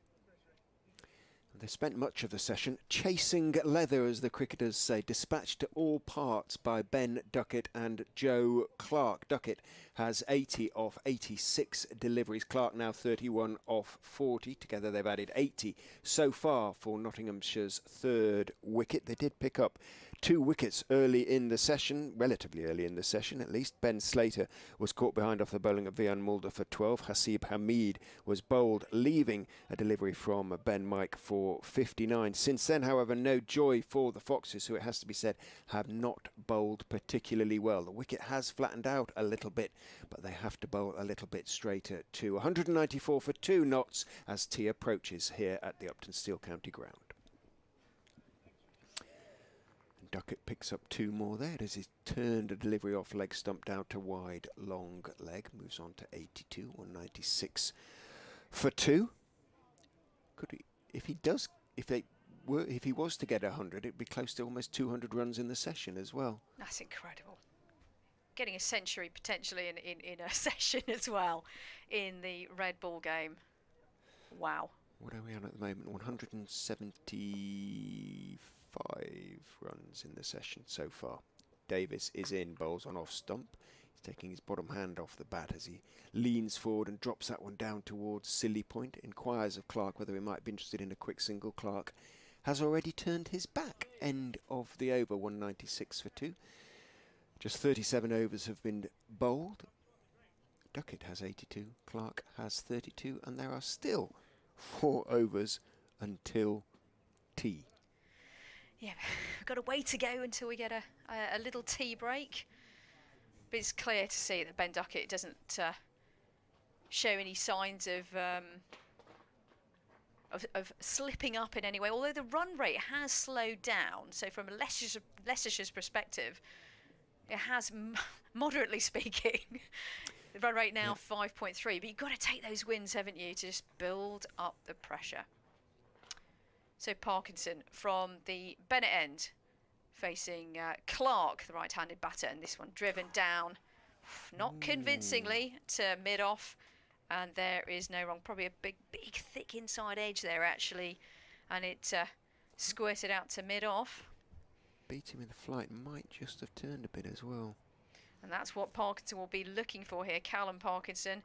What's he going to do here? A bit more flight or a bit faster? Here it is, a bit faster. That one ended up being a full toss, so to speak, to Clark as he skipped down the wicket and flicked it into the onside and over the boundary rope for yet another 4. And guess what? We've reached the 200 mark already. It feels like that's happened in an absolute flash. So Notts now 200 for 2. Clark on 36 not out, as is Ducketts, who's on 82. This partnership now 87. That happened in a flash, didn't it, Richard? It did. Dave's back with us, so he'll accompany you through to tea. Thank you, Richard. Parkinson to Clark once more. And this one a faster delivery and driven really nicely into the deep. But there's a fielder out there now, saving the boundary, and there's one more to the total. It feels as though the Notts batters are just picking and choosing where they want to place the ball and taking runs at will. And welcoming back Dave Bracegirdle, and the runs are flowing. Parkinson to Duckett, and this is lofted but falls safe. For a moment there, did you hold your breath there, Dave? Well, I did. I sat down, and the first ball I thought he'd hit it straight down the throw to the fielder in the deep, but just a single. Can Notts get to 200 in the session? They're 19 away. Crikey! And Ben Duckett, of course, as this session started, was probably having a cup of tea. Clark defends this one from Parkinson, and there is no run. Indeed, I mean, he's been fielding for the last day and a bit, watching the runs fly around, and I bet he was absolutely licking his lips and saying, just get me out there. Well, he'd have wanted, I'm sure, Ben Slater and Hasib Hamid to have continued their opening partnership a little longer, but it wasn't to be. Joe Clark on strike and defends this one from Callum Parkinson, and there is no run. Yeah, the run rate is now 5.3. The partnership 89 between Duckett and Clark. 202 for 2 are Notts, and they're replying to Leicestershire's first innings score of 440. Just going to have a little breather here whilst some spare gloves and a towel is brought out and what have you. But we'll be underway in just a second. mentioned one of my Radio Nottingham updates recently, the high number of fours, and the presenter Verity asked me, which one is it that they signal the fours? Is it that one where they do the twiddly fingers thing? So I had to describe on the radio how you signal a four, and yeah, we agreed it was the twiddly fingers thing, as Duckett cuts this one away into the offside off Will Davis. He gets 2 more, so he's on to 85, 204 for 2. It's almost a playing the piano kind of action there. Can vary it. The umpires do vary. You can. Don't they? You know, you've got to individualise your force signalling, haven't you? I like something that sort of builds up and gets a little bit quicker, and then finish with a flourish. Sign it off with a flourish as Duckett blocks this one. Is it Billy Bowden? He had a very distinctive style of signalling. Legend. Very strange. I meant all his signals, not him, not Billy. Although probably he was as well. I don't know. So yours is more like an orchestra conductor I like kind of if four. if I get roped in to go and stand there an evening game or whatever, yeah, we'll do it and then finish with a bit of a flourish. 204 for 2. Duckett has 85. Played absolutely beautifully. Pushes this up to Parkinson at mid-off. There's no run. Interesting scoreline as well from the game at Chesterley Street, where Durham eventually declared at tea on 642 for 7, and that's after maiden centuries for Durham for somebody with a Nottinghamshire connection and somebody with a Leicestershire connection. Ben Rain, late of these parts, Paul Coghlan, late of Nottinghamshire's parts, both getting their maiden century up there for Durham as Davis bowls. Duckett works it on the leg side. There's no run. They had tea. They walked out. Worcestershire replying to 642 for 7. And second ball of the innings, Chris Rushworth did what Chris Rushworth does, and Worcestershire were 0 for 1. 204 for 2 at Grace Road here with Richard showed me yesterday. Where does it say remain? There. 2.2 overs remain before the tea break. Davis bowls. Duckett pushes it up to Parkinson, who has to move sharply to his right and goes sprawling across the turf to make a stop. And he's got it rather gingerly and looked at his right heel. Not sure if that's the damaged one or not, but it's hard to look at a heel when, of course, it's got his cricket shoe on there. But he sort of got up in pieces and almost looked down as if he was expecting to see a little bit of damage. Duckett relinquishes the strike. He's got 86. Clark has 37. Davis bowls to Joe Clark, who lets this one go through to the wicket keeper. 205 for 2. Got 2 overs left in the session, and we've had 184 runs in it. Yeah, that was a pretty close leave, but from a Notts perspective, a very, very good leave.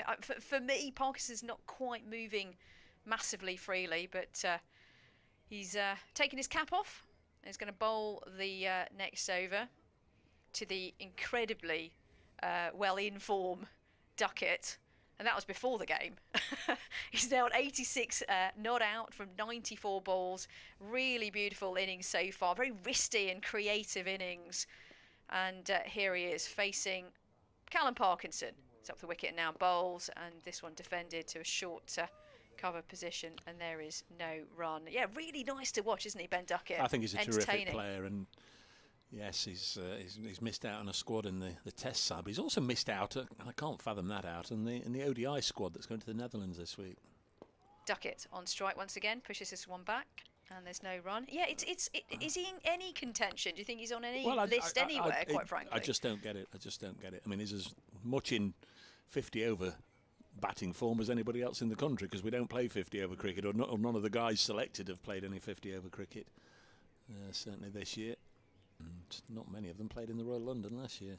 Callum Parkinson to Duckett, and he just dabs this down to the vacant third man area. The man from deep point comes round and does the fielding, and they add 2 to the total. Not the best of throws in from the fielder, but 2 to the total, 207 for 2. Beautiful. That's just purely sums up the confidence that Ben Duckett has right now. Waited for it and at the very last minute cut it down to the third man area. Parkinson to Duckett on strike, who just flicks us around the corner to the onside, and there is no run. He's on 88 and he's got 8 balls left in the session. Notts have scored 186 runs in the session for the loss of Slater and Mead. Duckett on strike, and this one square cut in, lofted actually, quite very well lofted. Ooh. But safe nonetheless. It was almost he was down on his front knee and pushed it to the square leg area, and there is 4 more to the total. Lovely strike there, and Duckett now in the nervous 90s on 92 not out. I don't think that'll bother him in the slightest, and I half wonder if he was looking to go bang bang, two big sixes. He took the aerial route there, but just didn't quite have the legs to reach the rope. But he's on to 92. So Parkinson, what's he going to bowl now? A bit of flight, a bit more flight or variation to Ben Duckett, and a bit more flight on that one. And indeed, pushed to the onside for another single. Duckett now on 93 off 100 balls. The total for Notts is 212 for 2. I had a better slice of cake that he was going to push and run a single there to nick the strike, yeah, to keep the strike for the last over. He's on 93, 1 ball left, and this will be very interesting, particularly if Will Davies starts with a loosener and he gets it away to the ropes first ball. He doesn't seem the type of guy from here to be someone that lacks confidence. No, I think that's very fair. But he can afford to be someone who has confidence in his ability, because he's a high quality player. Yeah. Been in form all season. As we've seen in this session, right up for it today. Davies bowls down the leg side and they're claiming a tickle. Ben Duckett doesn't go anywhere. The umpire hasn't given him. And although Leicestershire celebrate, it was quickly muted. Might just to brush something down the leg side. But that is the danger. The ball down the leg side. If you have just a little bit of a casual flick at it, just trying to help it on its way for 4, and can just catch the bat, and all your good work is undone. Yeah, or even a brush of the glove. But he survives. He does indeed. He's on 93, 5 balls left. We'll work this one away, and there's the potential for a couple of runs. No, they're just going to settle for 1. Yeah, in it comes. I just wondered if they might That's just... very musical. I just wondered if they might just take the arm of Sam Evans on. He definitely turned looking for 2 and then stopped, and then he had a bit of a look out there, and I think he's sort of weighing up in his mind, well, it's Sam Evans, and he's got it. Now, can he get the ball into the keeper's gloves before I can do the last 17, 18 yards? And then he put the brakes on and went back. And the 100 partnership is now up. It is, yeah. Greeted by absolute silence as Clark works this away. And once more, we'll have the question, will it go through for a second? No, they won't. Clark on to 38, 214 for 2, 193 runs in what's been a very eventful session. 3 balls left. Did say at lunch to Richard that Leicestershire could lay claim to having won all 4 sessions in the match so far, but I think you've got to give this one to Nottinghamshire. And if it was a fight, it would be a 10-8er, as this is pushed in the offside and there's no run. It's when they have a knockdown, doesn't it? The normal boxing fights, the scoring, it's 10-9, and if there's a knockdown, it'd be a 10-8 round. 214 for 2. Where are we? 2 balls left before the tea break. So Notts resume this afternoon at 21 without loss. Ben Slater first out, cut Swindles, bowled Mulder for 12. That was 47 for 1. The last ball of the 10th over as Davies bowls. Duckett can't get this away. It's a good delivery, actually, short of a length. Just got big on Ben Duckett, got behind it and just defended it. And then a Mead, a little bit of a waste of a wicket because he was playing so beautifully. Really stylish batsman, a Mead, and was in peak form. And then he decided to leave one alone from Ben Mike that I It just held its line, or maybe even just came out just a whisker, and it clipped off the bail, and Hamid out for 59. That was 113 for 2. Last ball of the session, cut away for 4, and Ben Duckett will go to tea. 98 not out, 218 for 2. So we've had 197 runs in the session between lunch and tea, and a touch of the gloves between Duckett and Clark. Joe Clark has just gone along smoothly. He's on 38, and there might just be a little bit more leather chasing for Leicestershire after tea, unless they can get rid of this pair very quickly. But Ben Duckett, 98 not out. Just simply a sparkling innings from a young man who's very much in form. What have you made of it? Yeah, beautiful innings so far from Ben Duckett, and plenty more to come after the tea break. And the two batters sort of put their arms around each other just to say, yep, good job so far. Over 100 is the partnership, and indeed Joe Clark sort of claps off Ben Duckett, claps with his bat, and the Leicestershire fielders trudge off. But it's been hard going out there, but they could probably have some room for improvement in terms of their line of attack. But I'm sure there'll be plenty more runs after tea. And Dave, I can't wait to see how this that final session of the day will go. Players are heading off for a cup of tea. We're going to do the same, and we hope you'll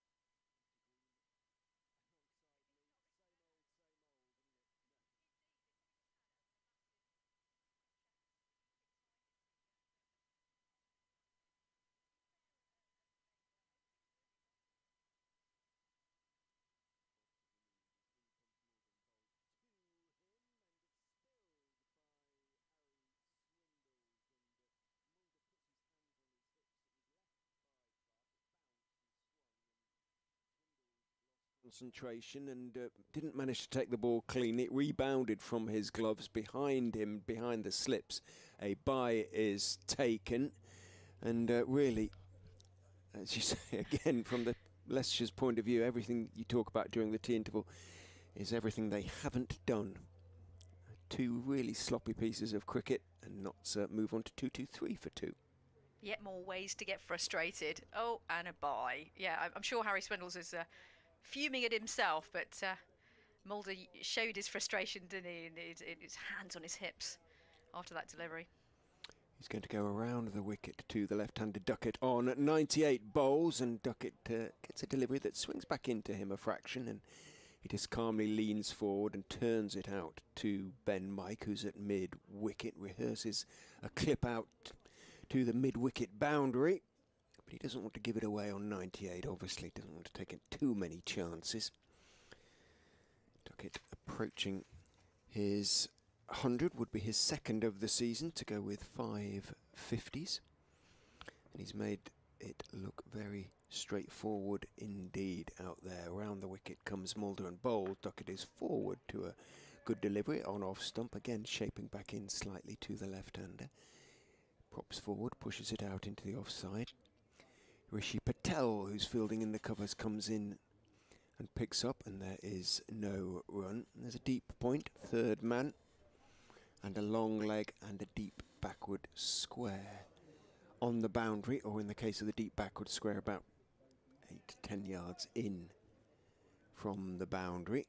Duckett would like, I believe, the gentleman in purple to move. Oh, it's John Mallet, the Leicestershire club photographer, who has to move. In goes Mulder, bowls down the leg side. Did he get anything on it? No, it's more buys. It's swung on down the leg side. Really, Swindles, well, he'd be disappointed, but he couldn't really be blamed for that one. He dived over to his right, but it kept on swinging down the leg side and runs down to the fine leg boundary for 4. So, what's that, 9 runs off the over already. 5 of those buys, 4 runs off the bat. I mean, the only glimmer of hope there is that it was swinging. Unfortunately, it swung after it passed the stumps. Mulder is in and bowls. It swings back in. It looked a bit high to me. He appeals and then puts his hands on his knees in desperation as umpire Warren just moves away and quietly taps his right knee. The appeal is turned down. Just did a little too much in terms of the bounce. For me, may also have hit him outside the line. We'll have a look at the replay, but 10 off the first over after the interval. Yeah, it was high. Hit him on the back pad, but high. It did plenty. There's still a little bit of there bounce and carry and swing for Mulder. The ball is only, well, I say only, it's 42 overs old, so over halfway through its life, in as much as these Duke balls last 80 overs, which is fairly rarely the case. 2-2-8 for 2. He's bowling quite wide of the crease, actually. So for an LB to be given, he's going to have to straighten up a fair amount. But what a bonkers kind of first over there after tea. Pure frustration towards Leicestershire. And Duckett, the man in the nervous 90s. Although, as I said earlier, I don't think he's a chap that comes across as rather nervous, but he's on 98 not out and facing Ben Mike, who's bowling from the pavilion end. Here he is. He comes up and bowls, and it's a Yorker. And Duckett did everything he can to put his bat down very nicely, easily done there, and no run and no total, no added run to the total there. But I'm sure he'll be wanting to get through to a century. Probably feel like another day at the office. Another 50, another century. But, you know, this is the thing with this beautiful game, that when you see the ball like a beach ball, the runs come rather easily. Here's Ben Mike to Ben Duckett, who pushes this into the onside, and there's going to take one, and a one only, a very secure one, not even a glimmer of a hope of a second there to Ben Duckett's total. 99 not out is Ben Duckett now, 229 for 2. Chris Wright's having a chat with Ben Mike, trying to give him some encouragement. He's definitely a shiner, Chris Wright, but on his top rather than on his trousers, Ben Mike is definitely a shiner on the back of his right leg. You know who the shiners are in the team, where from a laundry perspective especially. Here's Ben Mike to Joe Clark, and this one is way down the leg side, and sort of a short delivery and taken by Swindles, and there is no run. Such an important role. I know it's intricacies of the game, but you've got to have those players on the side that play those roles. We always used to pick 2 at a minimum, and used to make a right wreck of your whites. But important job nonetheless. Ben Mike into his 7th over of the day, 4th ball of the over, coming up to Clark. And this one sort of lifted a little bit, but defended nonetheless. Back to Mike, and there is no run. It seems to me actually Ben Mike is just getting a little bit of pace in here. Actually, he was generating quite a decent pace before tee. Yeah, 81 miles an hour. He's the quickest bowler in the pretty much when he really bends his back on the Leicestershire side. Had a decent day so far with very much with the bat in that last wicket partnership. Here he comes once again with the red soles of his shoes, right arm over, and this one to Clark is left through to the keeper, and there is no run. Yeah, very rich sporting part of the world, Leicester. Got the Leicester Tigers behind us, as well as certainly Leicester City as well. Indeed, yeah. And of course the Foxes right here. Yeah, and the Leicester Riders basketball team, champions of the UK. Fabulous, fabulous part of the world. Enjoyed my few days here. Here's Ben Mike to Joe Clark, and this one is pushed onto the back foot into the offside. They look for a quick single, they look for a second, and they easily take 2 as it goes just backward up to point. 2 more to the total on the last ball of the over. Quite tight over actually, only 3 from the over from Ben Mike. And the total now 231 for 2. I'll say it again, in terms of the run rate, it is slowing, or it's not over 6, put it that way, Richard. No, but only this one. But it's still over 5. Second over post tee and 10 from the first, so it was a slightly better over, but as I say, an awful lot of damage already done. Ben Duckett on 99 from 111 deliveries. Looks around him. Leicestershire bring in the field, sort of more of a gesture than anything. Mulder around the wicket to him. Bowls outside off stump, cut away for 4. Easy as you like, and Duckett punches the air, wanders down. High five with Joe Clark and a little hug. Ben Duckett has his 2nd century of the season, takes off his helmet, raises his bat to the Nottinghamshire balcony and to the ground as a whole. Well played, Ben Duckett. His 103 has come off 112 balls and includes, remarkably, 17 fours. Fantastic innings from Ben Duckett. He's just picked up where he's left off previously, isn't he? And what a beautiful stroke there. That ball was not traditionally there to cut. I don't know. Mulder's in outside off stump again, a little bit closer to him, but Duckett just waits for it and guides it nicely down to Lewis Hill at wide. Third man takes one. It was short and wide. It wasn't a gimme though, was it? Yeah, it Oh, was. you think? It Okay, really fine. was. Short and wide outside off today. stump. Nobody down there at point. Thank you very much for. Not a tall man. It was. Yeah. Thank you. Just what he would have ordered, I suspect, and he took full advantage. 104 to him. Clark on 44 as Mulder back over the wicket is in and bowls outside off stump. He's looking to drive. It's a little bit straighter than he thought. Thick inside edge as he got forward, and it ran out to Rishi Patel, who's at mid wicket rather than past Ben Mike, who's in the covers. 236 for 2. And not so only, I say only, they only trail by 204 now. Yeah, it's they're not going to be far off level pegging come the end of the day at this rate. Mulder is in straight again. Fuller, and Clark has to cover up a little bit as he looks to get forward again. Closes the bat face on the ball and turns it out into the onside. It's picked up by the afflicted Parkinson. Afflicted because he came off during the afternoon session carrying his right boot and showing his right heel, which was soaked in blood, from which we can only assume that he burst a blister, a blood blister or something like that. Awful mess. In goes Mulder and bowls outside off stump, runs right across the pitch there.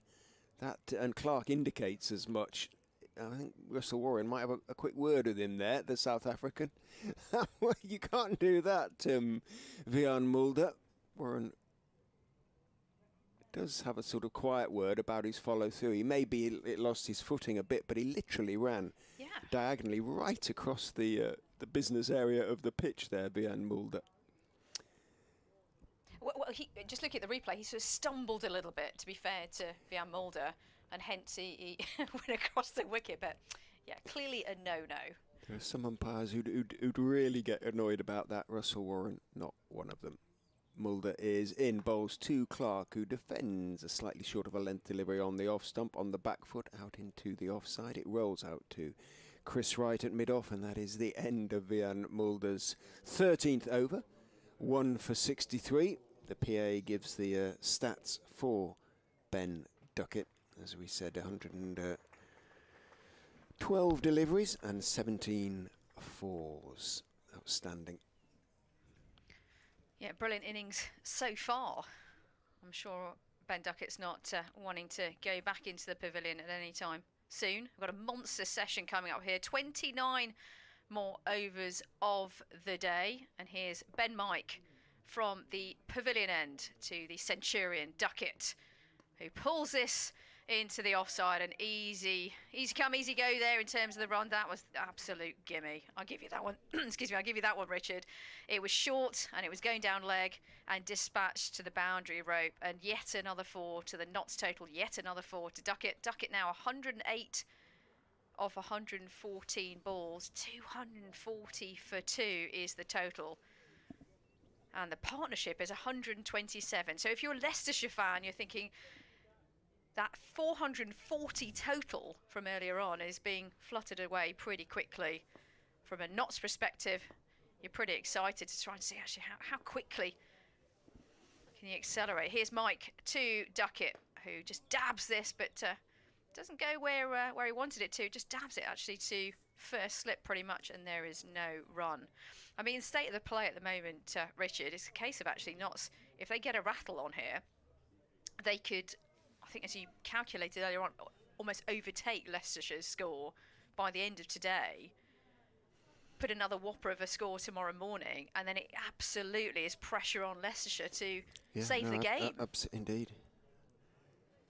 Incredible how the game can not just turn around, but well, go flat on its face. But it's plenty more time to go. We're talking about doomsday scenario here. It's not that bad yet. Here's Mike to Duckett, who defends this one, and there is no run. But really important, isn't it, to get energy in the field, get positivity going.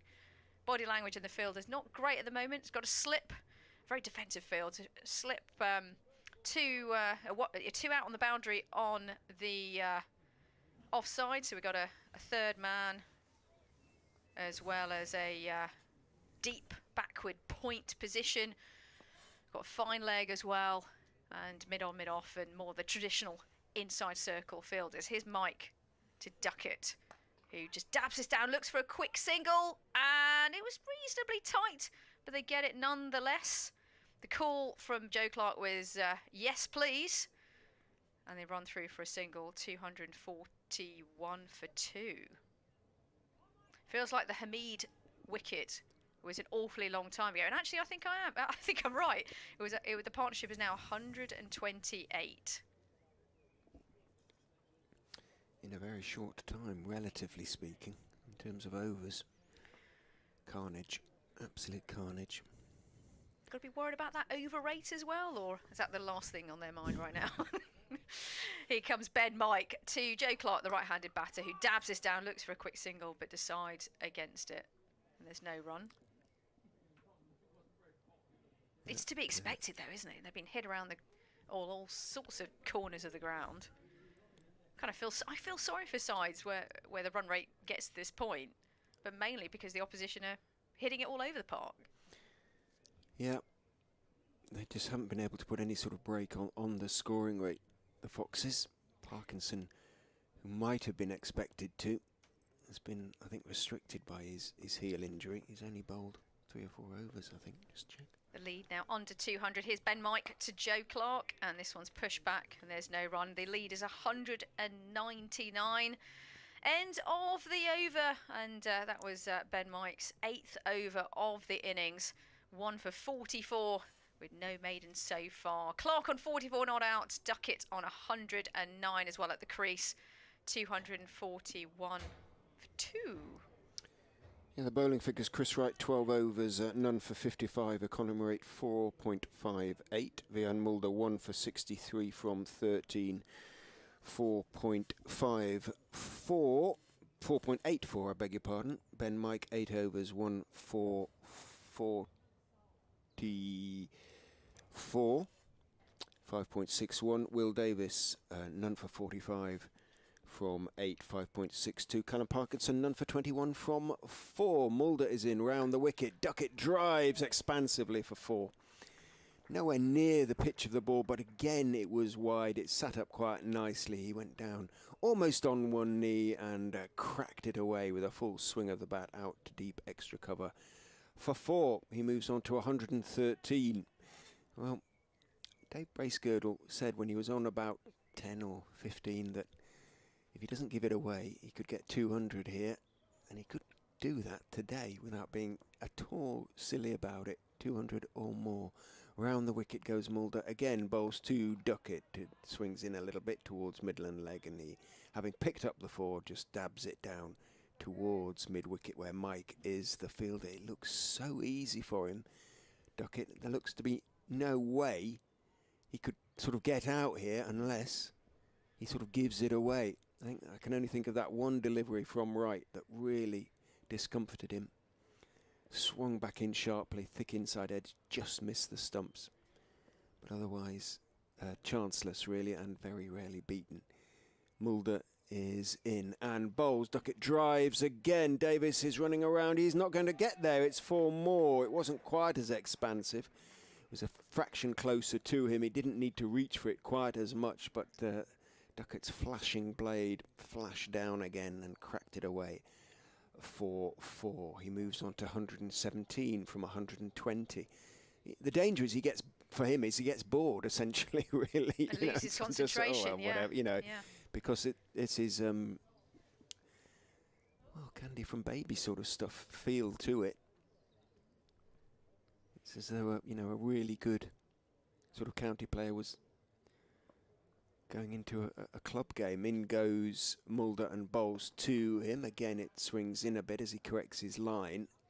And he turns his bat face on the ball as he blocks it out into the onside, picked up by Mike.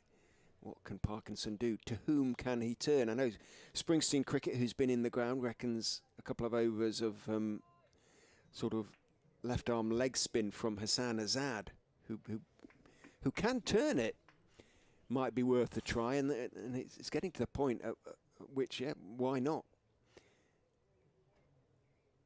Mulder is in, bowls, and just overreaching himself slightly there is Duckett. Is not taken cleanly, having clipped the ball in the air down towards deep backward square.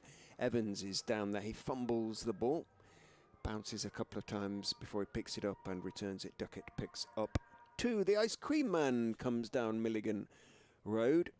Mr. Softy with 2 E's. That sounds like I think it's idea. that. Well, I don't know. It's the stuff that that comes out of like a beer tap rather than sort of scoop, which I'm never entirely convinced by. In goes Mulder and bowls outside off stump, slightly short. Waits for it. Duckett dabs it down to deep backward point. Davis comes into field. 1 is taken. The 250 came up in that over. the crowd sort of apathetic, really. There was no response whatsoever. The Notts fans probably, and there are a fair few in the ground, gave it a gentle cheer.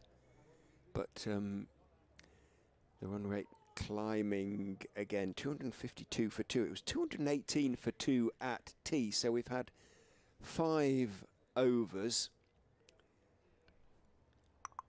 32 runs. No, 34 runs. Help me. If it was 220, it'd be 30, 220, wouldn't it? yeah, So it'd be 30. so it's 32 32, yes, indeed. from 5. Indeed.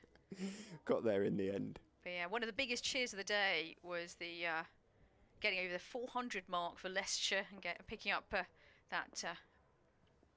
What ice cream I would order from the ice cream van. With I bet this is not your cup of tea, but with the strawberry sauce and the chocolate sauce. Back to the cricket, you've missed nothing. Ben Mike to Duckett, who swishes outside the off stump and completely misses. That one was pretty close to him and not there to be cut, and also lifted a little bit and actually going back to and it goes straight to the keeper, no run. But that is a fine example, isn't it, Richard? It's the board shot, isn't it, really? I'll try and crack that one away as well, just simply because I can, or I think I can.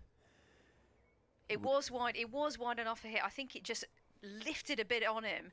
And the pace of Ben Mike as well, over 80 miles an hour, was just a bit too much. On to the next delivery. Ben Duckett facing Ben Mike. This one a far fuller delivery. And it gets pushed out to the point region, and there is no run. I'm trying to think where the best ice creams are to be had on the circuit. Worcester, very good. Although it's changed hands, the franchise there, so haven't tried the new one, so reserve judgment there. Northampton has a very good ice cream vendor. I'll come back to that in a moment. Ben Mike to left-handed Duckett, and this is going down leg side there to be hit, and indeed Duckett does just that. But there's a fine leg fielder out there. And one more to the total, 253 for 2. I was at Northants a couple of weeks ago for to do a stint of commentary there, and the controversy is that the van didn't turn up for 2 days. Disappointing. Update time for BBC Radio Leicester. Oh, I say, all sorts going on our earphones. Here comes the update. Yeah, it hasn't come as yet, I'm afraid. In fact, they've passed 250 now, Nottinghamshire, and Ben Duckett has his 100. He's played quite beautifully, looking every inch the international player that he is. It came off 112 balls and included, remarkably, 17 fours. Joe Clark is with him on 45 off 61 balls. Together they've added 141 so far for the third wicket. Seems a long time ago when Haseem Hameed was dismissed by Ben Mike for 59. There are still 26 overs or so to be bowled today, so if they keep scoring at the current rate of 5.5 runs and over, they're going to be close to the Leicestershire first innings of 440 knots as Duckett picks up another one there, and the score moves on to 255, 256 now for 2.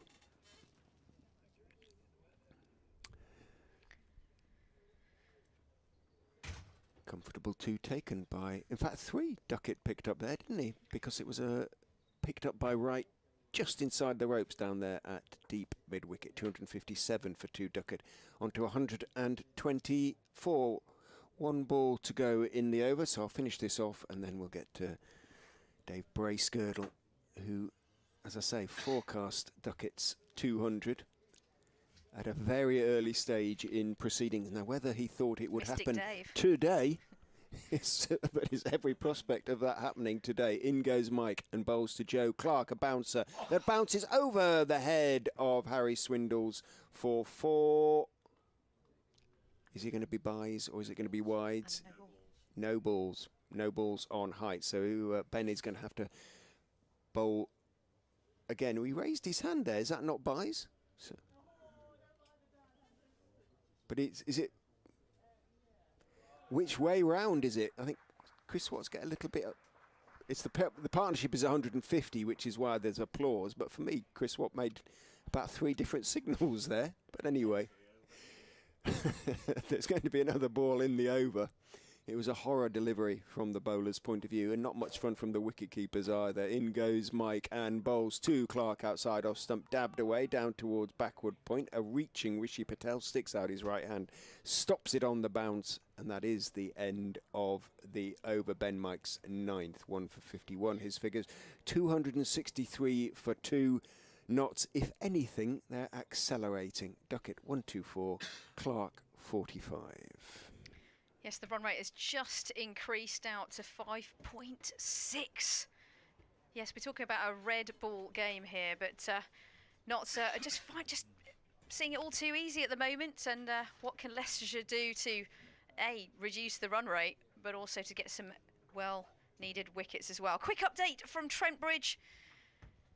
New Zealand in their second innings, 159. Wait for it, for 4. That means a lead of 173.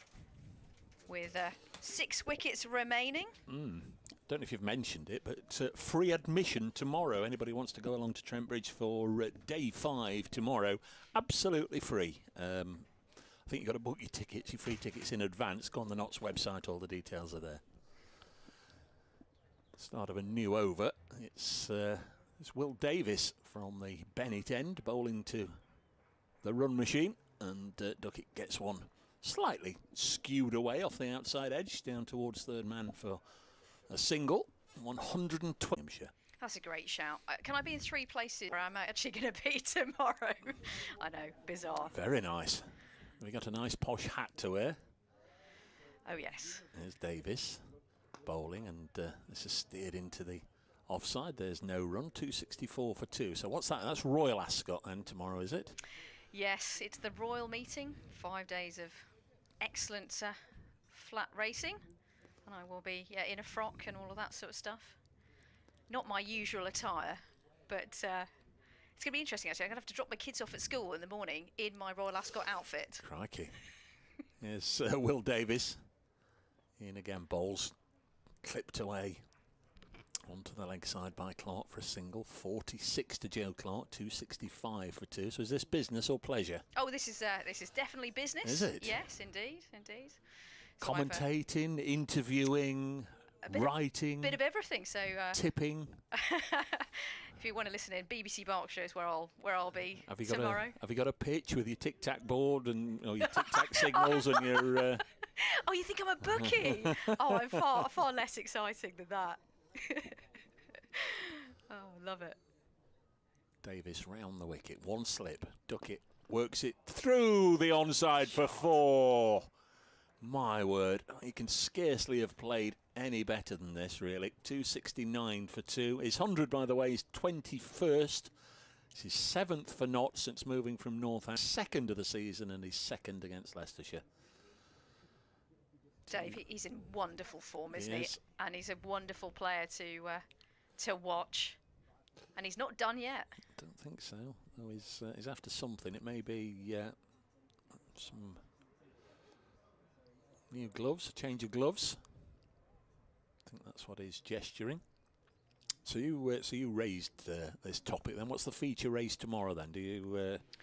Was 3 Group 1s to kick off the first day. Is that good? Yeah. It's Davis round the wicket. Bowls cut away again by Duckett. This should be cut off down here by Lewis Hill. Good fielding by Lewis Hill, who, of course, had his moment in the sun yesterday when he scored a century. Splendid knock it was as well, but now doing a bit of ball chasing. 270 for 2. Yes, I've been to the horse racing a few times. Yeah, you like enjoy it as a day out, but with regards to that horse and that horse and that horse, they're all just predominantly brown with a leg in each corner. And I'll be doing a bit of celeb watching as well tomorrow. Go with the one with the fancy name, as Clark pushes this back to Davis, and that's the end of the over. 270 for 2. Partnership worth 157 now. Who's going to be there then? Well, you don't tend to know until the day. I mean, in terms of royalty, that's another question as well. Normally the Queen turns up for all 5 days. Probably know how much she loves her racing, and she's got a number of runners as well over the meet. But we'll even see if she's in the Royal Parade. That will be amazing, and the buzz around is marvellous. But believe me, I'll be keeping a very close eye on this match. It's finely poised. I mean, it looks as though Notts are in a hurry here. You know, 270 for 2 of 48 overs. That's a very, very decent rate, to say the least. And Ben Duckett, you know, the way that he uses his wrist to get round the ball, he's so strong that in pretty much all corners of the ground, isn't he? But great to watch. I don't know if you heard me earlier. He apparently he's a very fine hockey player as a youngster. So very I can wristy. see that. Yeah, I can see that. It's amazing seeing these professional sportsmen, actually, how they can be so good at so many sports. It's brilliant, but also quite irritating for for all of us. A lot of golfers in the county cricket clique. Indeed, here comes Ben Mike from the pavilion end to Centurion Duckett, who defends this one, and there is no run. Ben Mike definitely with the pace from a Leicestershire perspective, and they'll be desperately looking for wickets here. But they have been a bit sloppy in the field, especially that first over after tea. That's not what the doctor ordered in terms of buys and misfields, etc. Got to keep the pressure on, but easy to say for me from the commentary box. Been a little bit samey, hasn't it? The 4 right arm seamers. Indeed. Here's Ben Mike to Duckett. Again, he defends, he stabs it down, thinks for almost a millisecond about taking a run, and there's no. I'm 130 off 132 balls now, Ben Duckett. You know, gosh, we've been talking about how magnificent he is. He's 27 years old, so, you know, tell us, Dave, you know, he last played a test match for England in 2016. He's in one of the best forms of his life right now. Surely there should be some thoughts, maybe not for the test regime, but maybe for the white ball. Here we go, Ben Mike to Ben Duckett, and pushes this to mid-wicket, and there's no run. Well, you're preaching to the choir, whatever the phrase is here. I let it be known that I thought he should have been selected for the first test squad, and when he wasn't, oh well. But I I simply can't believe they've then selected a one-day squad to go to the Netherlands next week, and he's not part of that. But there we are. All he can do now is just keep churning out the runs, and maybe somebody will have a look at this and might just prompt them to keep a closer eye on him, or maybe it might just be cast aside. Oh well, Division 2 cricket against Leicestershire. I'm sure you'll keep him. Here's Ben Mike to Duckett, the Centurion. Oh, this one jags back and goes into the midriff of Ben Duckett. You know, he's a Centurion. He's been out there a very long time, but that one jagged back and surprised him. Yep. So something in there for Ben Mike. And Ben Mike, as he's walking back, just sort of shrugs his shoulders a little bit and says, you know, there's something here. And Chris Wright's just giving him a bit of a pep talk as well. Yeah, a little bit of a win there for Ben Mike. 270 for 2. Said at the start of this innings, of course, Notts need 291 to avoid the follow-on. And when I said it, I thought, well, that's quite a way away if they run into a little bit of early difficulty, lose 2 or 3 early wickets. But crikey, it only seems like a couple of hours ago. It's not much more than that. Duckett just takes his time before he receives the next delivery from Mike. Here he is, he bowls in and dabs it down again. And there is no run. Yeah, it looks as though that last delivery that jagged back into his sort of tummy area just disturbed his concentration for a moment, and he did exactly the right thing. Just took himself towards square leg for a little bit, composed himself, and of course, you know, the batter's got to be ready before they face the delivery. It's not on the bowler's speed, it's on the batter's speed, and yeah, back in motion once again.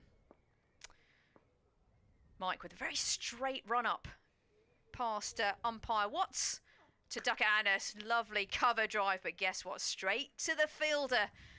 Slightly lofted, but nothing too dangerous. But no run taken there, and a pretty tight over. In fact, it was a maiden over, and I say that with a sort of a high-pitched voice there, Dave, because we've had so few today.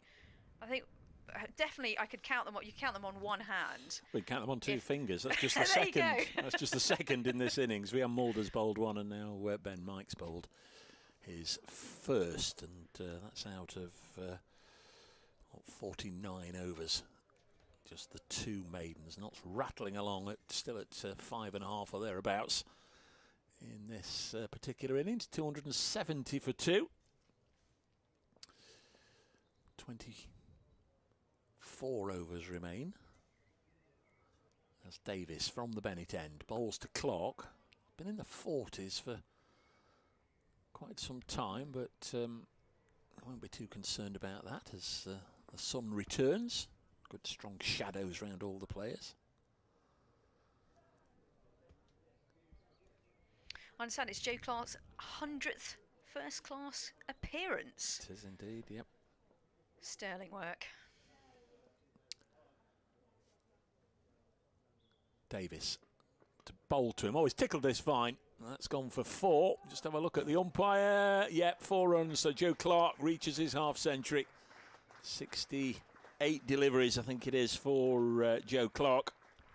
And that's his 9th boundary as well. So a good percentage of his runs have come by shots to the fence. 274 for 2. Great knock from Joe Clark. Can't think of any major moments of worry. And he'll want to get a 3 figures as well, I'm sure. I whispered that, but I'm sure that's the worst kept secret. There's Davis. Bowls wide of the off peg. Goes through to the keeper. It's true what you say, though, Dave, in terms of professional sportsmen and women being brilliant at other sports.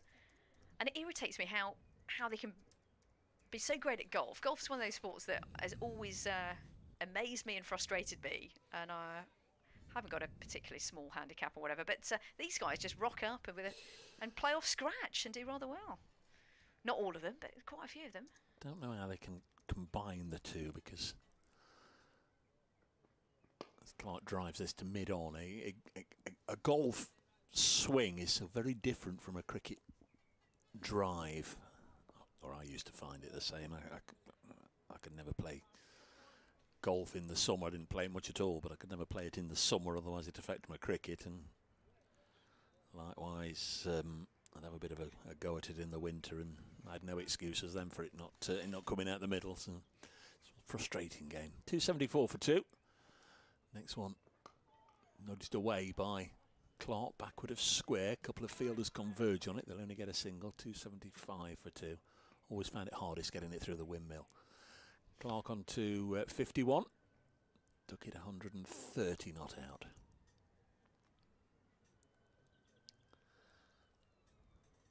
Indeed.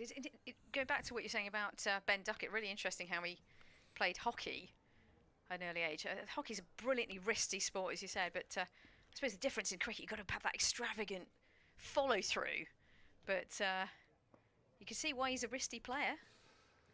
There's Davis, around the wicket to the left-hander, who drives it away through the offside. Now, he might have to do some running here, him and Clark. This one might just be dragged back inside the rope, and it will indeed, but they will get 3 nonetheless. And Duckett on to 133, 278 for 2. Nice extra cover drive there. A couple of fielders, Rishi Patel and is that the skipper as well, out there chasing after it. 278 for 2 at the end of that over. Also of concern to Leicestershire, not a massive amount of concern right now. We're still on day 2 of 4, but their over 8 is -4, so they are going to have to sort that out at some stage in the contest. They won't want it to get any worse than that, and I guess with Chris Wright coming back on, it's that's not going to speed things up any. No, indeed. It seems a bit harsh, though, isn't it, when you've been hit to all corners of the ground, but the over 8 is the over 8. Same for everybody, and Chris Wright is back. He's already bowled 12 overs so far, and guys put some overs in today, and he continues to be part of the attacking lineup for Leicestershire, and the sun is out. This is probably the brightest time of the day today. We were blessed with lots of sunshine yesterday, but I can see far more blue skies now. Certainly overcast, not exactly completely a blue skies up there, but certainly brighter. Score for Notts is 278 for 2, and here comes right from the pavilion end to Duckett, who pushes this beautifully into the mid-wicket region. There's a fielder in the deep, and they take 2 runs incredibly easily. Really nicely played, really weighted nicely, didn't he? Yeah, just nurdled it into the gap, and straight away they both set off. They knew it was 2. Yeah, there's a case for getting half a dozen academy lads, isn't there, around there, and act as ball boy. I'll save all the actual players on the outfield fetching all the ball. It might just speed up the over rate a little bit. Yeah, good point, especially gets under the covers. That's a nightmare, isn't it? 280 for 2. Here's right to Duckett, who pushes this round the corner once again, but they're only going to take a single because it goes straight to the deep backward square leg position. 1 more to the total, 281 for 2. I think you were talking about that yesterday, weren't you, chaps? You know, when he goes under the covers, and you've got professional sportsmen on their hands and knees trying to get this ball. Of course, it's that law that the ball ends up in the most awkward place. Yeah, absolutely. But the ground staff definitely haven't been needed over the last couple of days in terms of the covers. Fingers crossed that continues. No, they've had a relatively quiet game, apart from the fact they'll probably get here at 5:30, 6 o'clock in the morning to start preparing, and probably go home at 10 o'clock at night. False start from Chris Wright. Joe Clark backed away. Don't know why that might be. Chris Watts is having a bit of a blather to Ben Duckett, but I don't know why particular delivery didn't happen. Really interesting moment. The batter and the bowler were ready to rumble, but Ben Duckett at the non-strike again was having a good old chat with umpire Watts. Well, here we go. Chris Wright to Clark, and they squared him up, and a big outside edge, all down the ground, all down on the ground, perfectly safe.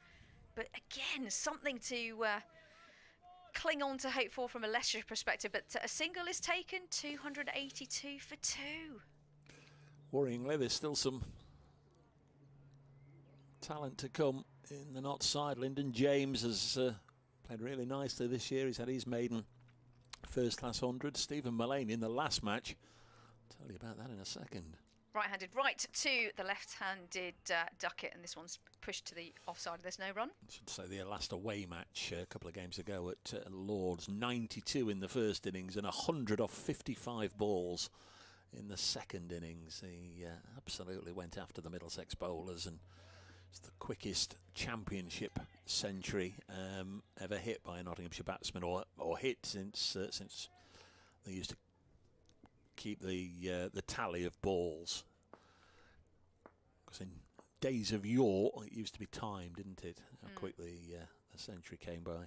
Chris Wright to Duckett, and who cuts this into the offside. There's a fielder out in the deep. Nice looking shot that, as it has been a whole day from Duckett pretty much, but it's pretty much straight to the fielder, so just 1 run taken to the total, and it's now 283 for 2. Clark on 52, Ben Duckett, the Centurion, the third Centurion of the match, on 137 not out. The partnership now 170. It feels like an awfully long time ago. Last wicket of Hamid for 59. He'll feel like he missed out on a big ton today. Chris Wright to the right-handed Clark, who flicks this beautifully into the onside, but to the fielder in the deep. And 1 more to the total. That was Vian Mulder with the fielding. And the end of the over, end of the Chris Wright over. Ben Duckett on 137, not out, as is Clark. 284 for 2. The partnership 171. 23 extras so far in the innings, and if you're hoping that today will not end very quickly, well, you're in luck, because there's still 22 overs remaining today.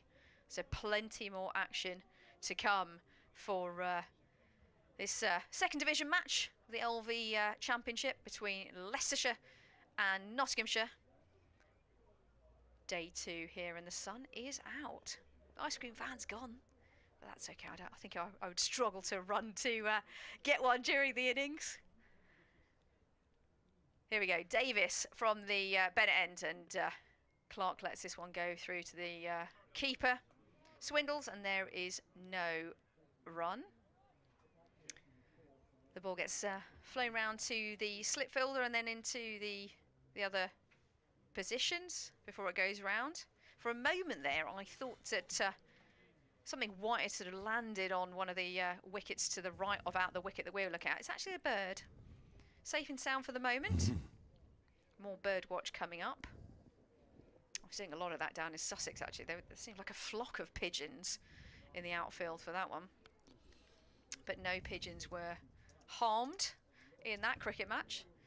You've missed nothing. Here's Clark on strike to Davis. And a nice delivery there, just sort of straightened up a little bit, that one. But Clark was firmly behind it. Forward defensive stroke. And there is no run. Indeed, Duckett comes down the wicket, maybe just have a quick glance at Clark, probably just to say, look, just keep it going, keep your concentration going.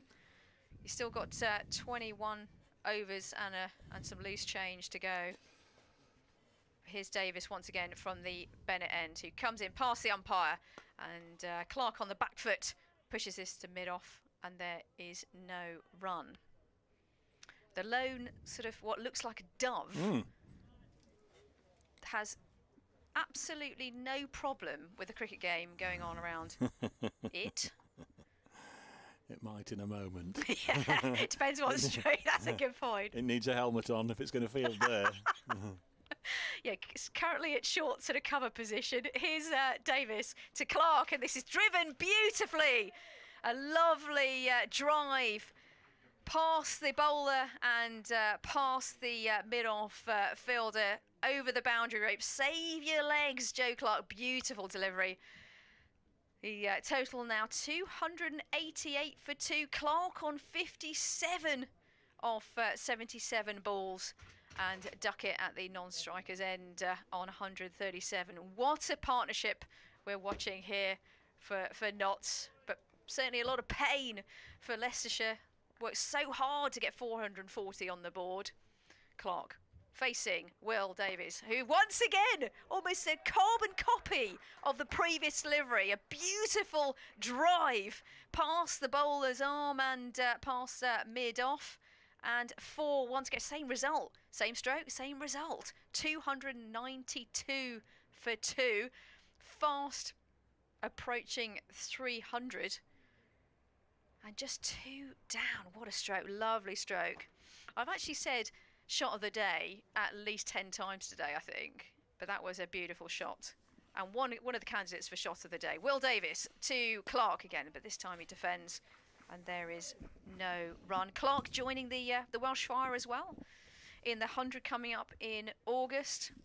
But a really good over there for Clark as well as for Notts. The total at the end of that over is 292 for 2. And I can welcome back Richard Ray into the commentary box. The Dove's had enough. It's headed off over the Turner Indoor Centre. Clark and Duckett haven't had enough. One feels that they could gorge themselves until the end of the day and deep into tomorrow. So well are they playing. 179, the partnership, in what feels like next to no time. 52 overs have been bowled in the innings. The run rate 5.6.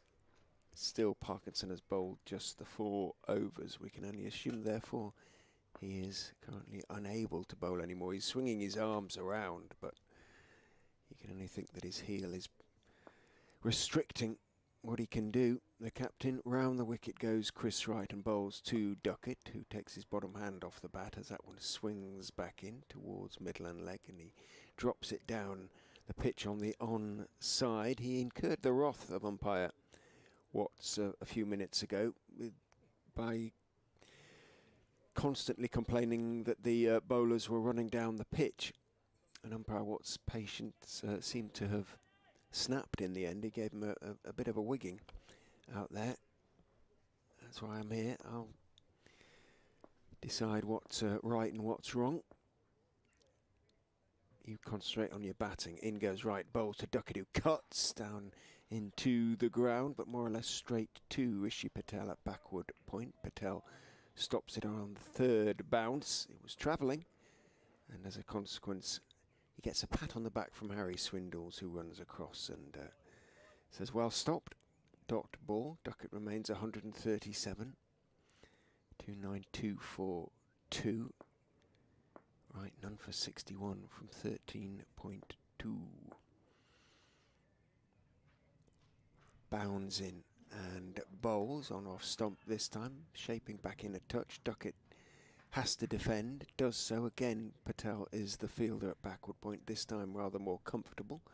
It wasn't an attacking shot from Duckett on the back foot, just steering the ball down towards backward point. Bjorn Hendricks emerges, the acting 12th man, with a helmet, from which we can assume that Parkinson will be bowling very shortly. There's quite a lot of chat on Twitter before the game in terms of Bjorn Hendricks and that omission. But no surprise to you, I take it, Richard? Right is in and bowls and takes the glove, bounces a little bit, bounces well short of Swindles. He was looking to cut it, swung back in and bounced a bit, hit the glove, and it could easily have looped to the wicketkeeper. It didn't. It bounced well short of Swindles, and indeed Swindles not able to stop it cleanly, and one taken. Hendricks, as in his non-selection. Yeah, and his form's not been great. Let's put it politely. It's been desperate, really. I went through his figures. He's averaging 140 plus per wicket. He's only picked up 4 or 5 of them. So really can't justify picking him. In goes right over the wicket to Clark, foolish. Driven, but without any really aggressive intent. Steered, if you like, by Clark into the offside. Evans sprawled across to his right to make the stop.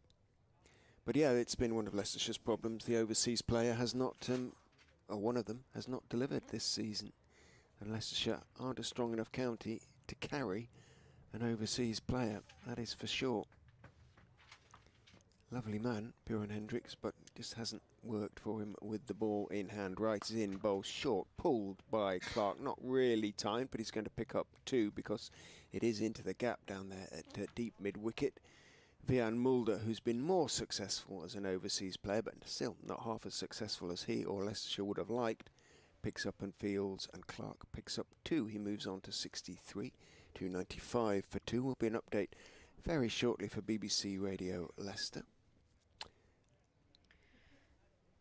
It's certainly been not afternoon and an evening so far. What an understatement. 138 not out. It's Duckett who's going to face the next delivery from Parkinson. So Callum Parkinson is back on. And boy, oh boy, I think Leicestershire probably need to vary it up. And here's the skipper. There's a bit of a question mark about his heel or his foot area. But he's got the ball now. They're varying it up with a bit of spin.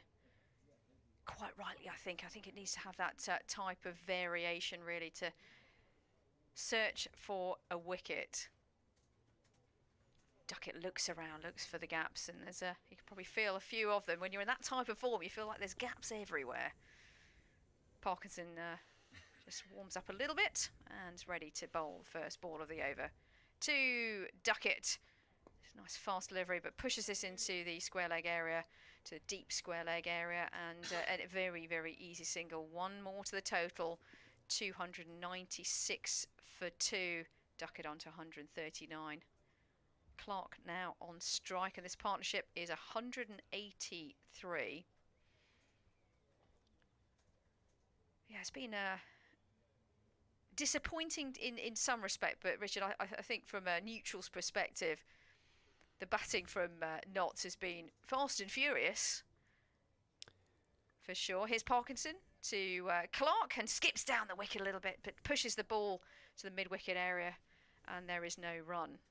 But I can't remember any howling, glaring chances. It hasn't been that type of match, has it, to a certain degree? No. Callum Parkinson to Clark and gets rocks onto the back foot, pushes it to the onside, and there's no run. In fact, there is one run. Update for BBC Radio Leicester.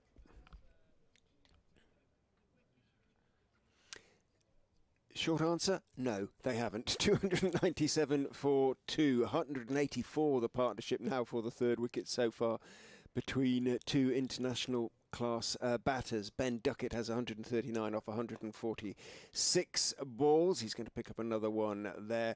Joe Clark has 64 off 83. Pitch looks fairly flat, but Leicestershire have not bowled as tightly. Obviously, they've not bowled as tightly as they would have liked, because the run rate per over is getting close to 6. It's 5.6 at the moment, and the way things are going, with still best part of 20 overs left in the day, Nottinghamshire are not going to be far away from Leicestershire's first innings score of 440 come the close. So the Foxes have an awful lot to do. They need to pick up a couple of wickets before the close, and at the moment there's absolutely no sign of them coming. Nottinghamshire 298 now for 2. Parkinson bowls and just forced into the offside by Clark, and it is very quiet out there. Incredibly quiet, yes. The roar of getting over 400 earlier on, I'm overdoing it slightly, but the ripple of applause was probably the loudest I've heard at the ground today. Of course, there was a great big cheer for Ben Duckett getting over the century as well. You know, the Leicestershire faithful here are just want to see good cricket. I'm sure they want Leicestershire to do rather well, but also very respectful of the opposition as well. And yeah, they just got to search for that next wicket. And where on earth is it going to come from? And from a Duckett's perspective, it's all about concentration and making sure they don't get too complacent.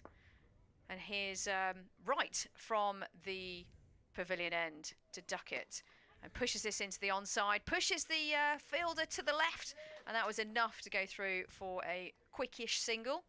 One more to the total, 299 for 2. I'm interested in this angle actually that Chris Wright is taking actually to the left-hander. He's bowling rather wide, so in terms of getting an LBW, well, that's going to be a bit tricky.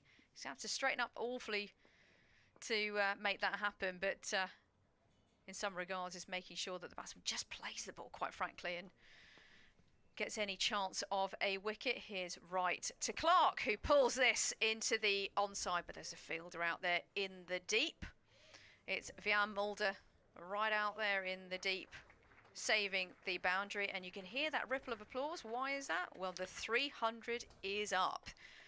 300 for 2 is the not score. The partnership now 187, Clark on 65 and Duckett on 141.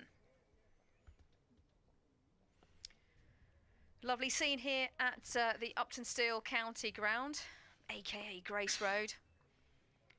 Handful of spectators in today. Full day's play. Here's Wright to Duckett, who dabs this into the offside, and there is no run. There is a no ball, and that will just frustrate Leicestershire even more. There's been a flurry of no balls today. I'll have to take a look in a moment as to what the numbers are, but that was not what the doctor ordered at all. It's the fourth of the innings, second from Wright, Mulder 1 and Ben Mike 1. Maybe not as many as I remember, but 4 more than I'm sure Leicestershire wanted. That's 4 more to the total, and of course 4 more extra balls to bowl. Here's Wright to the left-handed Duckett, who drives, but straight to the field. A good-looking stroke for nothing. 8 more. No balls being worth 2 these days. Oh, of course. Do you know what? I'm going to have a word with my math skills. Need to get my abacus out. Yep, 8 to the total. Chris Wright looks rather forlorn as he goes back to his mark. He's certainly toiled through the day searching for the next wicket. Very straight run up, Chris Wright, but now slightly wide of the crease into Duckett, who drives absolutely beautifully past the short fielder to the deep fielder, which is Vian Mulder, who picks it up before it goes over the boundary rope, and they take a good 3 actually. Must be absolutely exhausted, but quite frankly took a quick 3 and 3 more to the total. It was quite a long boundary out there, and that was all that deserved. We've had 3 centurions so far in this match. Hill, Ackerman, and now Ben Duckett. But I think Mystic Dave might be quite right here. I'm sure Duckett's looking at not just 3 figures, which he's already got, but potentially 200 as well. That would be cruel almost, wouldn't it, Richard? He's beginning to flag a bit in terms of stamina, judging by his appearance. Duckett at the non-striker's end, and Clark receiving that last delivery from Chris Wright, and no more to the total. Yeah, you're right. I think the energy levels feel like they've dipped a bit, but it's to be expected to a certain degree. 151 deliveries, but after that 3, he bent over for quite a while and took a lot of deep breaths, and then did a couple of sort of squats just to get his breath back. Here's Chris Wright to the right-handed Clark, who pulls this into the onside and right between the 2 fielders in the deep. And that will be disappointing for Leicestershire, because they got a couple of fielders out there. 4 more to the total over the boundary rope. And the total now 309 for 2. I'll hang around for a couple more overs and then hand over to Dave. But in terms of Leicestershire's position right now, come on then, Richard. Tell me, what do Leicestershire need to do to break through?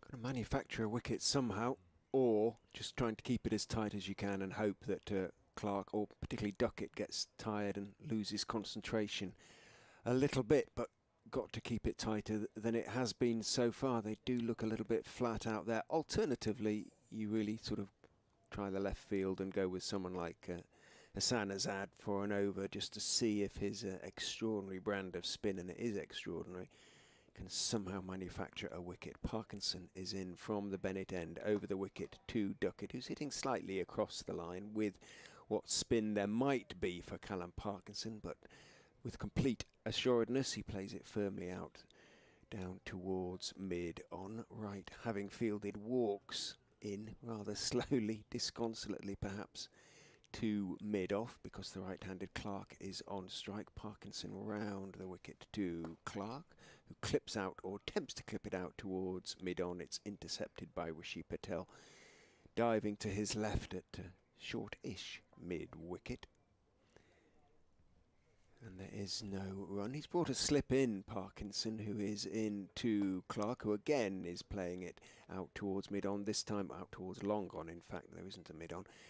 This time it gets there because Patel, running across to his left, can't intercept the ball en route to Will Davis. So one is taken by Clark, who's quietly, relatively quietly, moved on to 70 from 90. Parkinson back over the wicket to Duckett, who's attempting a reverse sweep, and he's bowled. He lost concentration. He tried to do something he didn't need to do. He went for the reverse sweep. He missed it, and the ball clattered almost apologetically into middle stump. Ben Duckett, well, to say he's giving it away sounds a bit ridiculous when you've scored 145, but he has really. There was 200 plus there for the taking. Should he wanted to do it, he is walking off very slowly, very disappointed with himself. He has given it away a bit, but what an innings it has been from Ben Duckett. 145 off just 153 deliveries. We'll let you hear the applause as he leaves the field.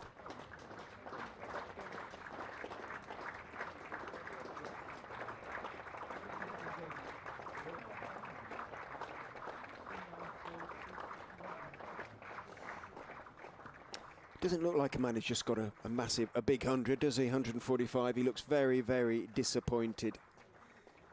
But did it turn a little bit? Either way, Duckett will probably feel there wasn't much excuse for the shot, other than, as I say, just overconfidence, lack of concentration, combination of the two. A wonderful innings from Ben Duckett, out for 145, but to say the least, that was a bizarre choice of stroke. Well, I think it got to a point where he wanted to vary it up, and it was a bizarre dismissal. We haven't seen many reverse sweeps in the game, if at all. But disappointing end to the innings.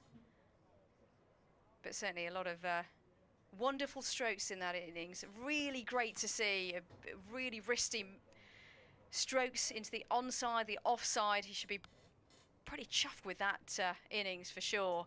And that is exactly what Leicestershire wanted. They were desperate for the wicket.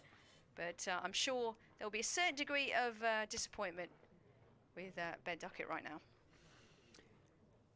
So Lyndon James, who has sat through that partnership of 198 off 213 balls with his pads on, comes to the wicket with the scoreboard reading very nicely as far as knots are concerned. Parkinson bowls to him. Tall right-hander, leans forward, blocks it out into the offside. And there is no run. An extra bonus point for the Foxes, their first bowling bonus point, brings them level in those terms at least with Nottinghamshire. Parkinson is in, a few more revs on that one outside off stump, and it does turn a fraction away of course, and so James leaves very safely. Wicket then for Parkinson in the over means he has 1 for 26 from 6 overs, and well, restricted or not, he is probably Leicestershire's best hope, at least until the new ball, which is miles away, 24 overs away. Yeah, good decision to bring the skipper on, and a wicket there as well for Leicestershire. Can't help thinking that was an unusual shot for Ben Duckett to play, but there we go. That is life. You can't replay that at all. But Chris Wright's going to continue from the pavilion end with Joe Clark on strike, and he's got a job to do here on 70 not out from 90 balls, and James at the non-strikers end. Here comes Chris Wright past umpire Watts to Clark, who just tickles this round the corner. They take a single, they look for a second, and indeed come back for a second as well. 2 more to the total, two more to the total, and 313 for 3 is the total now. And that was a great partnership though, wasn't it, Richard? Credit where it's due. A massive partnership there between Clark and Duckett. Yeah, 200 in, pretty much 200 at a runner ball, more or less. Here comes Wright in to Clark again. It's almost a carbon copy of the previous delivery, but this time a little bit squarer is the stroke. And they take a single rather than 2. 1 more to the total. Now James will be on strike. So Lyndon James, the 23-year-old, on strike. He's probably been waiting an awfully long time with his pads on. You know, when you're waiting to get out to the crease and there's a huge partnership before you. He's been watching the balls fly to all corners of the ground and be raring to. I bet you cannot wait to be out there. But concentration is definitely required to make sure he gets off to a good start. If you're a Notts fan, that is. Here is Chris Wright. To Lyndon James on strike, the right-handed batter. Here comes the ball, and it's in the air. And a very, very easy catch at mid-wicket. And yet another wicket for Leicestershire. It was there to be pulled, but it almost came onto him a little bit too... too slow actually. So it came up in there and it looped up to mid-wicket, and quite frankly the easiest catch that the fielder's ever going to take in his life, straight into the hands. And after no wickets for so long, there's now 4 in the wickets column. 314 for 4. I'm sure Lyndon James will be awfully disappointed with that, but there is hope here for Leicestershire to nick a few more wickets. Yeah, just hopelessly mistimed his attempted pull at the short ball. Hit very high up in the bat and looped the simplest of catches too short mid-wicket. Vian Mulder won't have an easier one. So all that waiting for Lyndon James, and well, he may just have been a little bit better letting that one, ducking out of the way of that one until he'd had a chance to have a look. He goes for a duck. Mulder takes the catch, and Wright has his first wicket of the innings. 1 for 78 from 15.3. 2 wickets have fallen in the space of just 3 runs being added, something you would not have predicted for much of the afternoon. Wright looks pretty exhausted, but reward has come Mulaney. The captain comes out to the crease. Opportunity missed for James, isn't it, really? Indeed, indeed. Tired bowlers. After sitting for so long with his pads on and seeing so many runs being scored, I'm sure he'll be pretty disappointed with that. But here's captain Mulaney, Stephen Mulaney, with 5 on his back, ready to face the first delivery from right. He'll be absolutely jubilant with that wicket. He's into his 16th over of the day, 1 for 78. I suspect relief rather than jubilation might be right. Is you want something in that primary final emotion. column. Any bowler would want one, at least one in that final column. Here's right to Mulaney, and that one is left by Mulaney straight through to the keeper, Swindles, and there is no run. You're right, probably more relief, but he's certainly toiled out there, hasn't he, Chris Wright? He has indeed, but he's fit, given how long he's been at this daft game. He's going to have to keep himself going. Isn't he? He is. 36 years young. Here he comes with the next delivery of the over from the pavilion end. Pass umpire Watts to Mulaney, and this one's defended, and there is no run. A bit of football going on as the ball comes back to the bowler. 49 first-class wickets last season for Chris Wright. A pretty decent return. It's been more difficult this season. It's been more difficult for all the Leicestershire bowlers, but he has now taken 14 this season at 38, so rather more expensive. Callum Parkinson, the only English-born spinner to take 50 first-class wickets last season, has now 13 this season. So they are Leicestershire's main strike bowlers. Here's Chris Wright to Mulaney, slips in place and pushed into the onside to the deep fielder, and there's a big shout of no for the second run. 1 more for the total, in fact, to the end of the over. And a couple of quick wickets in 2 overs there. The total now for Notts is 315 for 4. And I'll leave you in the very capable hands of Richard Ray, and in a few moments' time will be Dave Bracegirdle. Thank you, Rita. Safe journeys back to the wilds of deepest Berkshire. 315 for 4. How many more wickets can Leicestershire pick up before the close? There are 16 overs remaining in the day, which will probably be the best part of an hour. So looking like a close to 10-7 finish, something like that, although if there are a few overs bowled by Parkinson, then it might be a little bit earlier. In he goes and tosses that one right up. It's a full toss that Stephen Mulaney rather misses out on. He clips it firmly, but only as far as Will Davis at mid-on. Bounces up and is stopped by Davis. Parkinson jogs in and bowls forward carefully. Respectfully goes Mulaney, waiting, and blocks the delivery forward defensive out into the offside, picked up by Bjorn Hendricks. Ben Mike starting to warm up at extra cover as Parkinson is in. Forward again goes Mulaney. He at least is determined to play himself in. 1 for 26 for Callum Parkinson. But yeah, just to finish that point really about the number of wickets for Leicestershire's bowlers.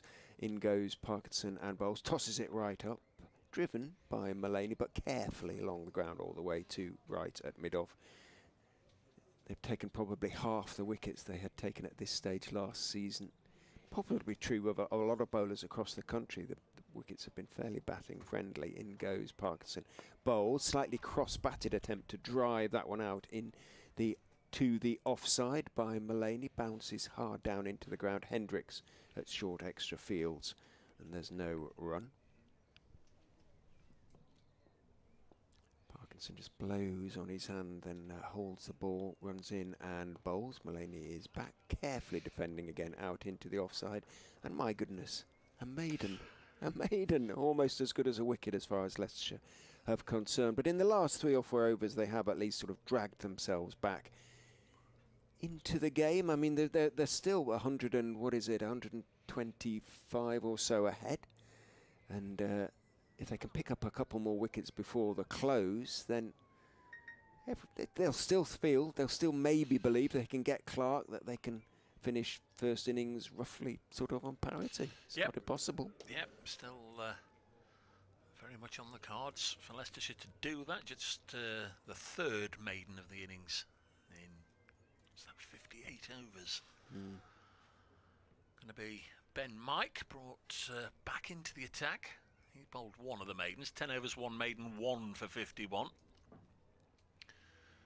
Joe Clark as the set batsman now has a degree of responsibility, I guess, to just keep the board moving and just help Stephen Mullaney settle out there.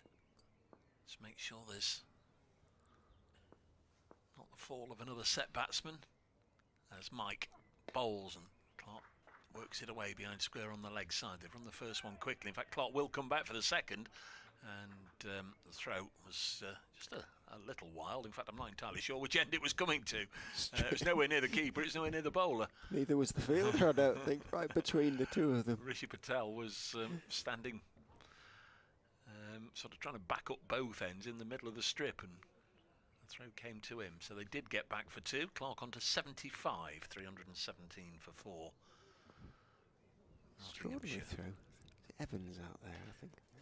He did well to get to it and get it in the air on the way back, but not particularly accurate, and Clark will push this into the offside, and again they'll push hard for 2. Getting Stephen Mullaney puffing and blowing to start with. A couple of hard-run 2s to greet him on his emergence to the middle. Feel a little bit for Lyndon James. It's one of the unwritten laws of the game that after a huge partnership, the next batsman will always fail. That's always the way it goes.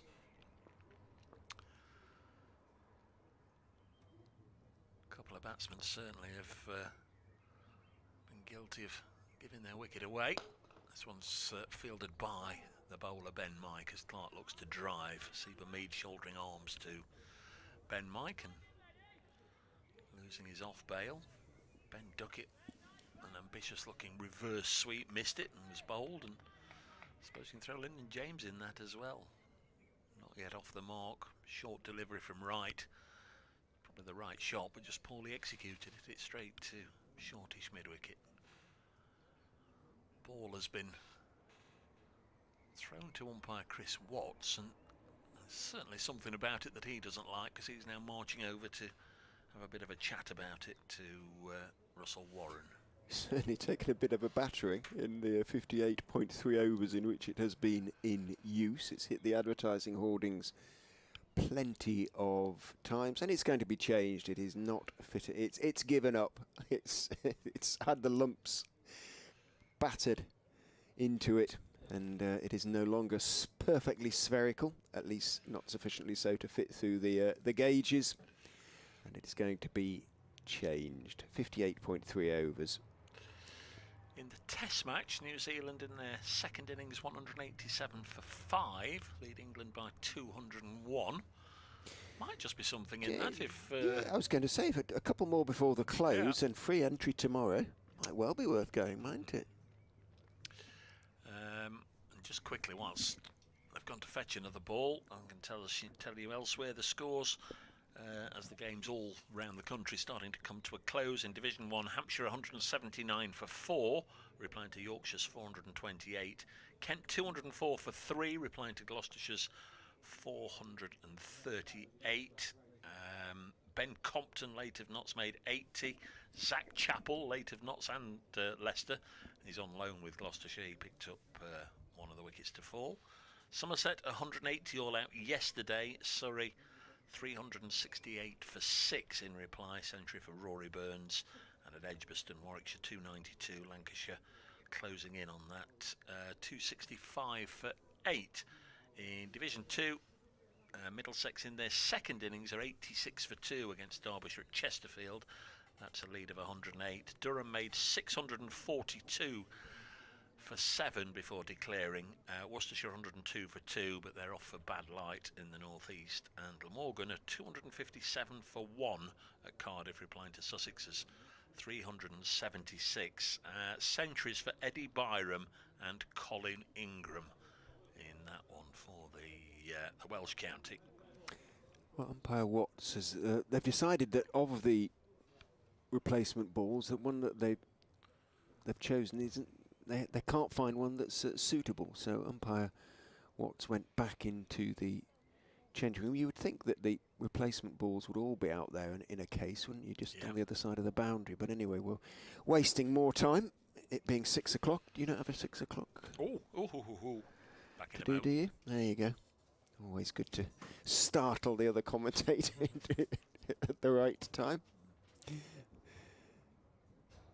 Dave disappears next door at a rate of knots. You're not missing any cricket because we are still going through the process of choosing a replacement ball. Umpire Warren has one in his hand. He's tossing it from hand to hand. Umpire Watts is still fiddling around on the other side of the boundary with the case containing the replacement balls of varying ages.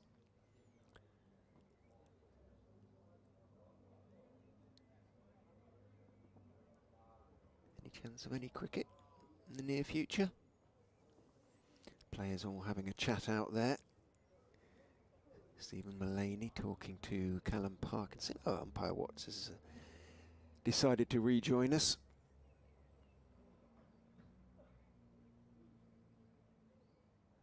Umpire Warren hands him the replacement ball. Players' conversational groups break up. Umpire Watts throws the replacement ball to Callum Parkinson. Some of the conversations continue, notably between Chris Wright and Bjorn Hendricks and Ben Mike, who looks at the new old ball askance. So does Bjorn Hendricks, so does Chris Wright, so does Callum Parkinson. Umpire Watts now wants a word. The delay goes on ad infinitum. Wright looks at the ball. Mike looks at the ball. Everyone's looking at the ball. Nobody's bowling the ball. Ridiculous delay. It's been a good 5 minutes. And it's still going on. Here comes the update for BBC Radio Leicester.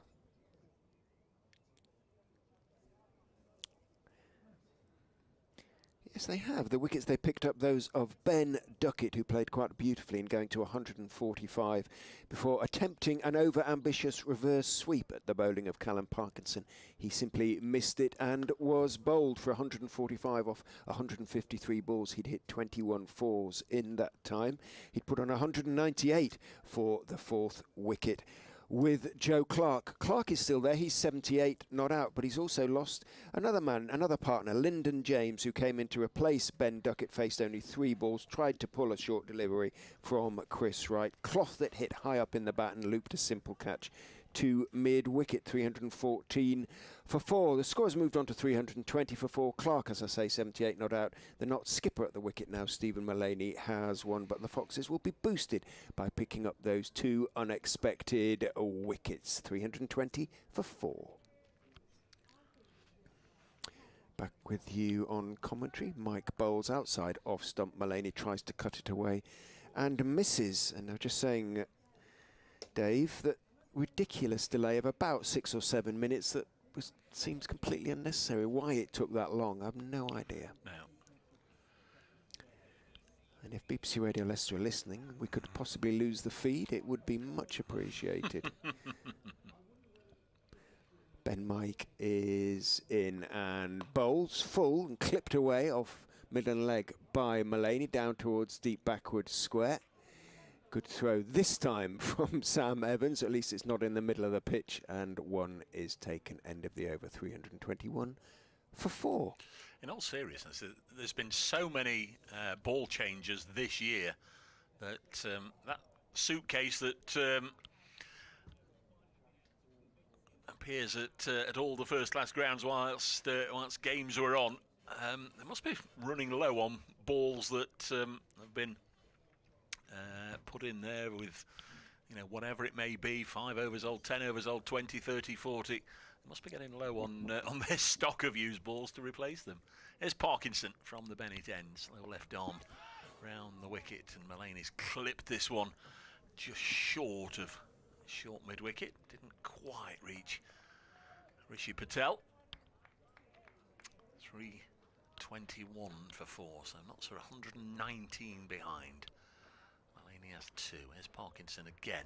This one into the pads of Stephen Mulaney, and they'll take a leg by. 322 for 4.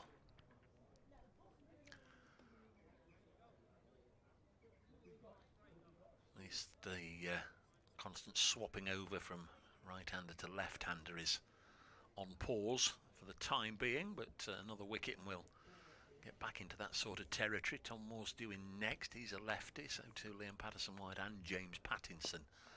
Clark works this to mid-wicket to Patel, and there's no run. Yeah, plenty of firepower still to come as far as knots are concerned, that's for sure.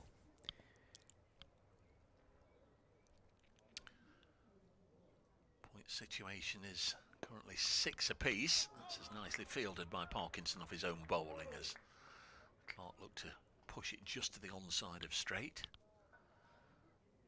He'd probably be surprised if this isn't 8 bonus points apiece at the end of the respective first innings. Parkinson bowls, Clark leaves the crease, and again can't beat the field. This time Rishi Patel throwing himself to his left. Didn't take it cleanly, but did enough to deter the run. This now Clark's highest score of the summer. Previous best 66, only the 3rd time he's passed 50. This one's floated up there and was by no means an assured shot from Joe Clark. He was looking to drive through extra cover, and it was airborne for a while off a outside portion of the bat, nearly flew to a Zad at backward point, and they don't take the run. 322 for 4. Things have quietened down a little bit. They certainly haven't looked as completely comfortable against Parkinson as against the seamers, the Notts players. There isn't that much there. The one that Duckett missed on his reverse sweep didn't turn at all. It just sort of, whether it was the arm ball, skidded onto him a bit, might just have done, but just a poor choice of shot really. But that little bit of drift, and when he gives it a little bit of air, Parkinson, just slightly awkward for Clark. In goes Mike and bowls outside off stump to Mulaney, who chops him away through the offside. That bounced down and bounced over Lewis Hill at point, leapt into the air. I don't think it was on the full over his head, was it? Hit it hard down into the ground, and the ground, well, it might have been actually, just looking at the replay. I thought he hit it hard down into the rock hard square and it bounced over Hill. Certainly a full swing of the bat from Stephen Mulaney. He was offered width and he was offered a shortish delivery, and he took full advantage. He moves on to 6, 326 for 4.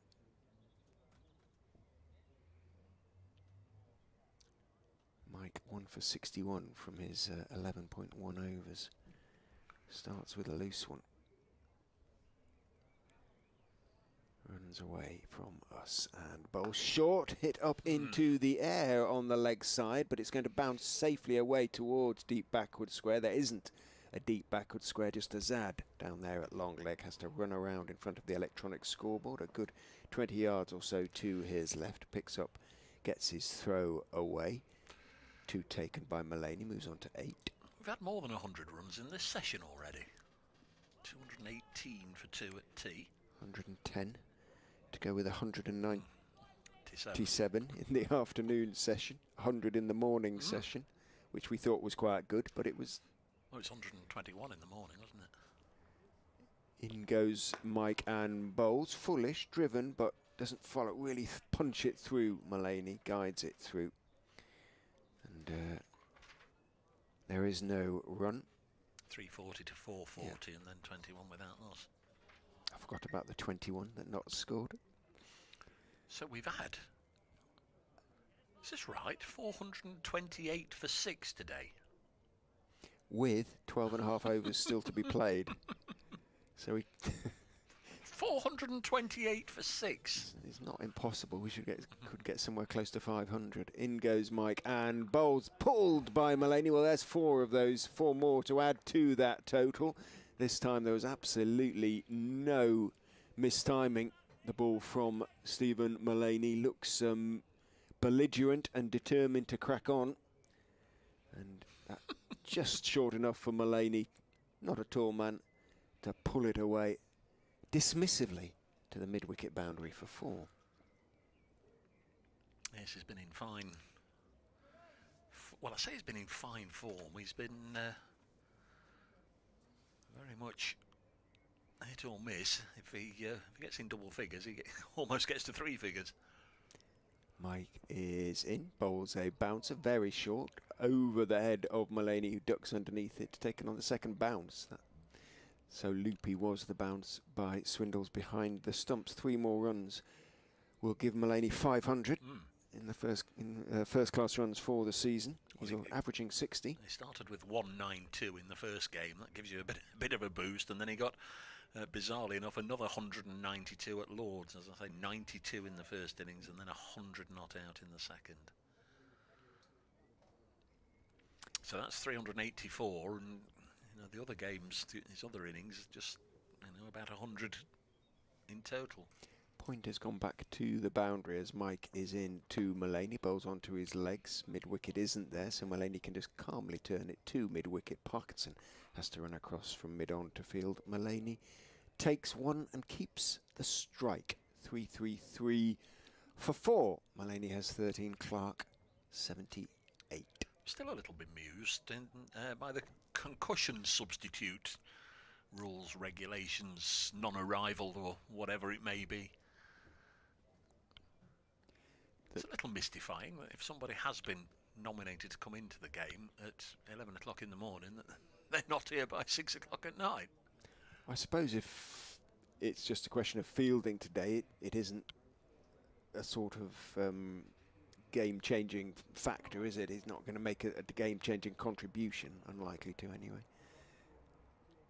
It's Parkinson bowling in watery evening sunshine from the Bennett end. Bowls to Mullaney, who drives into the cover region, fielded by Vian Mulder, and there's no run. What is interesting is that when Leach had to leave the first test, England brought in Matt Parkinson, who isn't like for like. He's another spinner.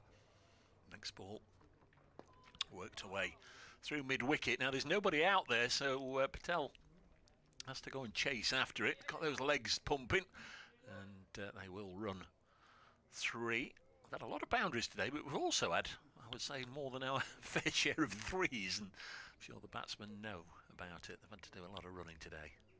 3-3-6 for 4. But just to finish that point, Leicestershire not allowed to bring in an opening batsman in replacement for a sort of middle order batsman. So Ray on the wicket comes Parkinson, and Clark drives down the ground. I can only imagine, and obviously I don't know, this is either from the umpires or from the ECB, because I can't imagine Notts would object. Sam Evans is here and blah-de-blah. With every respect to Sam Evans, he's not Steve Smith, is he? And this one's tickled away, and there's nobody down here either. That's gone for 4. I was waiting for somebody down here at fine leg to throw it back, but of course with the spin of Parkinson operating, there isn't anybody down here, and so the ball just ran away, and there's nobody in its path. 4 more to Stephen Mullaney, has moved fairly quickly on to 20. We're used to in this match seeing batsmen ticking along at just about a run a ball. It's nicely played by Mullaney, just clipped it away nice and fine down the leg side. And Notts are closing in on that 4th batting point, 341 for 4, and their deficit now is in 2 digits, 99 behind. Next ball is blocked by Mullaney. So in the match, we've had 781 runs, and today we've had 441.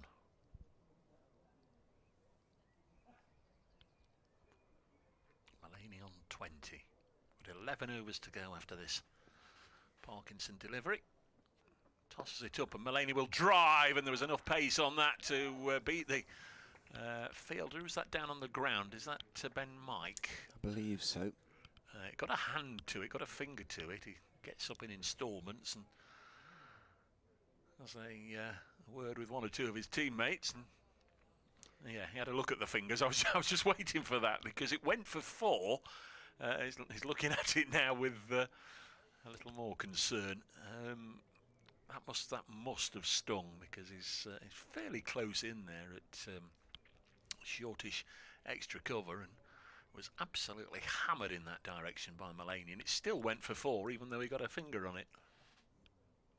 3:45 for 4.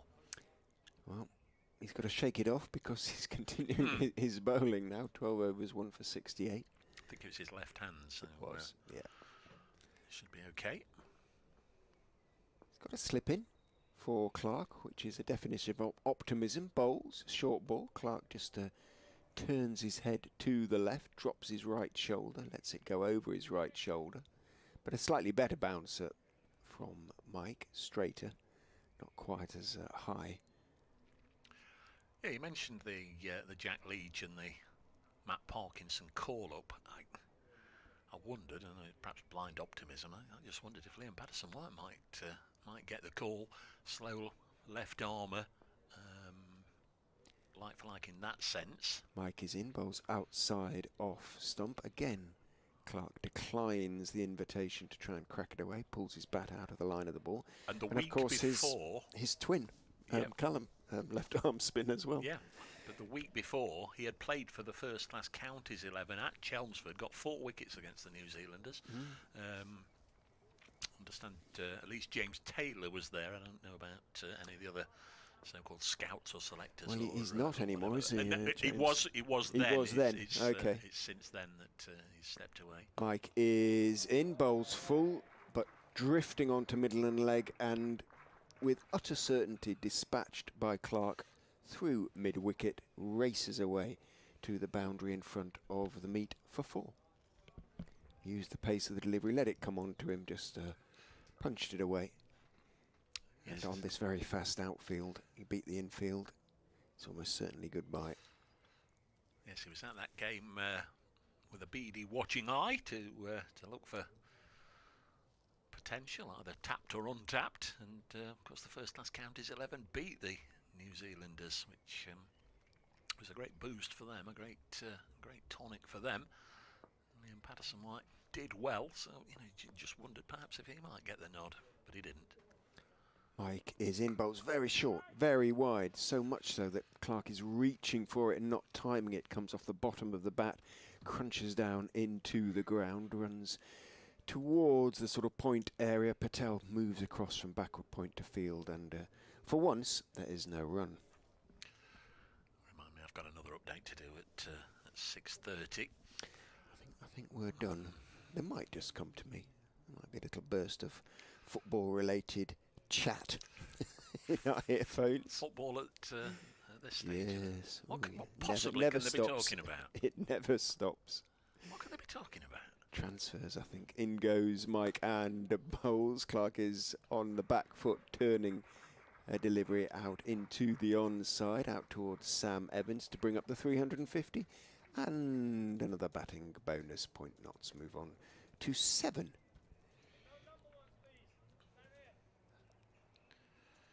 Joe Clark on to 84. Sun breaks through again. Keep talking about this heat wave. Supposed to be a bit warmer tomorrow, and then Friday's supposed to be Friday the big one, isn't it? for the T20 against Worcestershire here at the Uptonsteel County Ground. Mike is in, bowls a bouncer that is ignored very early by Mulaney. Just ducks underneath it, lets it go through. 350 for 4. 63 bowled, 17 until the new ball, but just 10 until the close of play. It's 20 past 6. Yeah, I hope there's a few more come on Friday evening than the way for the Notts game. It's a little disappointed. Local derby and all the rest I'm of it. afraid by the standards of the crowds this year, it wasn't a bad crowd by Leicestershire standards. Probably about 2,700, something like that. So Not by Trent Bridge standards, I do acknowledge, but Tenner ahead. not too wasn't bad. it? It was, and some they'd given away some tickets as well. But yes, essentially it was pretty cheap. So a lot of people came down, enjoyed themselves, but it wasn't a great performance by the Foxes, obviously. One or two enjoyed themselves very much. As Parkinson round the wicket bowls and Clark clips it down the ground, referring to the singers, the group that were fairly close to our effects microphone through the second half of the game, and decided to get behind the home side.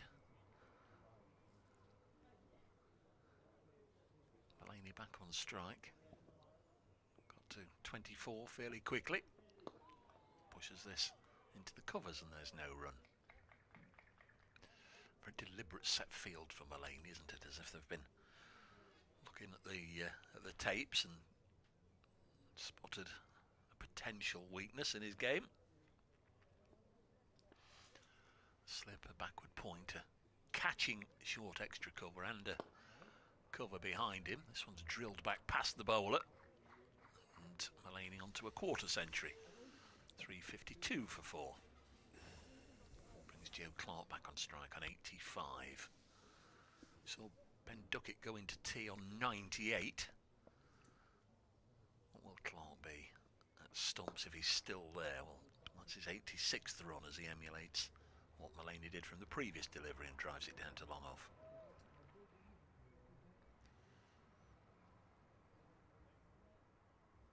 Lovely mellow sound from the bats of both Clark and Mulaney at the moment. 87 behind Notts. This one just stopped a little bit, and Mulaney, I think, was again looking to drive down the ground and then checked his shot a little bit, and it ran away square. Perhaps not so mellow and nice, or lovely, if you're the bowler.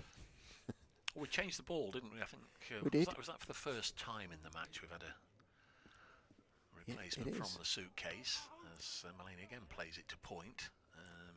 You made the point earlier, 353 for 4, that these soft balls weren't really resonating off the face of the bat, no matter how hard they were struck. But you're right, this one seems to ping a little bit more than the other one did.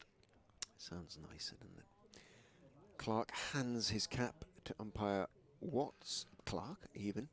Mike even hands his cap to umpire Watts. Clark, helmeted of course, touches gloves with Stephen Mulaney. He will be very keen to go to 3 figures. He's batting carefully, batting very well, but carefully as well, conscious of importance of his first century of the season. Mike is in and bowls to him on off stump, and in accordance with that, he's carefully leaning forward in defence, playing the line and length delivery out into the off side, where Vian Mulder fields at extra cover. Parkinson engages umpire Watts in conversation, Leicestershire's captain. See what it's all about, if I possibly can, afterwards. Mike is in, kicking up his heels, bowls outside off stump, lovely shot off the back foot, punched away towards deep extra cover by Clark. He's going to run 2. Hill picks up on the slide out there, having run 20 yards along the ropes in front of Milligan Road. Takes 2, moves on to 88. 18 first class hundreds for Joe Clark. Ben Ducketts today was his 21st. Of those 18, 12 for Worcestershire, 5 for Notts, and 1 for the England Lions in a first class match. That's one previous one that you referred to against Leicestershire, and if he gets there, it will be his first of the season. Mike is in, bowls. Slightly closes the face of the bat as he waits for that one on middle stump and plays it out towards mid-wicket. Parkinson has to run around from mid-on to field. Clark takes 1. 3-5-6 for 4. Partnership 42 already. Mulaney 25 of them. He's been belligerent. Understandably, he wants to as I say, have the scores fairly close. Well, not now. They won't be levelled now, I wouldn't think, but they won't be far off 400. And they will still be thinking in terms of being well ahead by tea tomorrow, perhaps, and seeing what they can do on a fourth-day wicket against Leicestershire. In goes Mike Bowles, short outside off stump, drags it down, and Mullaney cross with himself as he chopped it down into the ground, missed out on his attempt to cut him away through the offside, but Mike, hands on knees momentarily, it was a drag down, he knows he got away with it. It'd be interesting if a wicket does go down in the latter stages, usually 6 overs from the end, so we're not too far away. James Pattinson has taken over as night watchman. Luke Fletcher's not playing in this game anyway, but James Pattinson's taken over as night watchman. Lots of followers will have heard me mention that it's a bizarre tale. Mike is in. Bowles edge just wide off first slip down to the fine third man boundary for fortunate for Mullaney, who was drawn into pushing at a slightly wide delivery. Took a clear edge and just wide of Ackerman reaching to his right. The solitary slip. For Victoria and Australia, and now he's brought it this a little bit of a statistical oddity to Trent Bridge as well. He's been padded up now. He says for getting on 20 times as a night watchman and never yet had to go out and do it. So he's regarded by those he's played for as a bit of a talisman. Mike is in. Bowles very full, played down into the ground. He reaches to his right and fields in his follow through. Ackerman for that delivery moved from first slip to the sort of second slip position, and I was just waiting for the edge to go between the wicketkeeper and the second slip on that occasion. 360 for 4. Mullaney on 29 off 32. Clark 89 off 111. The over rate -5. No surprises there. It being coming up to 6:30, sort of 26 past, and we still have 8 overs left to bowl. Yeah. Long old day, Dave, long old day. Irrespective of who's playing, it seems when there's a change of innings, that 10 minutes, although they sort of allocate 2 overs, it never seems to catch up, does it? This one's dropped on the leg side and there's no run. If you have a change of innings during the day, as we had this morning,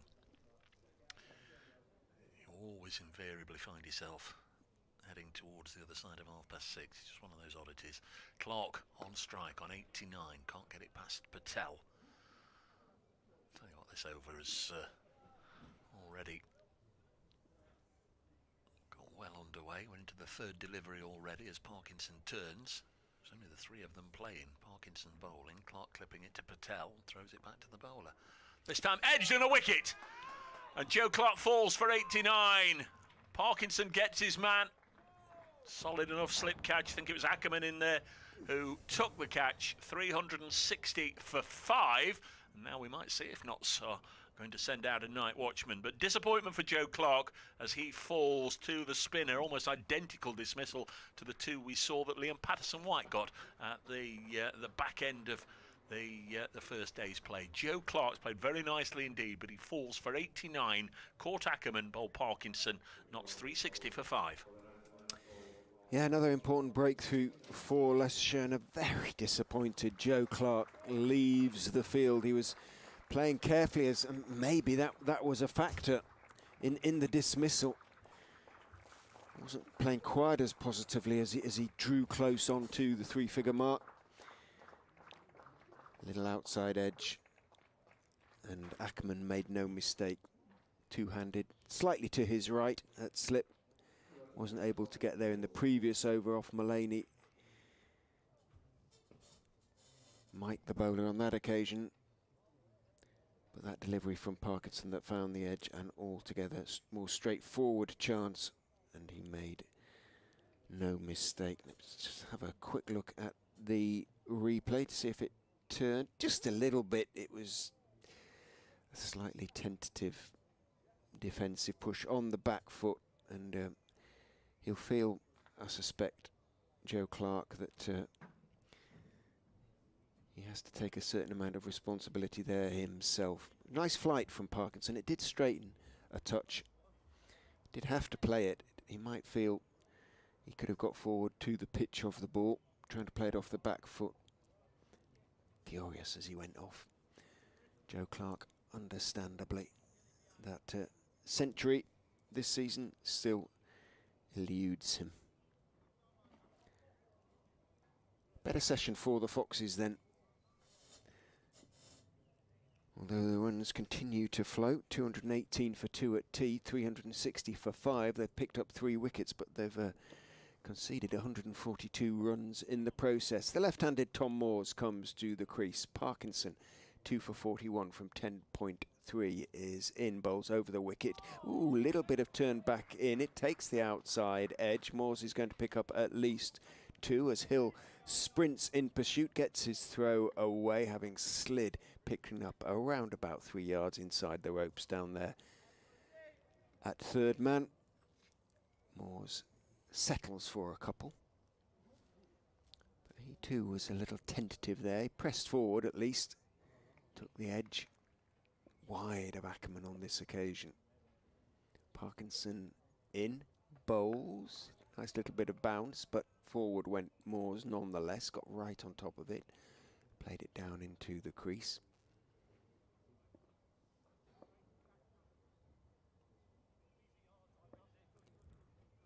Parkinson brings Mike into short mid-wicket. Then he's ready to bowl. Goes in and bowls full this time, and it's clipped out towards deep square by Moores. Didn't try and hit it too hard. In from the square leg boundary comes Sam Evans. Moores takes one and keeps the strike.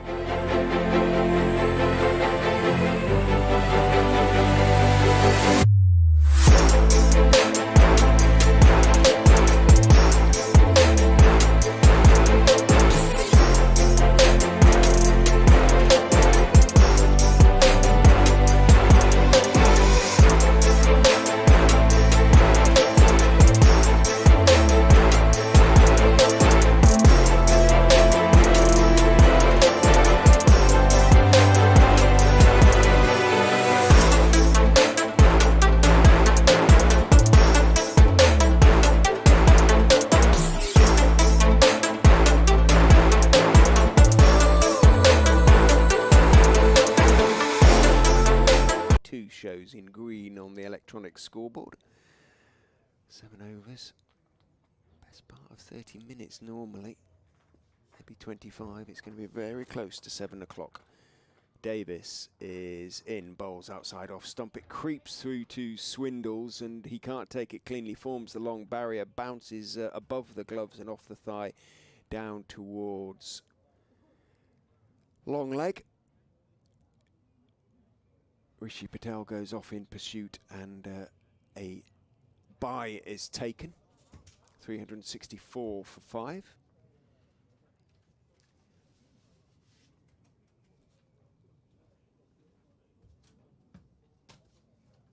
All change, as Dave said, the old right-left combination means that play slows right back down again as Davis turns. Ackerman is standing wide again at slip, runs in and bowls very full. It's driven. It was a half volley, but Mullaney didn't try and hit it too hard. Stroked it out into the offside. Mike juggled with it at extra cover, but managed to sort of push it in front of him, so no chance of a single. So they didn't send the night watchman out. It's usually 5 or 6 overs from the end. Inside that last little portion, so maybe with 8 overs to go they gave Tom Moores the option and he wanted to go out and bat. Davis is in, bowls very straight. Mullaney straight defensive press back down the pitch to Davis. So the story is that Pattinson has padded up 20 times and has not yet been called on. No, so he says. Did it for Victoria and was seen as a bit of a lucky talisman, and then when he got in the Australia side, he said that the worst bit was the 20 minutes he spent padded up at Cape Town with Morney Morkel and Dale Steyn bowling bouncers. Davis is in, bowls very straight again. Mullaney has to bowl where he's play very straight in response, out into the offside it goes. He Again, was, there's he was no saying, how on earth have I allowed myself to get talked into this, and just hope a wicket goes down, but it didn't, so that sort of helped the myth along a little bit more. On that occasion, hope a wicket doesn't fall, go down. But I mean, my memory of James Patterson is of a very aggressive, hard-hitting player. So well, it's the highest score of his career, that 89 not out he got here. Ah, okay. He did look a formidable all-rounder on that occasion. He was on for a ton, and 2 wickets went down at the other end, and that was it. Davis spears one down the leg side. Long leg had just been sent round to deep square. It goes straight to long leg for 4. Ben Mike is down on his knees in disbelief there at extra cover, but Will Davis bites his jumper in his shirt in frustration. It was a horrible, really. It was asking for it just after he'd sent Azad from exactly that position. Not very flattering figures for Will Davis right now.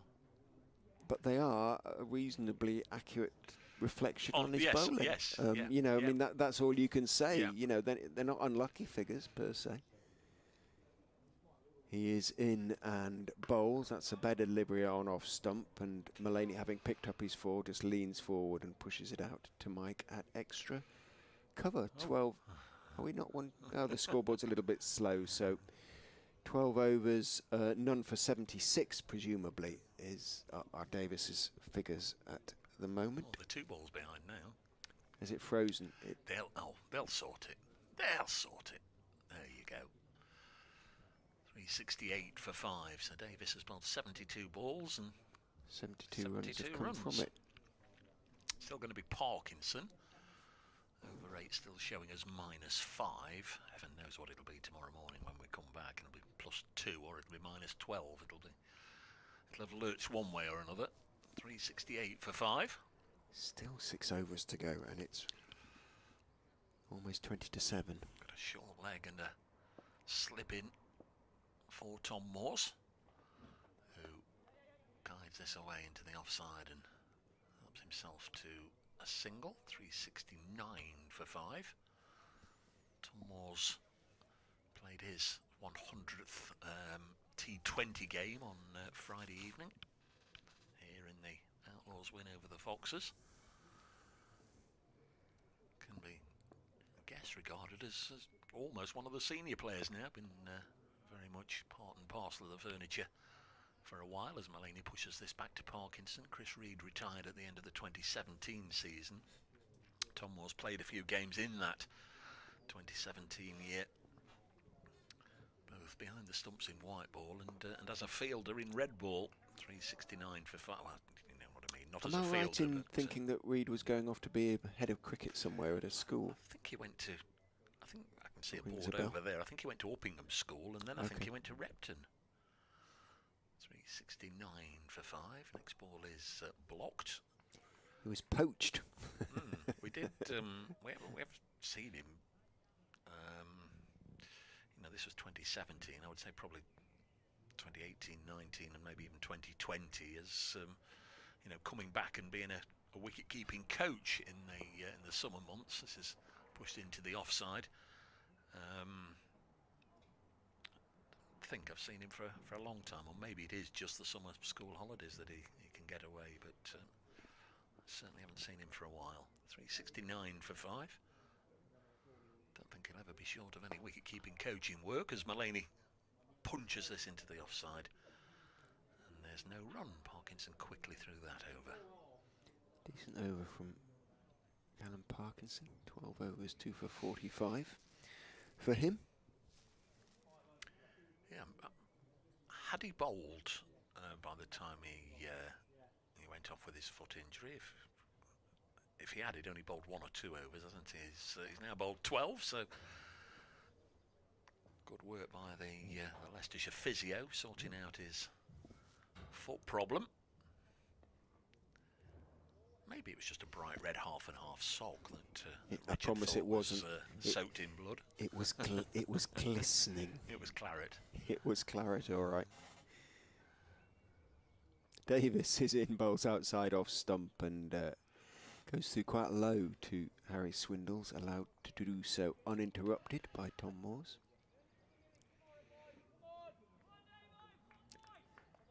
2 slips for Davis bowling to the new batsman. Moores, he's still only faced the 6 deliveries, so understandable that they've trying to encourage Davis. Look, you've got a new man at the crease, playing for the close perhaps. In he goes and bowls very wide. Moores reaches for it nonetheless, doesn't time it. Hits it hard down into the ground, and a comfortable stop for Mulder. Bright sunshine now across the ground. You'd like to think, I'm sure Tom Moores was sort of taking into account what happened to Lyndon James out there after a lengthy partnership, and went for one big shot too early and perished. Just play for the close and kick on again tomorrow. Davis accelerates to the crease, bowls outside off stump. Moores very deliberately steps forward and lifts his bat over the line of the ball. You know, there's an opportunity for one or two of these, including Tom Moores and Liam Patterson-White and James Pattinson and Brett Hutton. I won't say Dane Patterson because he's in his rightful place at the bottom of the order, but there's an opportunity for the others to go out there and spend some time in the middle, put a score on the board. Davis is in, again outside off stump. Whether it's a deliberately sort of containing line on the basis that they feel Moores won't, at this late stage in proceedings, look to get after it, remains to be seen. It's effective and it's on those terms, if nothing else. Dot balls so far in the over, but he's now going to go around the wicket, so he's decided that he wants Moores to play, and it wasn't deliberate around the wicket, so I was giving him credit when perhaps it wasn't due. Bowled slightly short outside off stump. He goes back Moores and rather flamboyantly tries to punch it away into the offside. Mistimes it, slightly bottom edges it down into the ground. It bounces to backward point and there's no run. Frequent listeners will have heard me raise this point once or twice, and I'll say it now, and Notts are in this position, but I don't get the 110 overs stipulation that you can only get a maximum of 5 batting points. Right? Notts are in a strong position here.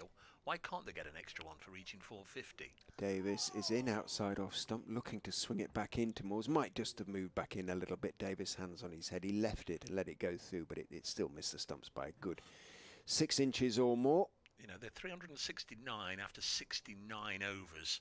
You know, they could well have the 400 up by 82, 83. Who knows how quickly they're going to go.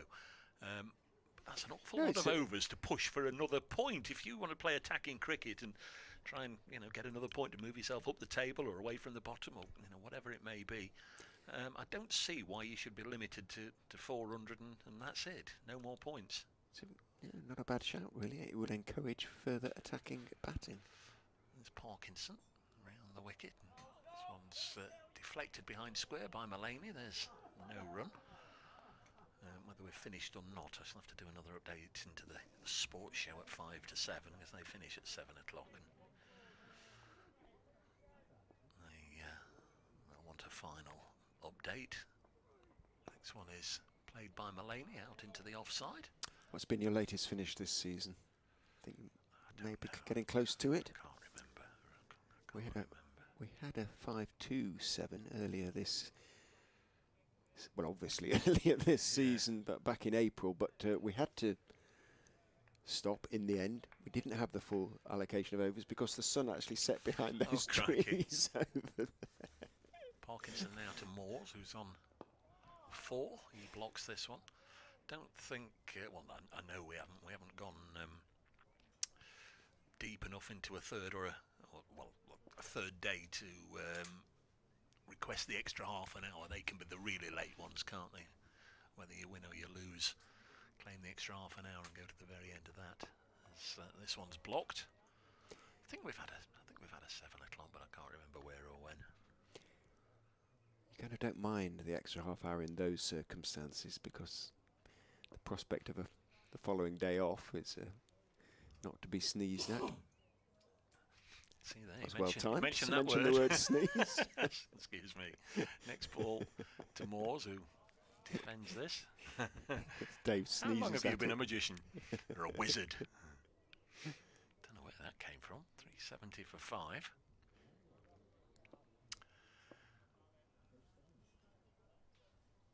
Ben Duckett made 145, Joe Clark 89, Seba Mead 59. They were the principal scorers. Ben Slater made just 12, and poor old Lyndon James didn't trouble the scorers, as they say. Next ball defended. Hello, Dan. Dan Norfolkman has tweeted, been at work, so missed most of day 2. Are Sam Evans and Bjorn Hendricks now playing? If so, in place of who? No, they are not. Essentially, Dan. Sam Evans and Bjorn Hendricks are both playing as substitutes at the moment, sort of 12th man and 13th man, if you like. Evans has replaced, as substitute, Louis Kimber, who was hit on the helmet yesterday, and a little bit of delayed concussion. Whatever, he has failed the concussion protocols today, although he continued his innings yesterday, so he ducks out. But Evans can't replace him. Apparently he's not sufficient like for like. They're hoping to bring in Nick Welsh tomorrow at some stage. He's been playing for the Twos at Worcester today. There's Davis into bowl to Mullaney down the leg side. Mullaney misses it. Is it you? Goes through to the keeper. I've just replied to Radio Nottingham, and I looked up and saw a ball. I don't know. I've no idea. I don't know what's happening. Still not got over where my sneeze came from.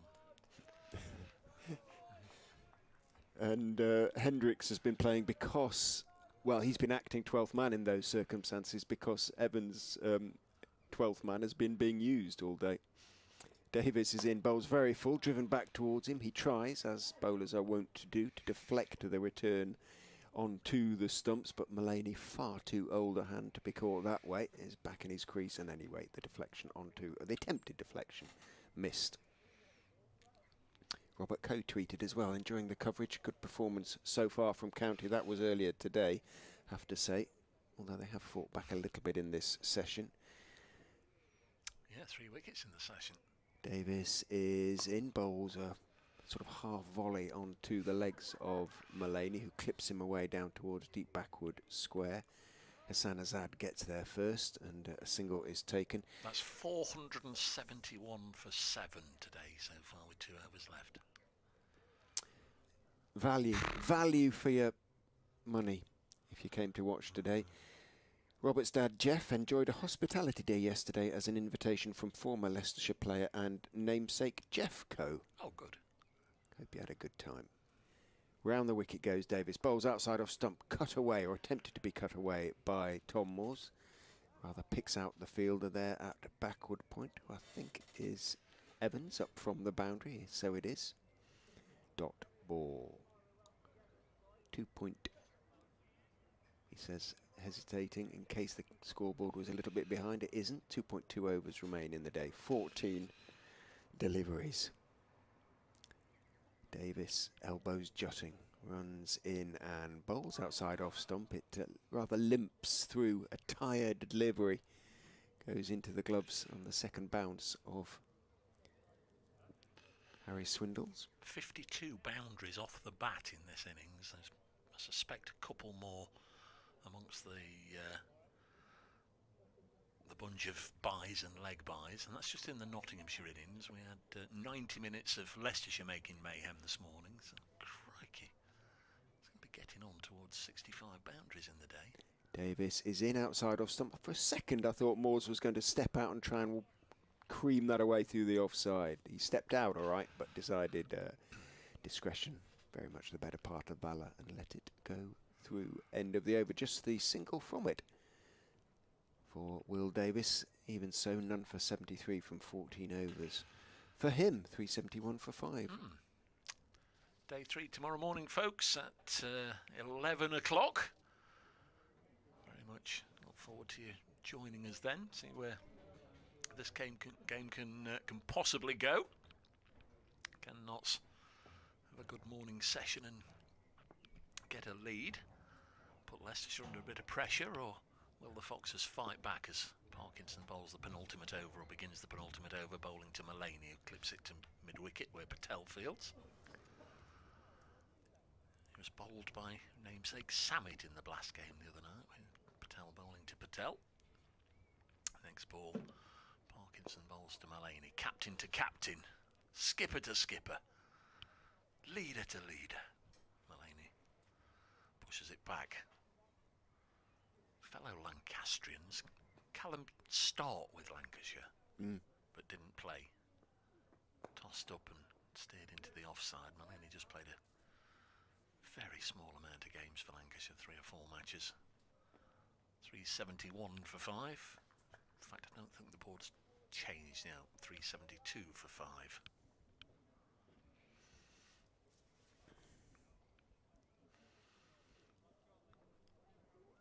Moore's back on strike on 4. 9 balls left in the day. Or a maximum of 9 legal balls left in the day. Next one is worked away by Tom Moores, no run. We did have a wicket go down last night to the the final ball of the 96th over. Yeah, the very final ball. But of course, if a wicket goes down in the final over, before then they'll troop off anyway, which I know 1 or 2 people have a bit of a moan about as this drops down on the leg side. If you get a wicket that late on in the day, you'd love to have a go. A nervy ball or 2, especially if it's a quick bowler bowling at a lower order batsman. You'd love to have a go at him, but no, they decide we won't bother with that. We'll troop off. Oh, Moses worked this fine. Stephen Mullaney says, "Whoa, stay there," because Hassan Azad has made a good stop, and that's the end of the over. We are 6 deliveries, or a maximum of 6 legal deliveries, away from getting this done. And around about an hour ago, you said we'll be done about 10 to 7, so you're not far off. You can hear the sound of people leaving the Burrows Terrace alongside us in the effects mic. They have Bump, bump, bump, bump. had more than value for their admission today. 1 over to go, and it's going to be bowled by Will Davis of Staffordshire. Oh, you'll give Hassan Azad it. Give him an over. I'd be tempted. I'd be genuinely tempted. Yeah, it might be. You just never know. Davis is in to Mullaney, who is carefully forward. What harm straight can it delivery. Well, it might be 3 or 4 full tosses or what have you, but what harm can it do? Mullaney would have hated to have holed out or gotten out to someone like Azad. 68 behind now, Notts. He does have a first-class wicket. He was brought on to bowl an over of filth to try and get the scoreboard moving. In goes... Oh, edge! No! I thought Mullaney glanced behind him then, having played and missed it, the delivery from Davis, and it was taken cleanly enough by Harry Swindles, but no edge. Batsmen shouldn't look behind when they have an edge to the ball. Yes. Deceives the commentator. Ben Slater actually picked up his maiden first-class wicket. Can't remember where it was, game or 2 back. But Azad came on and he bowled a leg spin and it turned about 3 feet as that one from Davis is turned off his legs by Mullaney down towards backward square, and 1 is taken, and it stayed a bit low and bowled. I'm just trying to remember the batsman, whoever it was, and everybody looked a bit nonplussed. Azad looked slightly embarrassed, apologised, but off the batsman had to troop. Thereafter, it was smashed all over the place, as was the general idea. But he clearly can get some revs on the ball. Anyway, he's not been given the chance to do so. We have 3 balls left in the day, and of course we have another delay because the left-handed Moores is on strike now, so for some reason that necessitates Ben Mike and Sam Evans swapping position and third man being brought in, and it's 5 to 7. Yes, I was going to say I'll see 1 more ball with you, but if they don't send it down sometime soon, I won't. In goes Davis, round the wicket, bowls 2 Moores, who leaves it outside off stump after all that. He's got 3 slips now, Davis. 2 balls left in the day's play, and what a day's play it's been. Very much so. Thanks, Richard. Thanks, everybody, for listening. I'll have to go and update BBC Radio Nottingham, and by the time we've done that, we'll be done and dusted. 373 for 5. I'll speak to you in the morning, but meanwhile, Richard will just try and coax another wicket from these last couple of deliveries for Leicestershire. Thanks, Dave. In goes Will Davison bowls. Fullish, straightish, and Moore's careful as he pushes it back down the pitch to Will Davis. 373 means that the deficit is now just 67. And Notts in a strong position to go on tomorrow, establish a big first innings lead and put Leicestershire under pressure sometime during the day. Davis bowls, thick inside edge onto the pad this time from Moores as he props forward. And that, ladies and gentlemen, as the bails come off, is the day's play done. 373 for 5. At the close, Notts trail by 67 with 5 wickets in hand. Dave Bracegirdle, myself, Richard Ray for BBC Radio Leicester, and Rita Green have been your commentary team for a long day's play here at the Uptonsteel County Ground. We'll go and get our interviews, close of play interviews, and we'll be back with you bright-eyed and rather more bushy-tailed than we are at the moment. At the close of play, the players leaving the field slowly. They look a little bit weary, understandably so.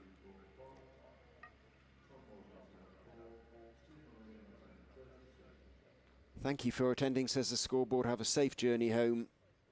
And if you've been watching other than at home, same applies to yourself, of course. But for now, from the Uptonsteel County Ground, Grace Road in Leicester, it's a very good night to you all.